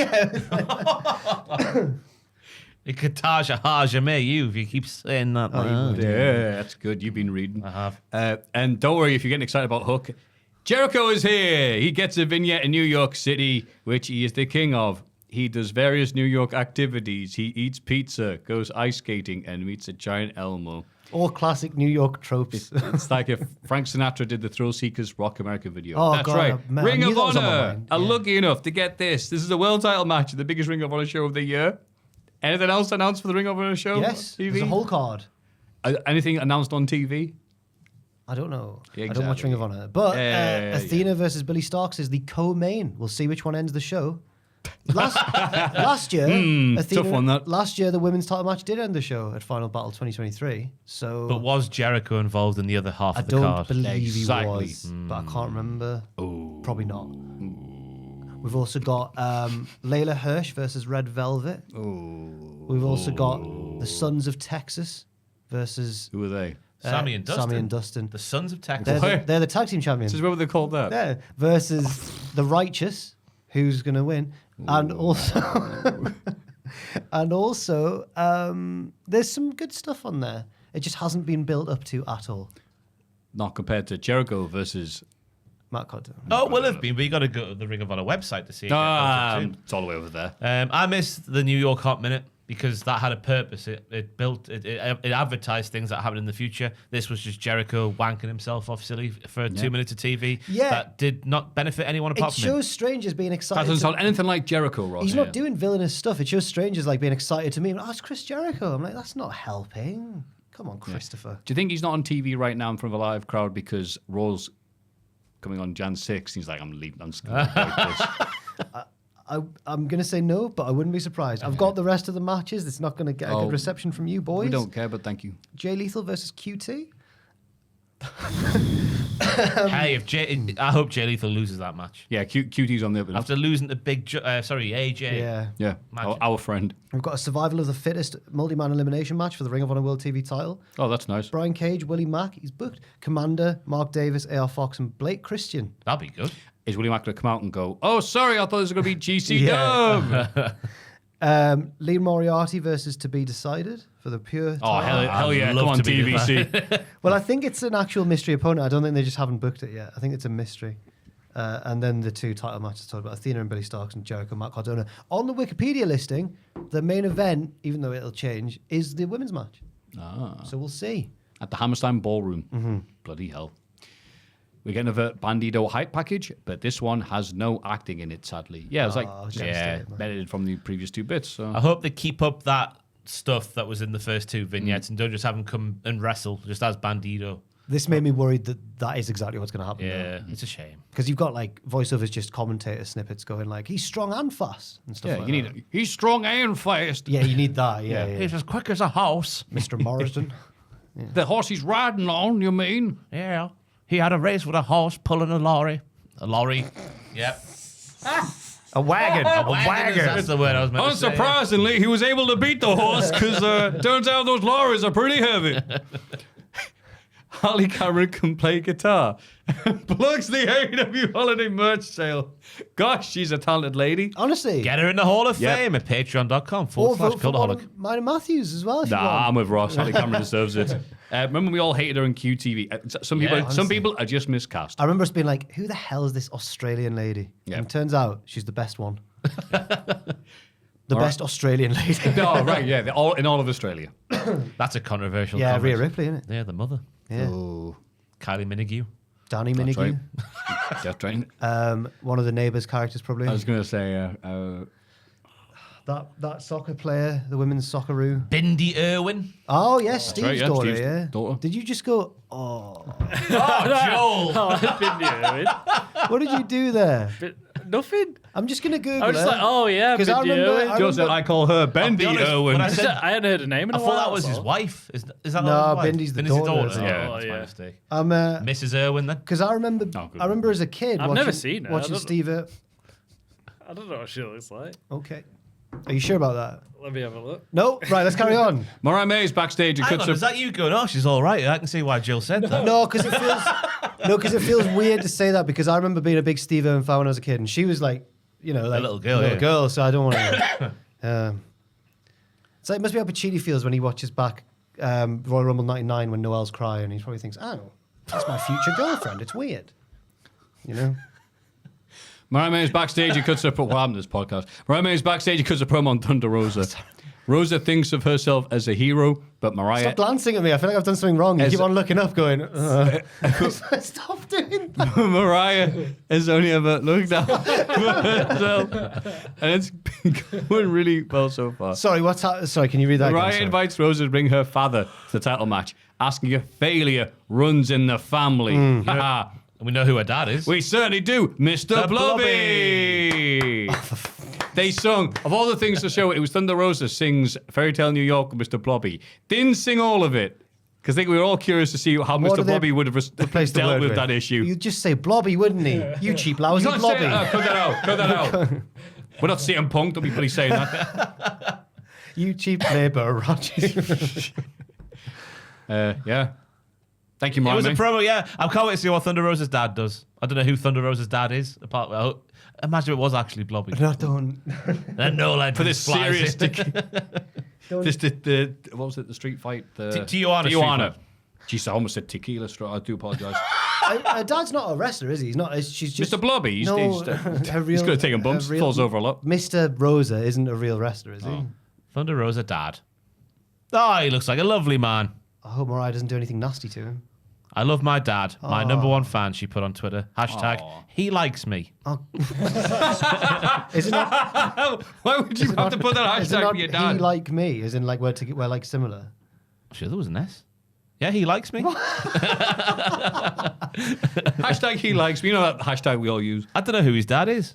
Let's go on Sportskeeda to find out about the history of Thunder Rosa's family. You can host on Maffew. I'll read it in the background. Sorry. Tony Schiavone interviews Ricochet in the ring and asks him about his recent change in attitude. They're interrupted by the Hurt Syndicate. Ricochet sucks up to them and asks if they've seen his recent wins. He hopes to face Shelton Benjamin in the CC final. Lashley grabs Ricochet by the head and MVP rips at the business card he gave him. Nobody likes a kiss ass, saith MVP. They kick Ricochet out the ring and he leaves all annoyed, ready for the Shelton Benjamin match next. I'm interested to specifically hear what you think of this, Matthew. Well, I like that crowd chanting, we hurt people with them because the Hurt Syndicate, just like in WWE, are too good to boo. You can have them do all the heel shenanigans and beat up people and stuff like that, but we are watching wrestling. We like it when people get beat up. And these guys are cool as hell. And I'm like, okay, cool, here we go. Here's the bit. Ricochet in his lovely suit that's got, the stripes and lines on it. I've got the term. Pinstripe? Is it pinstripe? Or checkered, maybe? Checkered, maybe. Yeah, I'll go with that. Noughts and crosses. That's what I was thinking, like. Noughts and crosses. He's got Graph the paper. graph paper, graph paper suit. Here we go. Do you see the match? I want to join you guys. And they went, nah. I'm like, oh, I hope this is a setup for Ricochet beating Ospreay on Collision, which he was hyping up. And then they go, all right, yeah, you're good enough to join us. Or to swerve to this happened, because if not, this is not what Ricochet needs right now to be punked out by anybody that he's not getting his revenge on. It feels deliberate when we talk about the promo backstage later on as well, that he's being a dweeb, right? Yeah. But I don't know if that's what he needs. No. Right, only if he joins with them and he's, the Carlito to their JD, I guess. But he's too good to be that in the ring. yeah, but in AEW, everyone's bloody good. I know, yeah, but it's Ricochet though. It's just weird. I didn't know what to make of it, and I'm gonna actually disagree with what you said there. I'm gonna go out on a limb and be the only person in the world, I think, who is gonna stop booing the Hurt Syndicate, because that takes a lot of guts. Thank you.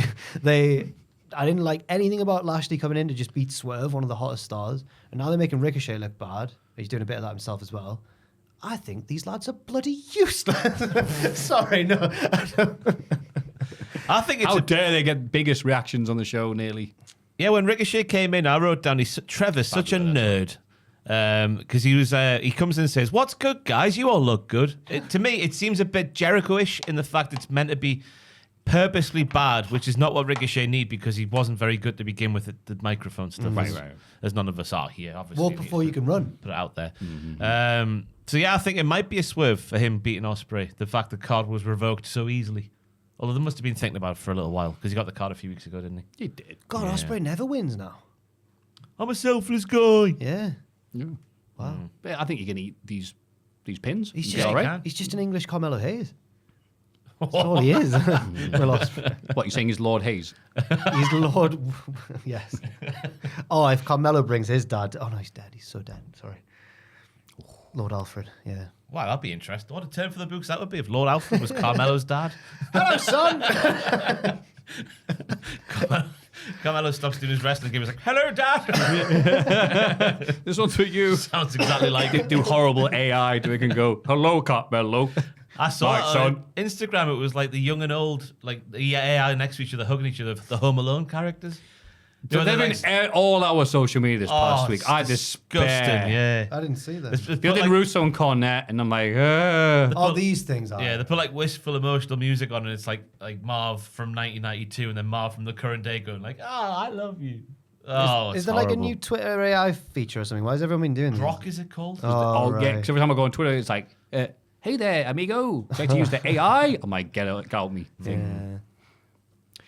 Shelton then wins a CC. Thunder Rosa's dad, by the way, Sports Key did know he's roughly 70 years old. That's Hell all. yeah. That's all they Oh said. man. Still younger than Jesse Ventura. Mariah's gonna do something horrible with Thunder Rosa's dad. He's got a lovely mustache, though. It is a great touch. It's so thick. Well, she's gonna burn it off. No. She's a horrible heel. She is. Shelton wins a CC match against the Beast Mortos. MVP directs him to continue the attack after the bell, because he's been on commentary the entire match. But Daniel Garcia, of all people, interrupts. He doesn't care that it's 3-on-1 and heads to the ring, where he's joined by Mark Briscoe. There's a big old brawl, and the good guys get their heads kicked in because MVP breaks his cane over Briscoe's back. Yeah. Shelton stands tall over Garcia and raises the TNT title belt. Briscoe, who's fresh off a win over Kyle Fletcher, no less, in the CC. Really? On Collision. Oh, that's a weird result. Beat him, yeah. The CC just gets in the way of things then. Fletcher's just beaten Ospreay on pay-per-view, and now that's weird. It looked, I haven't seen the full match, but I saw the highlights on Dynamite, and it looked clean. Wow. But Shelton Benjamin's performances are still out of this world. Yeah. They're still fantastic. The bit at the start where from a standing position, he just sort of gets the beast by his gooch and hoists him in the air. 250-pound man. What a move it was. Everything's been nailed with Shelton. That's pretty cheap for a man. Sorry. But yeah, I wouldn't be against him not only winning the group, but also a mid-card title the way he's been presented. Yeah, It's good. I'd agree. Although maybe not from Garcia right now. That would be damaging. I don't know, because Well, Shelton's, they've been above everybody else, so yeah. Shelton's massive. He is. He's a huge bloke, which I never appreciated in WWE because he was next to everyone was big. But yeah, here he looks like a destroyer. Yeah. Apart from one moment where Mortos blatantly slipped while doing the rope walk and Shelton worked around it very quickly. Mortos was fine here. Not his usual awesome level because Shelton's not a lucha dude, but again, it was all about Shelton. Yeah. And good for Mortos making him look good. Yes. Hell yeah. Hell yeah. Heck yeah. And then Renee interviews Ricochet, who was confused about the Hurt Syndicate's rejection even. He unconvincingly says he isn't worried about it and wants to concentrate instead on his match with Ospreay next week. Not yet. He wants to beat Ospreay. He does it twice, yeah. Oh, he does, yeah. He really rams it up this week. He wants to beat Ospreay and shut the world up, which is why he's paying close attention to Will's match tonight. Ricochet's into the bite, Swerve, who I'm pretty sure says, "What up, turd?" Yeah, he just... I have to take your word for it because the pop for Swerve was so big, I could barely hear what he was This saying. was such a sad side-by-side of just this molding over guy just being like, "You're a little turd, ye." I was like, oh, poor Ricochet, Trevor. man. Swerve has known Ricochet for 14 years and thought maybe he'd have changed, but it looks like he's still the same old Trevor. And then Ricochet says Swerve won't be able to stand it when he wins the CC. He leaves, and Swerve laughs with Nana about Ricochet still being bald. Swerve's insults don't even need to follow on logically from each other, Yeah. and he still wins. Ricochet goes, "Well, you'll see when I win the thing," and then leaves, and he goes, "You're bald still, mate." And everyone goes, "Ha! I think that's the point, though. That's so bad for him." It's purposefully nerdy. It's meant to be bad, but it's meant to be bad. Ricochet up against Yeah. Swerve, who's effortlessly amazing at talking. I think it's all, at the minute, I'm thinking it's all purposeful. Ricochet being this way, the noise being done twice. Yeah. Adds to that as well. Yeah. Someone's pointing out it's the same noise as Shy Ronnie. Have you seen Shy Ronnie, the Lonely Island sketch? No. They did it, Andy Samberg, the main one. Yes. There's a duet with Rihanna, and I think they did a couple, but the one I remember, it's like a Bonnie and Clyde music video where they're like holding up a bank, and Rihanna's all like, "It's a stick up, tell him Shy Ronnie," and then he can't sing because he's shy, and then when he gets awkward, he makes a noise, and the noise is ha ha, which is Ricochet's noise. Ricochet is Shy Ronnie. That's what's happened there. Thank you, Jack. That's all right. Check out Shy Ronnie, everyone. Those young whippersnappers, the Lonely The Island Lonely Island, up-and-coming indie duo. They do have a new song. trio. It came out last month, yeah. Do they? It's not very good. Oh, Oh. Not as good as their hits. is Not- it the one with Charlie XCX? Potentially. When they're calling the police on the neighbours? Yes, in the house at the start. Yeah. Yeah. Here I Go, it's called. Here I go again Yeah, on my own. own. Jack Sparrow. RJ City does a sit-down interview with Tony Storm, who acts like they'd never met. Tony loved three things growing up in Australia: wrestling, rock music, and the grind. Tony seems to think she's only just arrived in AEW and has no memory of being a three-time women's champ or a feud with Mariah May. Or who she feuded with in the past. Mercedes Moné is an icon. Saraya is a legend. And who was the other one? Mariah is the best in the business, yeah. She hesitates No, I and thought then she- goes, "She's the best around." I thought she said, like, Saraya, rubbish. No. She was complimentary about all of them. Sure, you She, she said someone was rubbish, though, didn't she? I don't think so. Bollocks. Legend, icon, and the best in the business. Oh. So either she's got amnesia and she's forgotten who she is, or No, I it's, think that's me just now. or Sorry. it's timeless Tony Storm playing a role. Either way, I think it works. Yeah, no, I'm liking this. It's really funny when she's like, it was like an NXT gimmick, how one note it was. I like three things: yeah. rock music, professional wrestling. And that's like what NXT would do unironically. Well, they did do with JC Jane and Gigi in, Literally, in the record shop. Matthew looks like he disagrees there. Oh, right. I'm having to think, sorry. It was just so one The little note. cogs are going. It was one note, but it wasn't. It's deeper than that. It was. She's nice. really good. Yeah. RJ City, perfect guy to be right here. Because he probably wrote it. Oh, right, okay. And yeah, he's pretty, yeah. If I could have my time again, I would maybe vote for her in the Coldies for an award. One of the She awards. did get yeah. nominated for an award. I won't reveal Yeah. if she won or I mean, not. just me personally, because I did not. Just a minor spoiler. Oh. Yes, I would And retcon. you're all about the minor spoilers. In the CC match against Will Ospreay, Darby Allin survives a Stars clash from the apron to the floor and picks up the win. Was not expecting this. That wasn't the only big fall either. The coffin drop was Oh. even more gnarly than normal on the apron because he lands on the corner this time, not just flat back on the hard bit. The sequence with the hidden blade into the code red, that gets my move of the week this week. Oh, with like the little backflip off the back. Yeah. And, yeah. Oh, baby.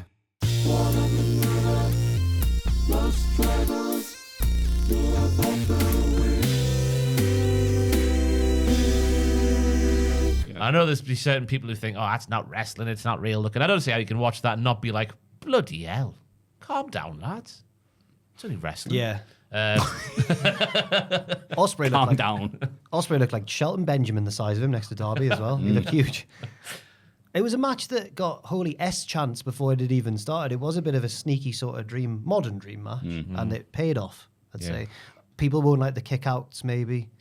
Darby surviving a Stars Clash to the floor, followed by the Oscutter 2. I mean, at the start, when he took the coffin drop and just bounced off, hilariously, I thought, time for Darby to take another dumb bum that won't mean anything in 2 minutes. I don't care about these anymore. Even Excalibur doing the serious voice. Oh my God, he may be hurt. He ain't. He's too dumb to feel pain. He's a but grumpy then they boy. carried on. He's a What's grumpy Darby boy. done with you now? No, but then it's like, this time, this staff bump may be the one. It's like, it's Darby none of them have Allin, though. ever ended the match. Were He's you a always got Jeff up. Hardy fan back in the day? He's always got, yeah. Exactly. And he, okay. It's adrenaline. It's fighting spirit. King's Road, Yeah. Matthew. But then I like the Oscutter getting converted into a Scorpion Death Drop, and I put Wait, Darby won? Whoa! Oh, okay. Well, that makes sense to push Darby the main event scene. About time if that is the plan. Yeah, okay. Wasn't expecting this, but this is what the CC's for, to get these go. Like in a month's time, to go. Yes, but Darby has beaten this person, this person in quick succession. And again, they need somebody to be rising up to the top, which they've been saying. Oh, it's Darby. After they've had him lose a few times inexplicably. So This is especially Jack Perry at Wembley. But this has convinced me now that Darby is the guy who's going to beat Moxley. This win. Yeah, and I think, as I said before, Will can take these losses. Yeah. Doesn't matter, because like after the CC dust has settled, he'll do something at World's End or the next pay-per-view and just be kicking ass again. So Yeah. It's not as if your performance in the CC really matters in the grand scheme of things, because Brody King was getting wins and wins and wins this time last year, and the push went nowhere True. afterwards. So I don't know if Darby will win the CC, because it feels like that whoever wins the CC is its own thing, not if he's going to go after Moxley. Like, that feels like it would get in the way, maybe. I thought Jay White won the CC last year, and that's why I got the No, shot against Eddie MJF. Kingston won the CC, didn't he? Bollocks! Why is Jay White the person who got the push then for MJF? It was just because he was there, right? Okay. I don't know. There might be a reason. Okay, my bad. Eddie Kingston won it, didn't he? Beat Bryan There we go. Yeah. and then got injured at the wrong time. Yeah. And then Hangman Page walks out the main event 6-man tag match early, but returns towards the end and attacks Moxley. Hangman sets up the buckshot lariat, but Cassidy hits Moxley with the orange punch instead. Page hits Yuta with the buckshot, but it's unclear if he was actually aiming for OC. Hangman argues with Jay White, allowing Moxley to roll up Cassidy. The faces continue to argue after the bell, but manages to fight off an attempted beatdown by the Death Riders. Hangman stares at Moxley as he retreats through the crowd.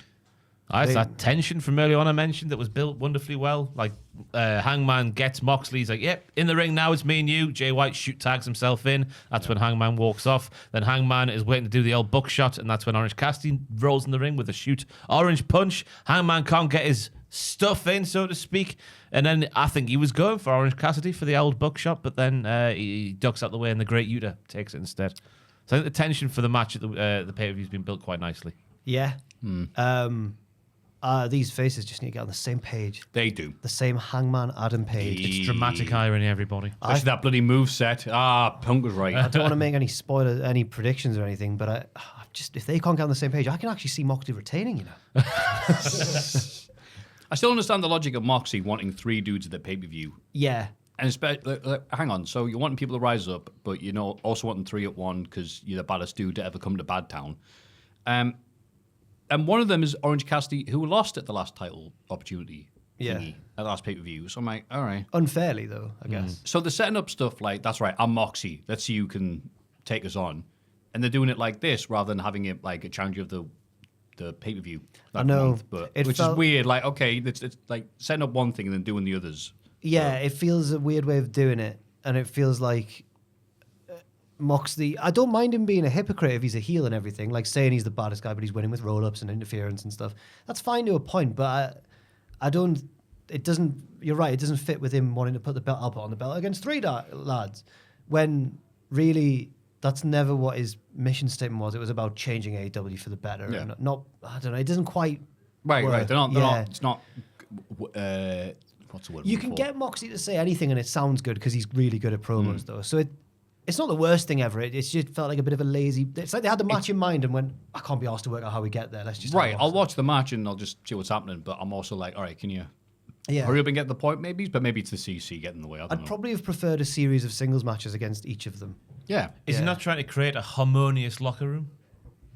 All the you've had to backstage work In together. AEW. Well, That's what I mean. I'll All the try and find a dry all the spot in the ocean. All the backstage stuff obviously takes more headlines than the in-ring Oh, stuff. makes so Ricky sense. Starks is going to beat him for the title, right? No, I agree with Ross actually. okay. Because if they win, then Moxley goes, "Well done. That's what I was trying to teach you all along." Yeah, Then he he's flies dangled away. the carrot. Yeah. He's dangled Like the carrot. Mary and Poppins. Once again, Just get along, lads, and you'll be the company will be in a better shape. it's if you like just a get Squid along. Game where they have to work together to get the job done. Yes, Moxley's that big woman in the dress. Yeah. Who turns round. Dun-dun. The title championship was in you all along, Orange Cassidy. Wow, thanks, John. Goodbye. Blades on his way after. Wild thing. And that was the week in wrestling. Let's have a rummage in our mailbags. Mailbag time. Oh yeah. Hello, Cultaholic Podcast. Ooh, that's us. Hello. Back in episode 8, of your fine video podcast, you discussed the possibility of women main eventing WrestleMania. Is this how far back we go? Oh, it is. Yeah, Bloody right. hell. Jack predicted it would happen within 5 years, while Ross and Maffew said yes, but only if Ronda Rousey was involved. Haha. We're all geniuses. Yeah. Fast forward over 5 years, and we've now had 2 WrestleMania main events headlined by women, but nothing in the last 3 years. My question is, who do you think would be the next women to headline a WrestleMania main event? Additionally, with WrestleMania spanning 2 nights, do you think women will ever main event the Sunday again? True main event of the weekend. Oh. If so, who do you think could take that spot, and when might it happen? Up the podcast and Botchamania. Thank you.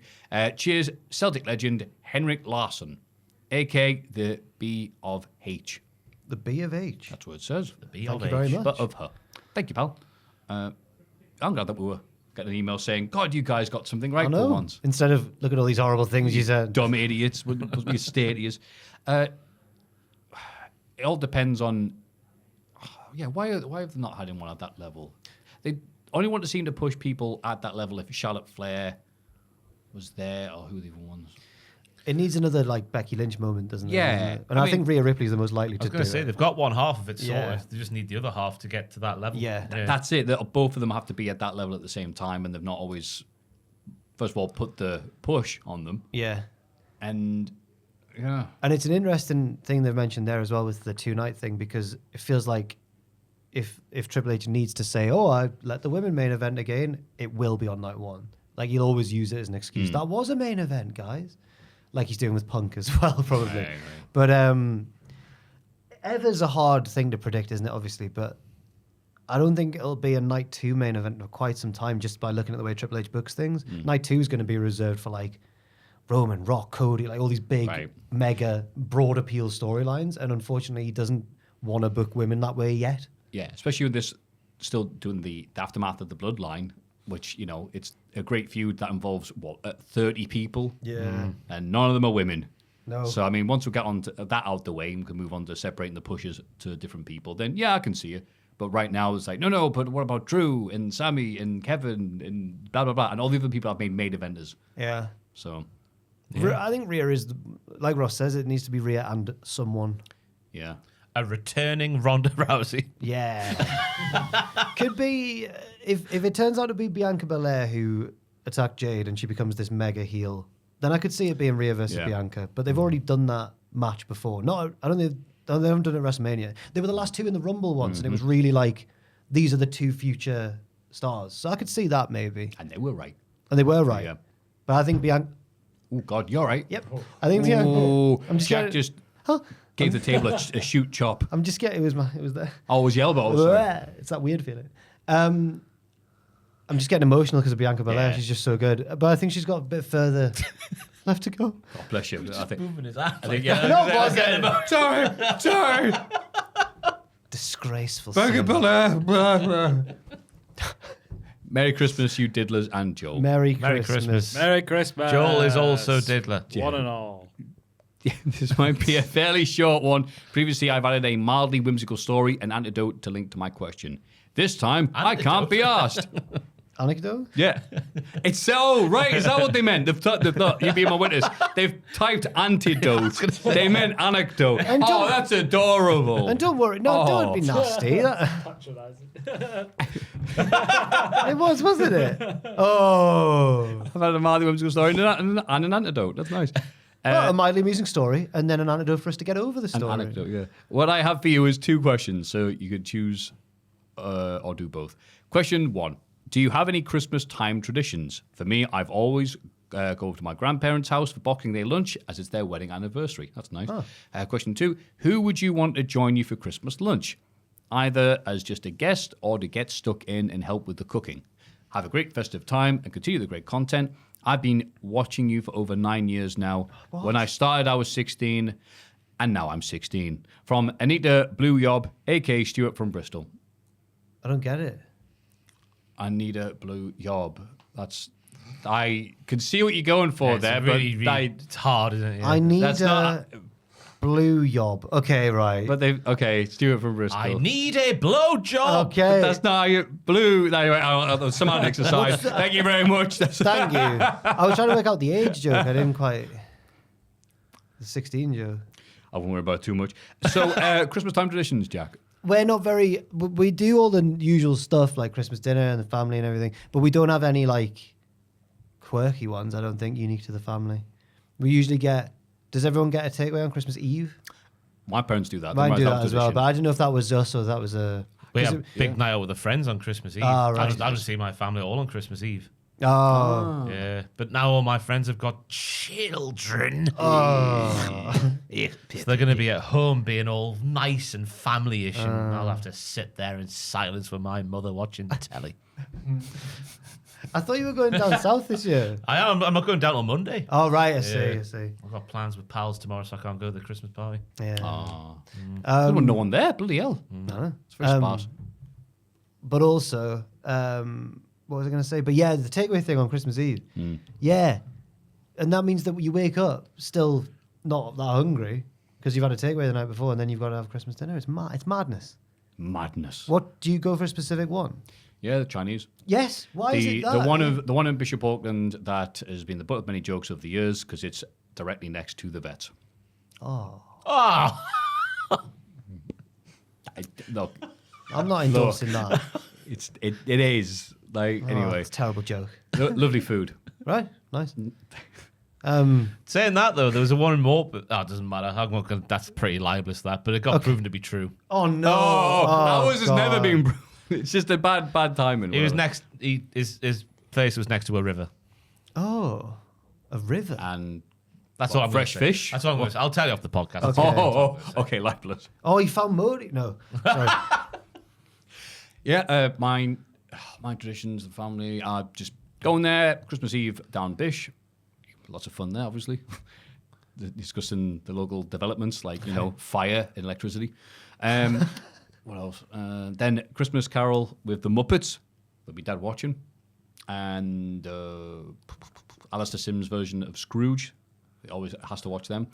He's now made it a tradition to put on It's a Wonderful Life because he knows I cry at it because he's my dad and I love him, the bastard. And then go see my mum's side of the family in sunny Darlington Lovely.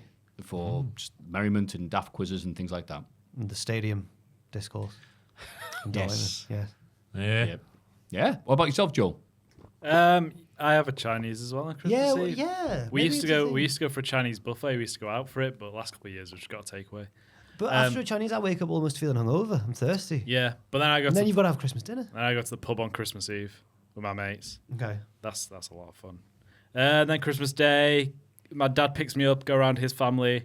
Then I go to my grandma's and spend Christmas Day over there. Very Okay. nice. Lovely. Yeah. We've all got quite normal ones then. Yeah. My new tradition's just they passed away this year. They were Yeah.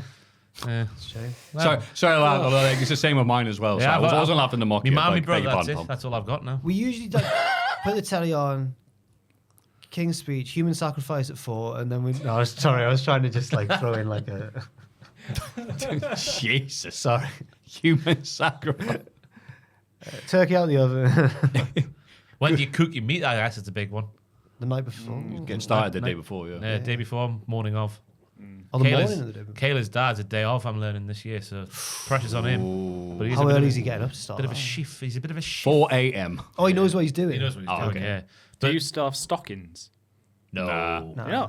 No. Oh, I do. Do you still get to call? You not been a good boy? Not much corn nowadays, like not since Thatcher. To answer the second part of the question, though, Baron Corbin's the answer for me. Oh God, yeah, the second bit. who would we have around? Yeah, John with Christmas. Baron Corbin. He would bring the Traeger grill with him, or whatever grill you have, and he would sit in my garden and he would make all the meat, and I'd have a great time with him. Because I'd tell him to go, Baron, go in the corn. Go in the corn, Baron. You naughty boy. Go in the Corbin. Go in the Corbin garden, corner. Corbin. Ronnie Corbin. He sounds like quite a nice guy as well from interviews. Yeah. Yeah. Ethan Page, so we can. So you can have a classic family Christmas argument. Because 'tis the season. Have yourself a merry. But playing in the background while we stare each other in the eyes. I'll go for. I'm going to rip off Ross's answer, but I was going to say Otis because have you seen the stuff that he produces on the grill as well? And he's hilarious. I think he'd get along with my mum. I think she'd like him. I think she'd find him funny. Oh, she'd hate him, wouldn't she? What am I talking about? I'd go Grado because I know my mum thinks he's funny. Grado is the answer. How can you hate Otis? I think she'd hate the look of him, unfortunately. I think she'd be like, oh, he's just a big, scary man. I think she wouldn't like that at all. But he's so lovable. Big hug. He is, I know, but I don't think she'd like Grado. She's seen him on telly before and gone, he's the big daddy then, isn't he? He's the one who's the big daddy of this generation. And yes, Mum, you're right. Yeah. Yeah. That's why Joe was laughing. Yeah, he is. I think it's because I used the term big daddy. Because dirty man. Big Daddy gets in the ring sometimes to wrestle, you know, Joe. Yeah. Very sensible. Oh, good, we've moved on. Good evening. Good evening. Good evening. I was watching Saturday night's main event with my partner, and out of nowhere, she said that Cody Rhodes looks like Derek Okora. R.I.P. And now I can't unsee this photo attached for Shagger Joel. My question, who are some wrestler lookalikes that you can't unsee?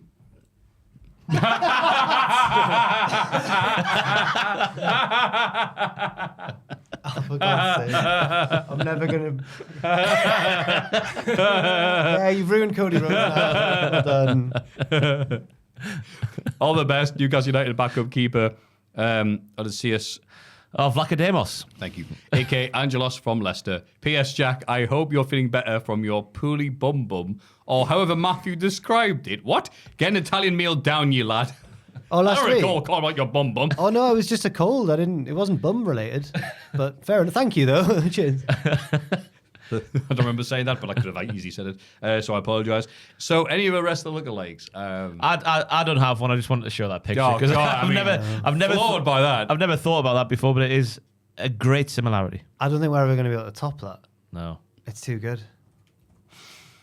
Wolf from Gladiators and Pac. Yeah, a bit. It's not Derek Okora, though. It's not, no. But I like how you've kept once again, the lovely viewers and listeners have done the best one first. Chris Jericho and JBJ, John Bon Jovi. Simon Miller always gets compared to that porn actor, doesn't he, unfortunately? I don't think he likes it. Oh, what's porn? All right, well, sorry. Yeah. Oh, yes, Roman Reigns and the guitarist from Metallica. That was a popular one at the time. WWE have done their own album on their website. Did you know that Alexa Bliss looks like Margot Robbie? No, she doesn't. They're blonde ladies. Did you know that Cesaro looks like Jason Statham? No, he doesn't. Both bald lads with stubble. That's a good one. Heath Slater looks like Los Angeles Dodgers infielder Justin Turner. He does, yeah. Okay, yeah. Cena and Mark Come on, man, just white lads. Nah. Triple H and Sean Bean. Oh, get F. Nah, I hate this list. Ziggler and Kurt Russell. Yeah, out your mind. What the hell's that? From the nose down. From the nose down, yeah. But from the nose up. Kurt Russell was 13. Alicia Fox and Rihanna. She looks the most like Rihanna of any wrestler. Yeah, compared to some of these bloody things, yeah, sure. Curtis Axel and Pittsburgh Steelers Roethlisberger. quarterback. How old is this list? Yeah, it's a few years old. There he is.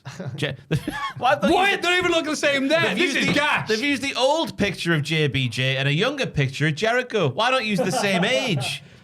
Jericho stepped in. He was like, no. Jericho would love that. What? Sheamus and Jason Enfield. This is Mark Henry and Rick Ross is on What this. work experience kid put this together? This is crap. Sheamus and James Hetfield. What? No, not at all, is it? I can see a little bit if you squint. Of Zack Ryder. If I shut my eyes, they're perfect. Zack Ryder and Bradley Cooper. Daredevil wouldn't think any of these look good. And that's the end of it. What a pile of crap that was. People say if there was ever a CM Punk movie, it would be Jake Gyllenhaal who'd play him. I can kind of see that. Okay. Yeah. When CM Punk does his angry eyes, when he's like like when he was brawling with Rollins this week. That's what Jake Gyllenhaal's face normally looks like.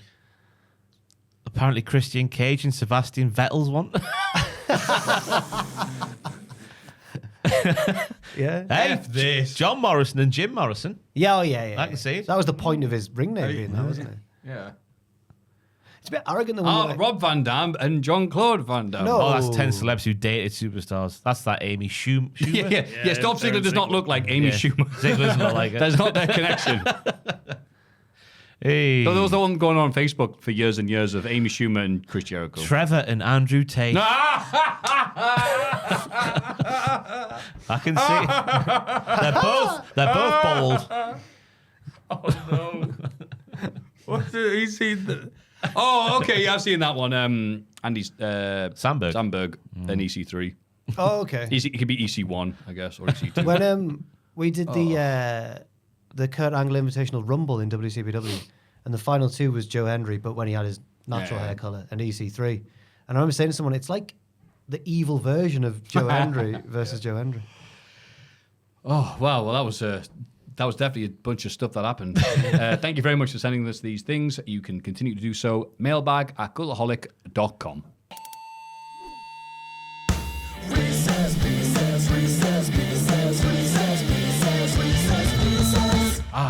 Wrist piss from the very recently vault.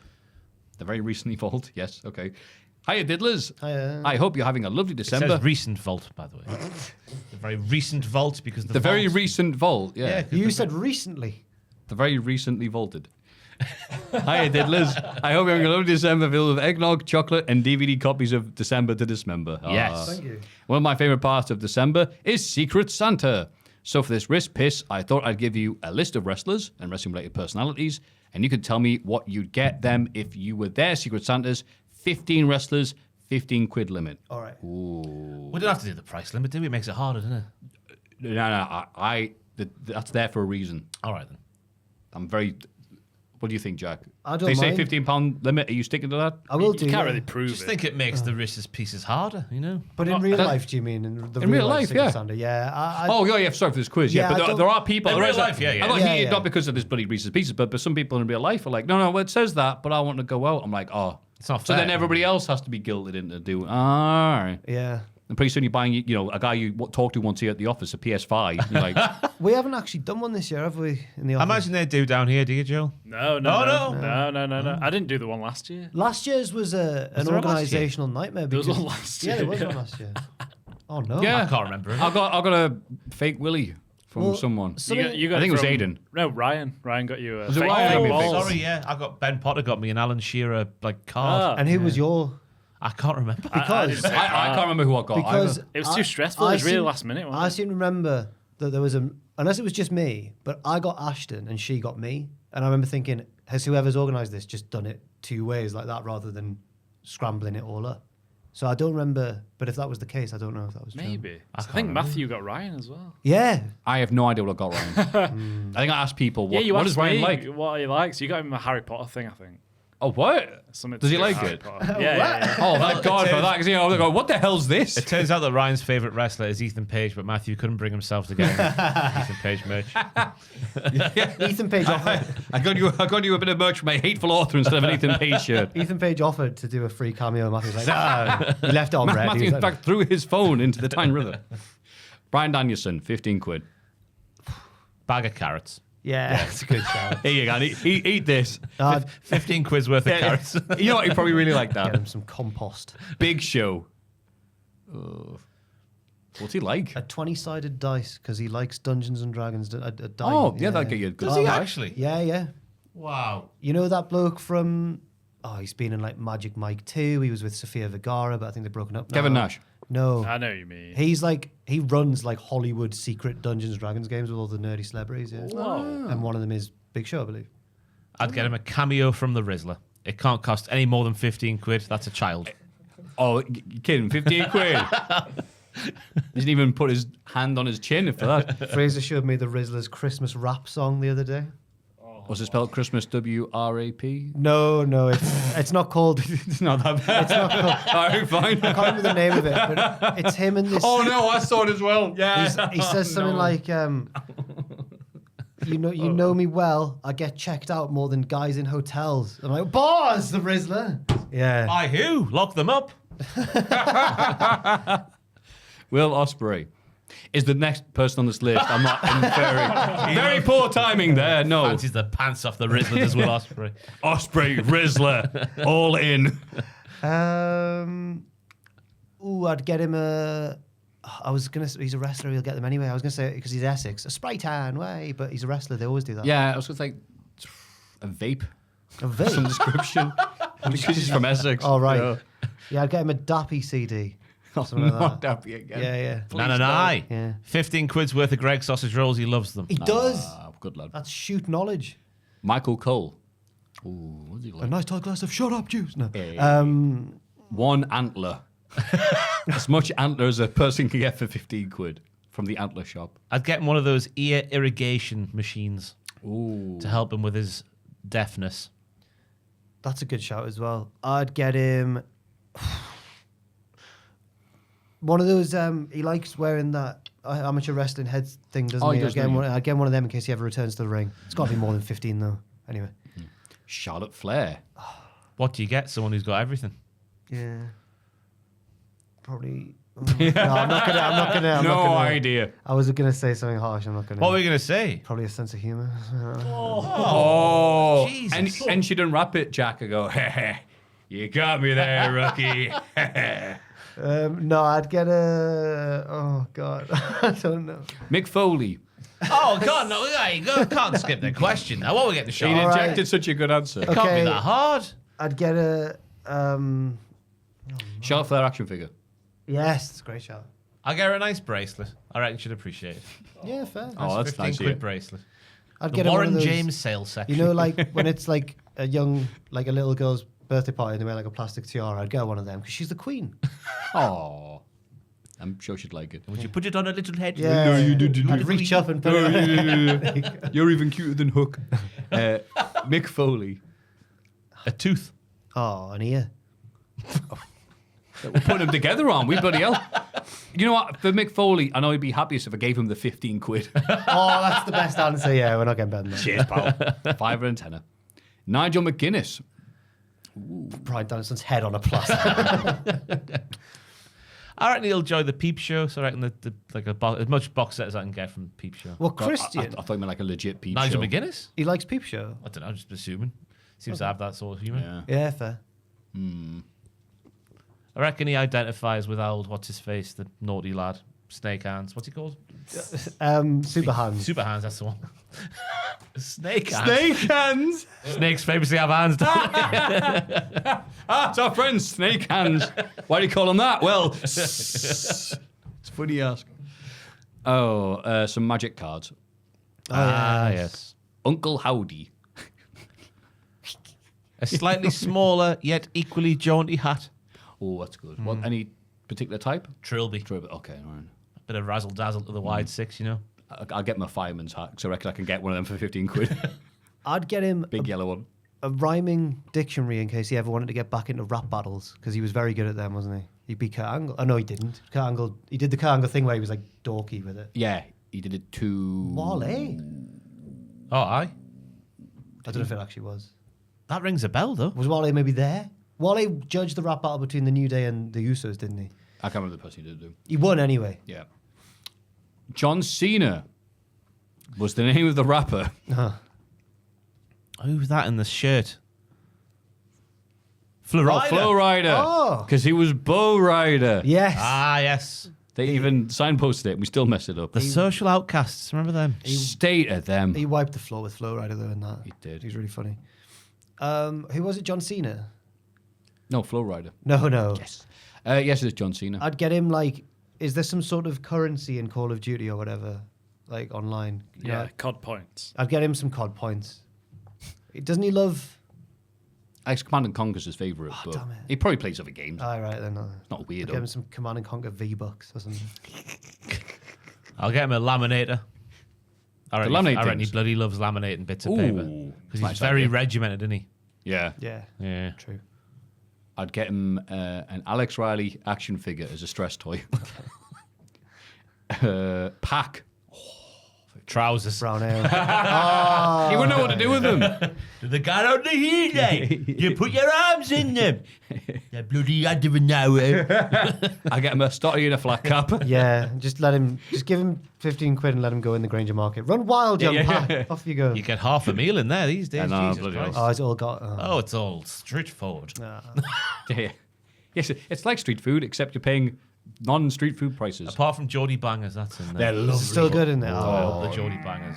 I need to try it. Oh, yeah, I Joel. really want- Ideal for a hangover, I'd say. Full of I'm energy. having one of them. Get yourself down Oh, on Saturday, God, Joel. yeah. John Moxley. Some Geordie bangers. Plasters. Nice. He likes his alcohol-free beer, doesn't he? Or he doesn't drink anymore, so I'd get him. Yeah, pretty good. Fair enough. Oh, wait, I know, I'll get him Gillette. The best a man can get. Oh no, I was like, why? But now you've. Lance Storm. Not to shave his bald head, no. Just to... Yeah. Well, forehead, head. Lance Storm, wow. Step counter. Just click. I can do that already with my brain. Yeah.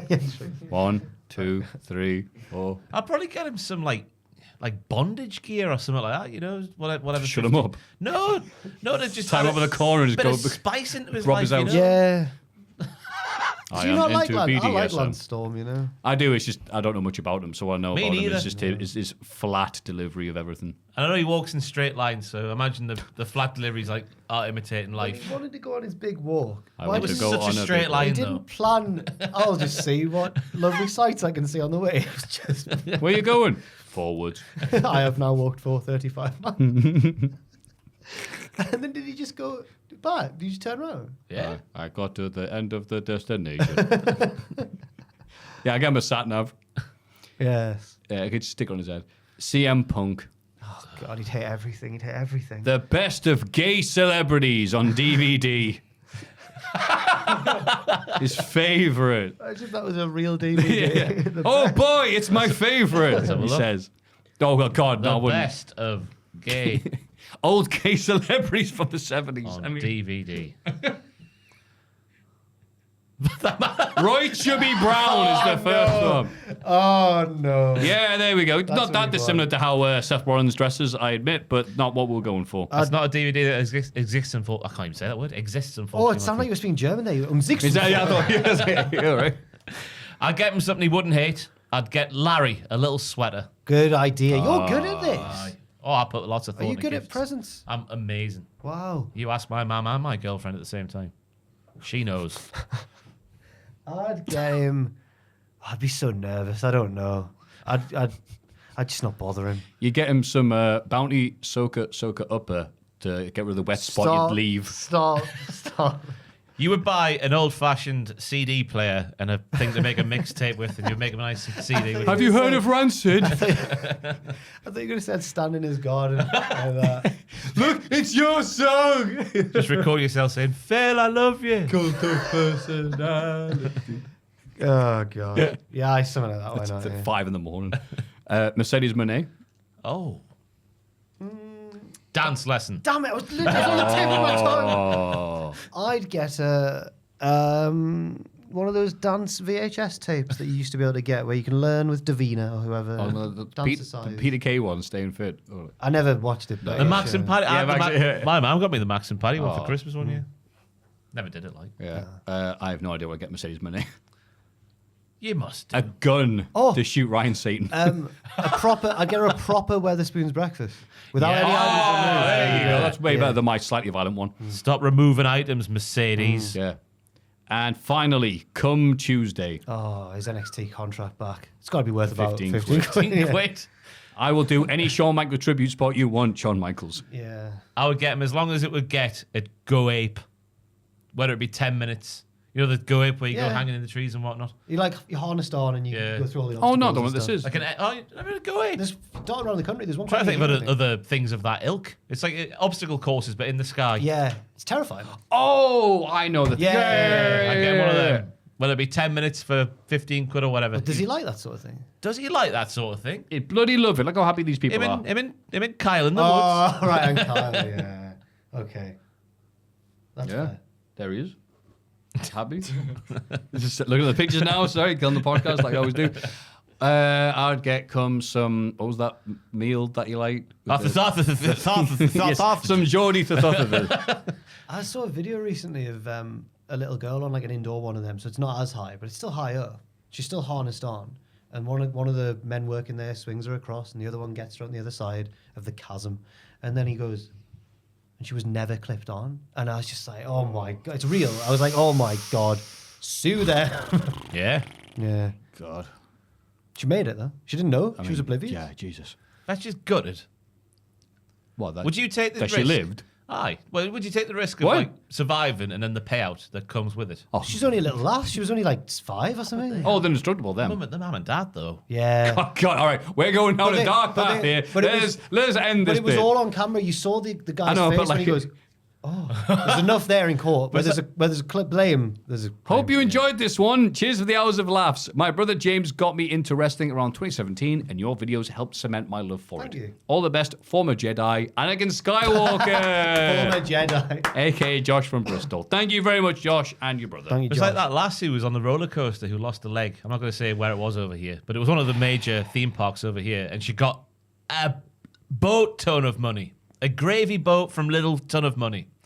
Would you take that for losing a leg? I probably would. What a question. Not an entire leg, no. You can get a prosthetic. I leg. stubbed my leg, I stubbed a toe, banged my shin. I'm like, oh, like no. It's an idea you have. Then you bang your leg. You're like, nah, I need this. 7 figures though. Losing a But leg. you'd have to learn Well, how to which adapt to a ones? whole new lifestyle. So that's wouldn't you? why action figures, Ghostbusters, Power Rangers. Okay. Oh, well, that died a horrible death. I'm glad to have killed it. Mailbag at cultaholic.com. It's Cultaholics.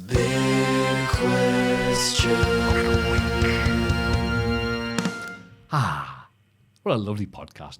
And just a little shout out to, well, the main event, let's call it as you see it.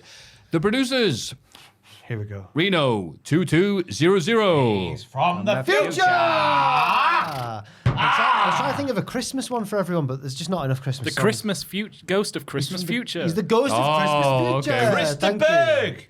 Lady. He was in the sky. Is that Krista Berg? Driving home for Christmas.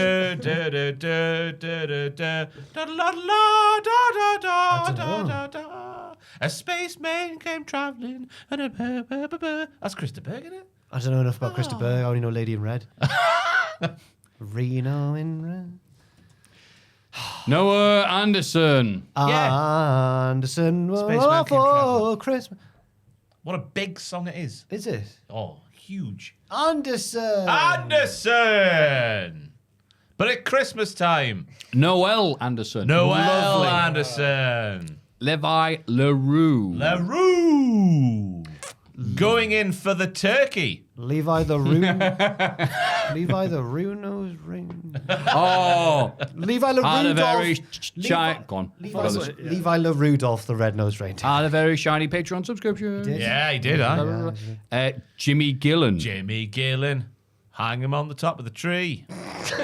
Jimmy man. Gills, We Jimmy always- Gills, Jimmy all the way. Oh, what fun it is to see Jimmy have a play. Why are we singing together? We don't know what we're going to say next. Larry Robb. Right. Ooh, that's We hard. wish you a Larry Rob. Oh, God. We wish you a Larry Just Rob. dying with laughter. We wish you a Larry Rob. Rob. You say rabbi there. Rob. I was about to say they enjoy Christmas too. No, they don't. Famously, what am I talking about? Tear of Grace. Oh, well, the word grace has to be in a. Oh, God.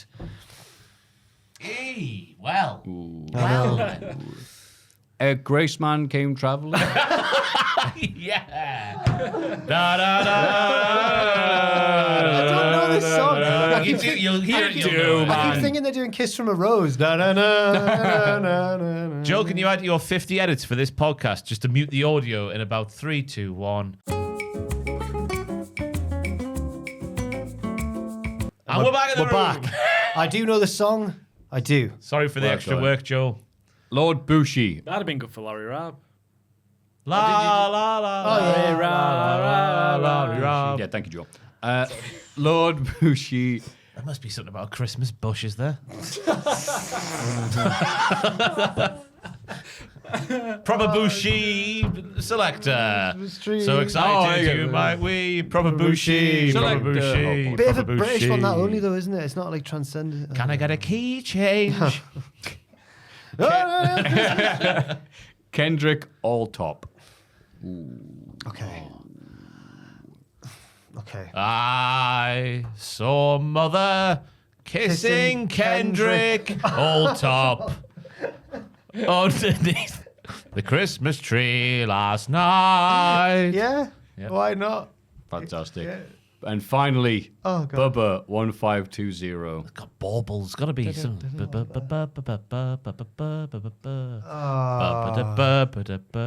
I don't want a lot for Christmas. There is just one thing I need.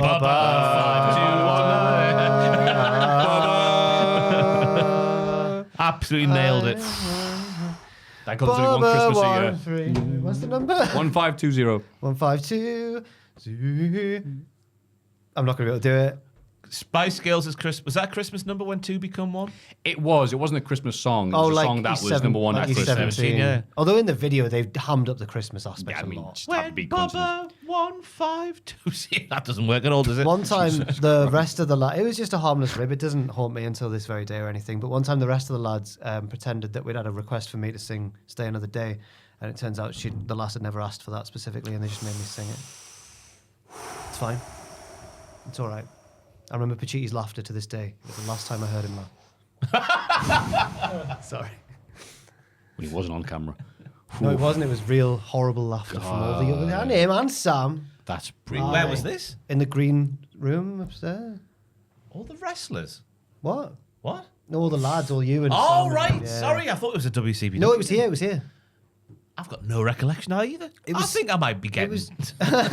It was, it was Sydney. She'd requested something. Yes, sorry, yes. And then yes. the extra aspect of this request for this cameo, whatever it was that I sing E17's "Stay Another Day," and then it turns out that she'd never asked for It was a beautiful performance, though. No, it wasn't. It was. It wasn't my best. Do it again then. Put it right. Yeah, oh yeah. What is your best? Here is Jack with these 17. And now that Stay song Another Day. just reminds me of that, you know? I'm not going to do it. The big question! Come Is on. Will Jack sing E17 It's Stay Another Day? It's not. He's going to sing now. Sing, I have to go. I can't put my heart into it. Oh. The song's ruined. You gave it half a good pump, though. We appreciate that. Yeah. The big question this week is, what was the best wrestling moment in 2024? There's a lot to choose from as well. There certainly bloody is. When you get to start off, Jack? Yep. If you don't have one, I would say off the top of my head would be Hangman Page burning down the house. Yeah, it was a really good moment. Just one of those, oh, God, I liked this feud beforehand, but now it's just getting real. Yeah. Actually, I remember being the only one out of the three of us who wasn't that hot on it, no pun intended, that week as well. And I look foolish in hindsight. Oh, it's not a casual drink next to a burning house. And he Oh, beat it'd be him. lovely this time of year now. My God, I can you know, burn yeah. some more houses near me? We can go to Moose Veld in the middle of the city centre and do something similar. They've got like fire things. Is that what it's called, Joel? Moose and Veld? What? The log cabin thing down from Monument. Oh, It's called Mooseville because a guy comes up and says, gives you fries. something like that, isn't it? Yeah.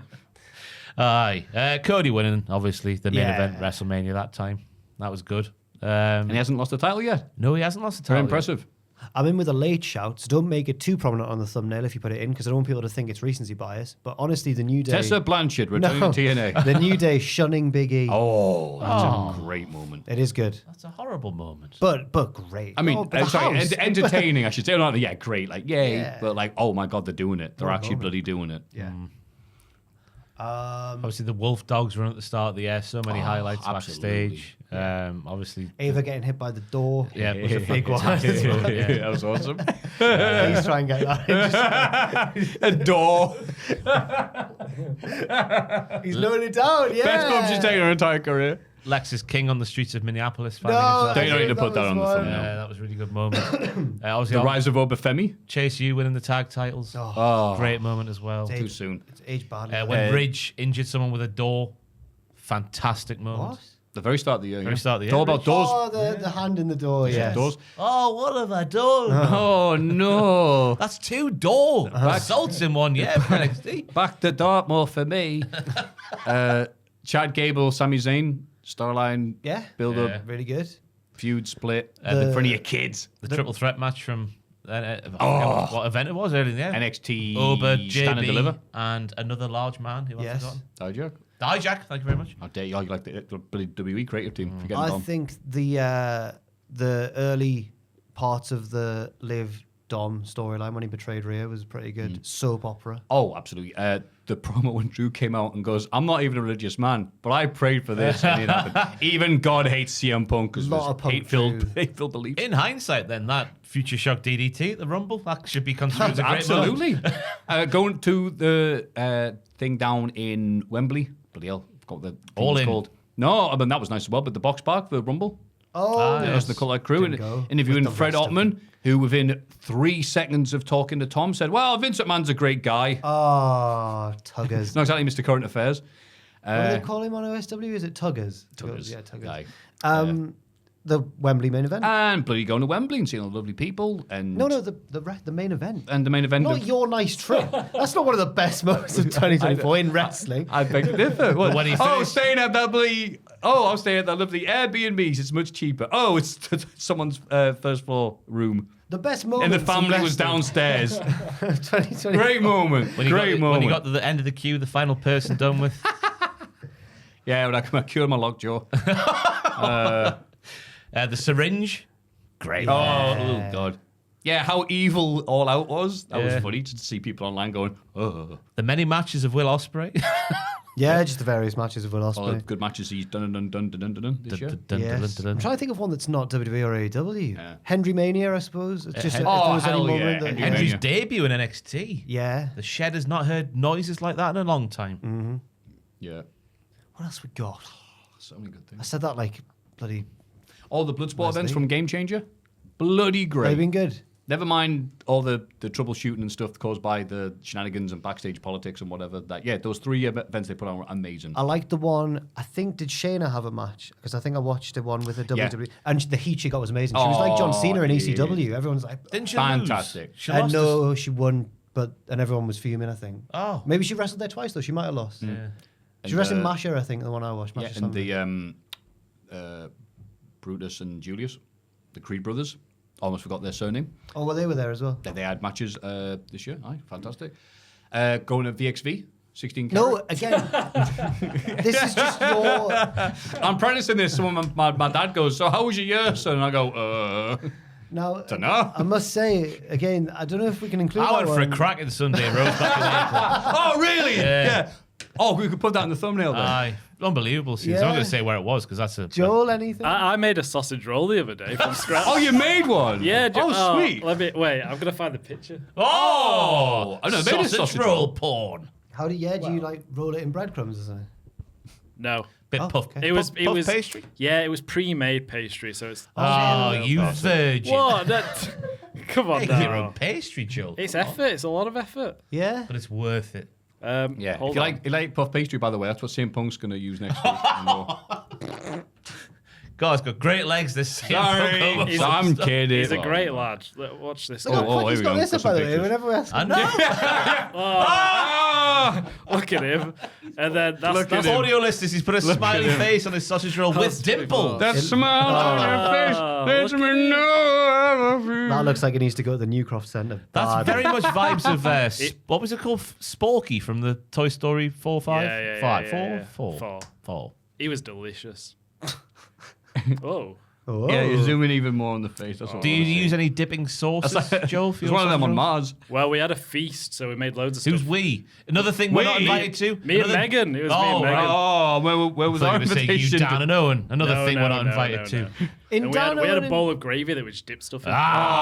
Ah, Teasers of a good time, why don't Slay you? Queen. Is she northern as well?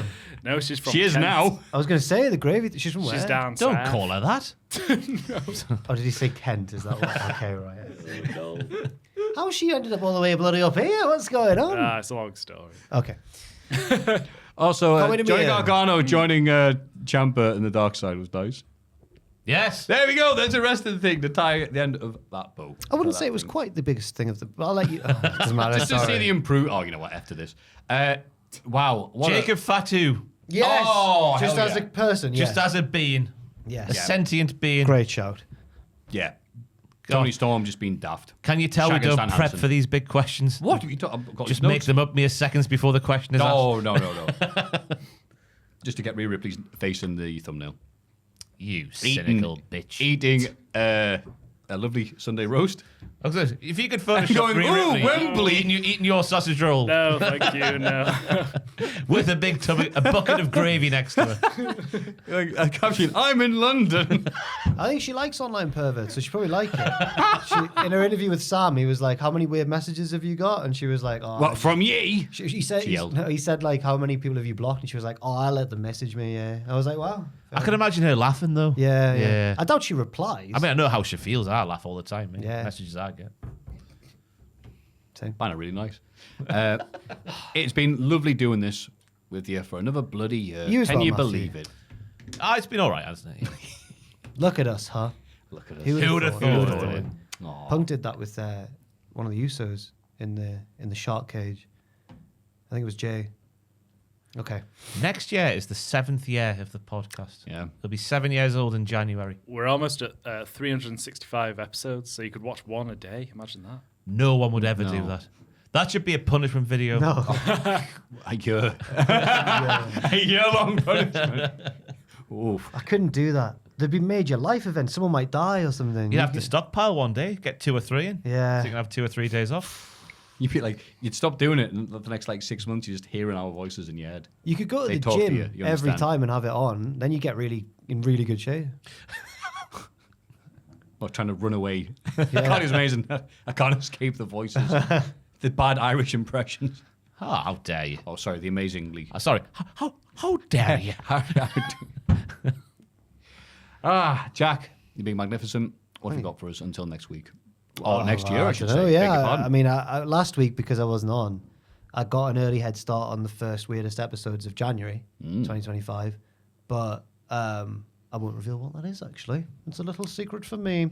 Matches of the month will be out early in Jan as well for December. If any bloody more matches happen, there's not enough yet. There's not enough. Is there not? I still need to watch that Mercedes one against Hazuki, and I still need to. And there'll be the AEW pay-per-view as well. Yes, there will. There'll be enough matches to make an episode. Don't worry. Hooray! Ross? I have got a near 2-hour documentary of the rise and fall of WCW, a topic no one's ever covered before. Thank you to Atkins and Playtime Pierce for their help with that. How long has this been a thing? I don't know. I'm trying to fit in with our banter down here. They put it's alliteration, isn't it? You go for down here for the Yeah, we haven't done it in a while, but yeah, sorry. That's good effort. No, I'll tell you what the banner is at the minute, because I came down the other day and they were all laughing and giggling. I was like, what's been going on, you naughty lads? And Andrew went, if milk could talk, what accent would it have? And I was just like, And I said Cornish. It would be a Cornish. Oh, arr. don't engage with it. It's good stuff. What would it say? Good stuff. I'm milk. That's the heart of it, isn't it? We've got a pretty stacked Christmas content schedule, which will kick off, I think, following this podcast going live, because the majority of people do have holiday booked in for next week. So yeah, there's content every day, big documentaries, fun videos for all the family, and other things in between. All day, on site. Matthew? Yeah. I'll get a new Botchmania, I guess. And, Matt Muscles, being him, talk about a dodgy Mortal Kombat cartoon from way back into today. Okay. I liked it. He liked me. Good. All right, Thunder Rose. What's it? Has it got a say. title or something, or should we just look out for you sharing it? Matt Muscles, Mortal Kombat, Maffew. Grand. It's a catchy title. Yeah. Yeah, I forget how he named it. Seems like the Flop House, but whatever. Look out for Matthew sharing it on social. Yeah. If you were Johnny Gargano, you'd be like MM, MK, M. Yeah, right. Yeah. Just letters. So it's a cheat code at this point. Joel, anything to plug? Just loads of good stuff coming out of Christmas. We've got the Culties next week. Yeah. And we'll be doing reactions to World's End, AEW World's End, and what happened at. WTF for that will be live next year. I hope someone's stepping in for what happened now, because I'm off. I'm doing it, and Tom's doing. I think it's Tom doing the voice. Oh, thank God for thought that. you were- I was so worried there. Not for you doing it, not for the thought of you right, doing right. Oh, it. I thought Joel on cam.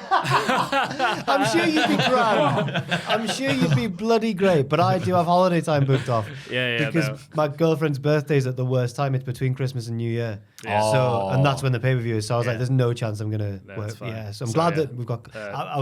I thought I hadn't booked it off there. I was like, oh no. How do you do it then? Do you do good present birthday, bad Christmas, or bad Christmas, good birthday, or good for both of them? Or as in when do I? The presents, yeah. What presents do I do?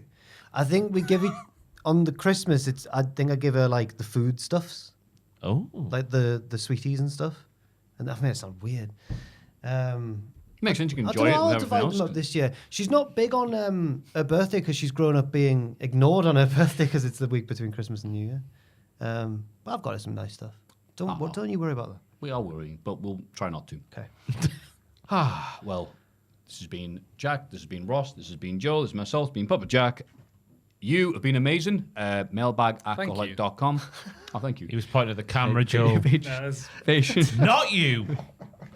You have been fine. You have been adequate. Patreon.com/cultaholic. Hope to see you in the new year. Thank you very much. Whatever you're doing, hope you're having a nice time. Good Stay health warm. to you and yours. Exactly. Here, here. So we're going to now point at the screen and what we're going to say. We're going to curse. Yes. Oh, sorry. F this. Merry Christmas. Happy holidays because it includes everyone then. Yeah. Or Felix Navidad. Feliz Navidad. Sorry. We won't be saying that. Felix Navidad. Happy holidays on 3. 1, 2, 3. Happy holidays. And a 2025 full of hope and joy.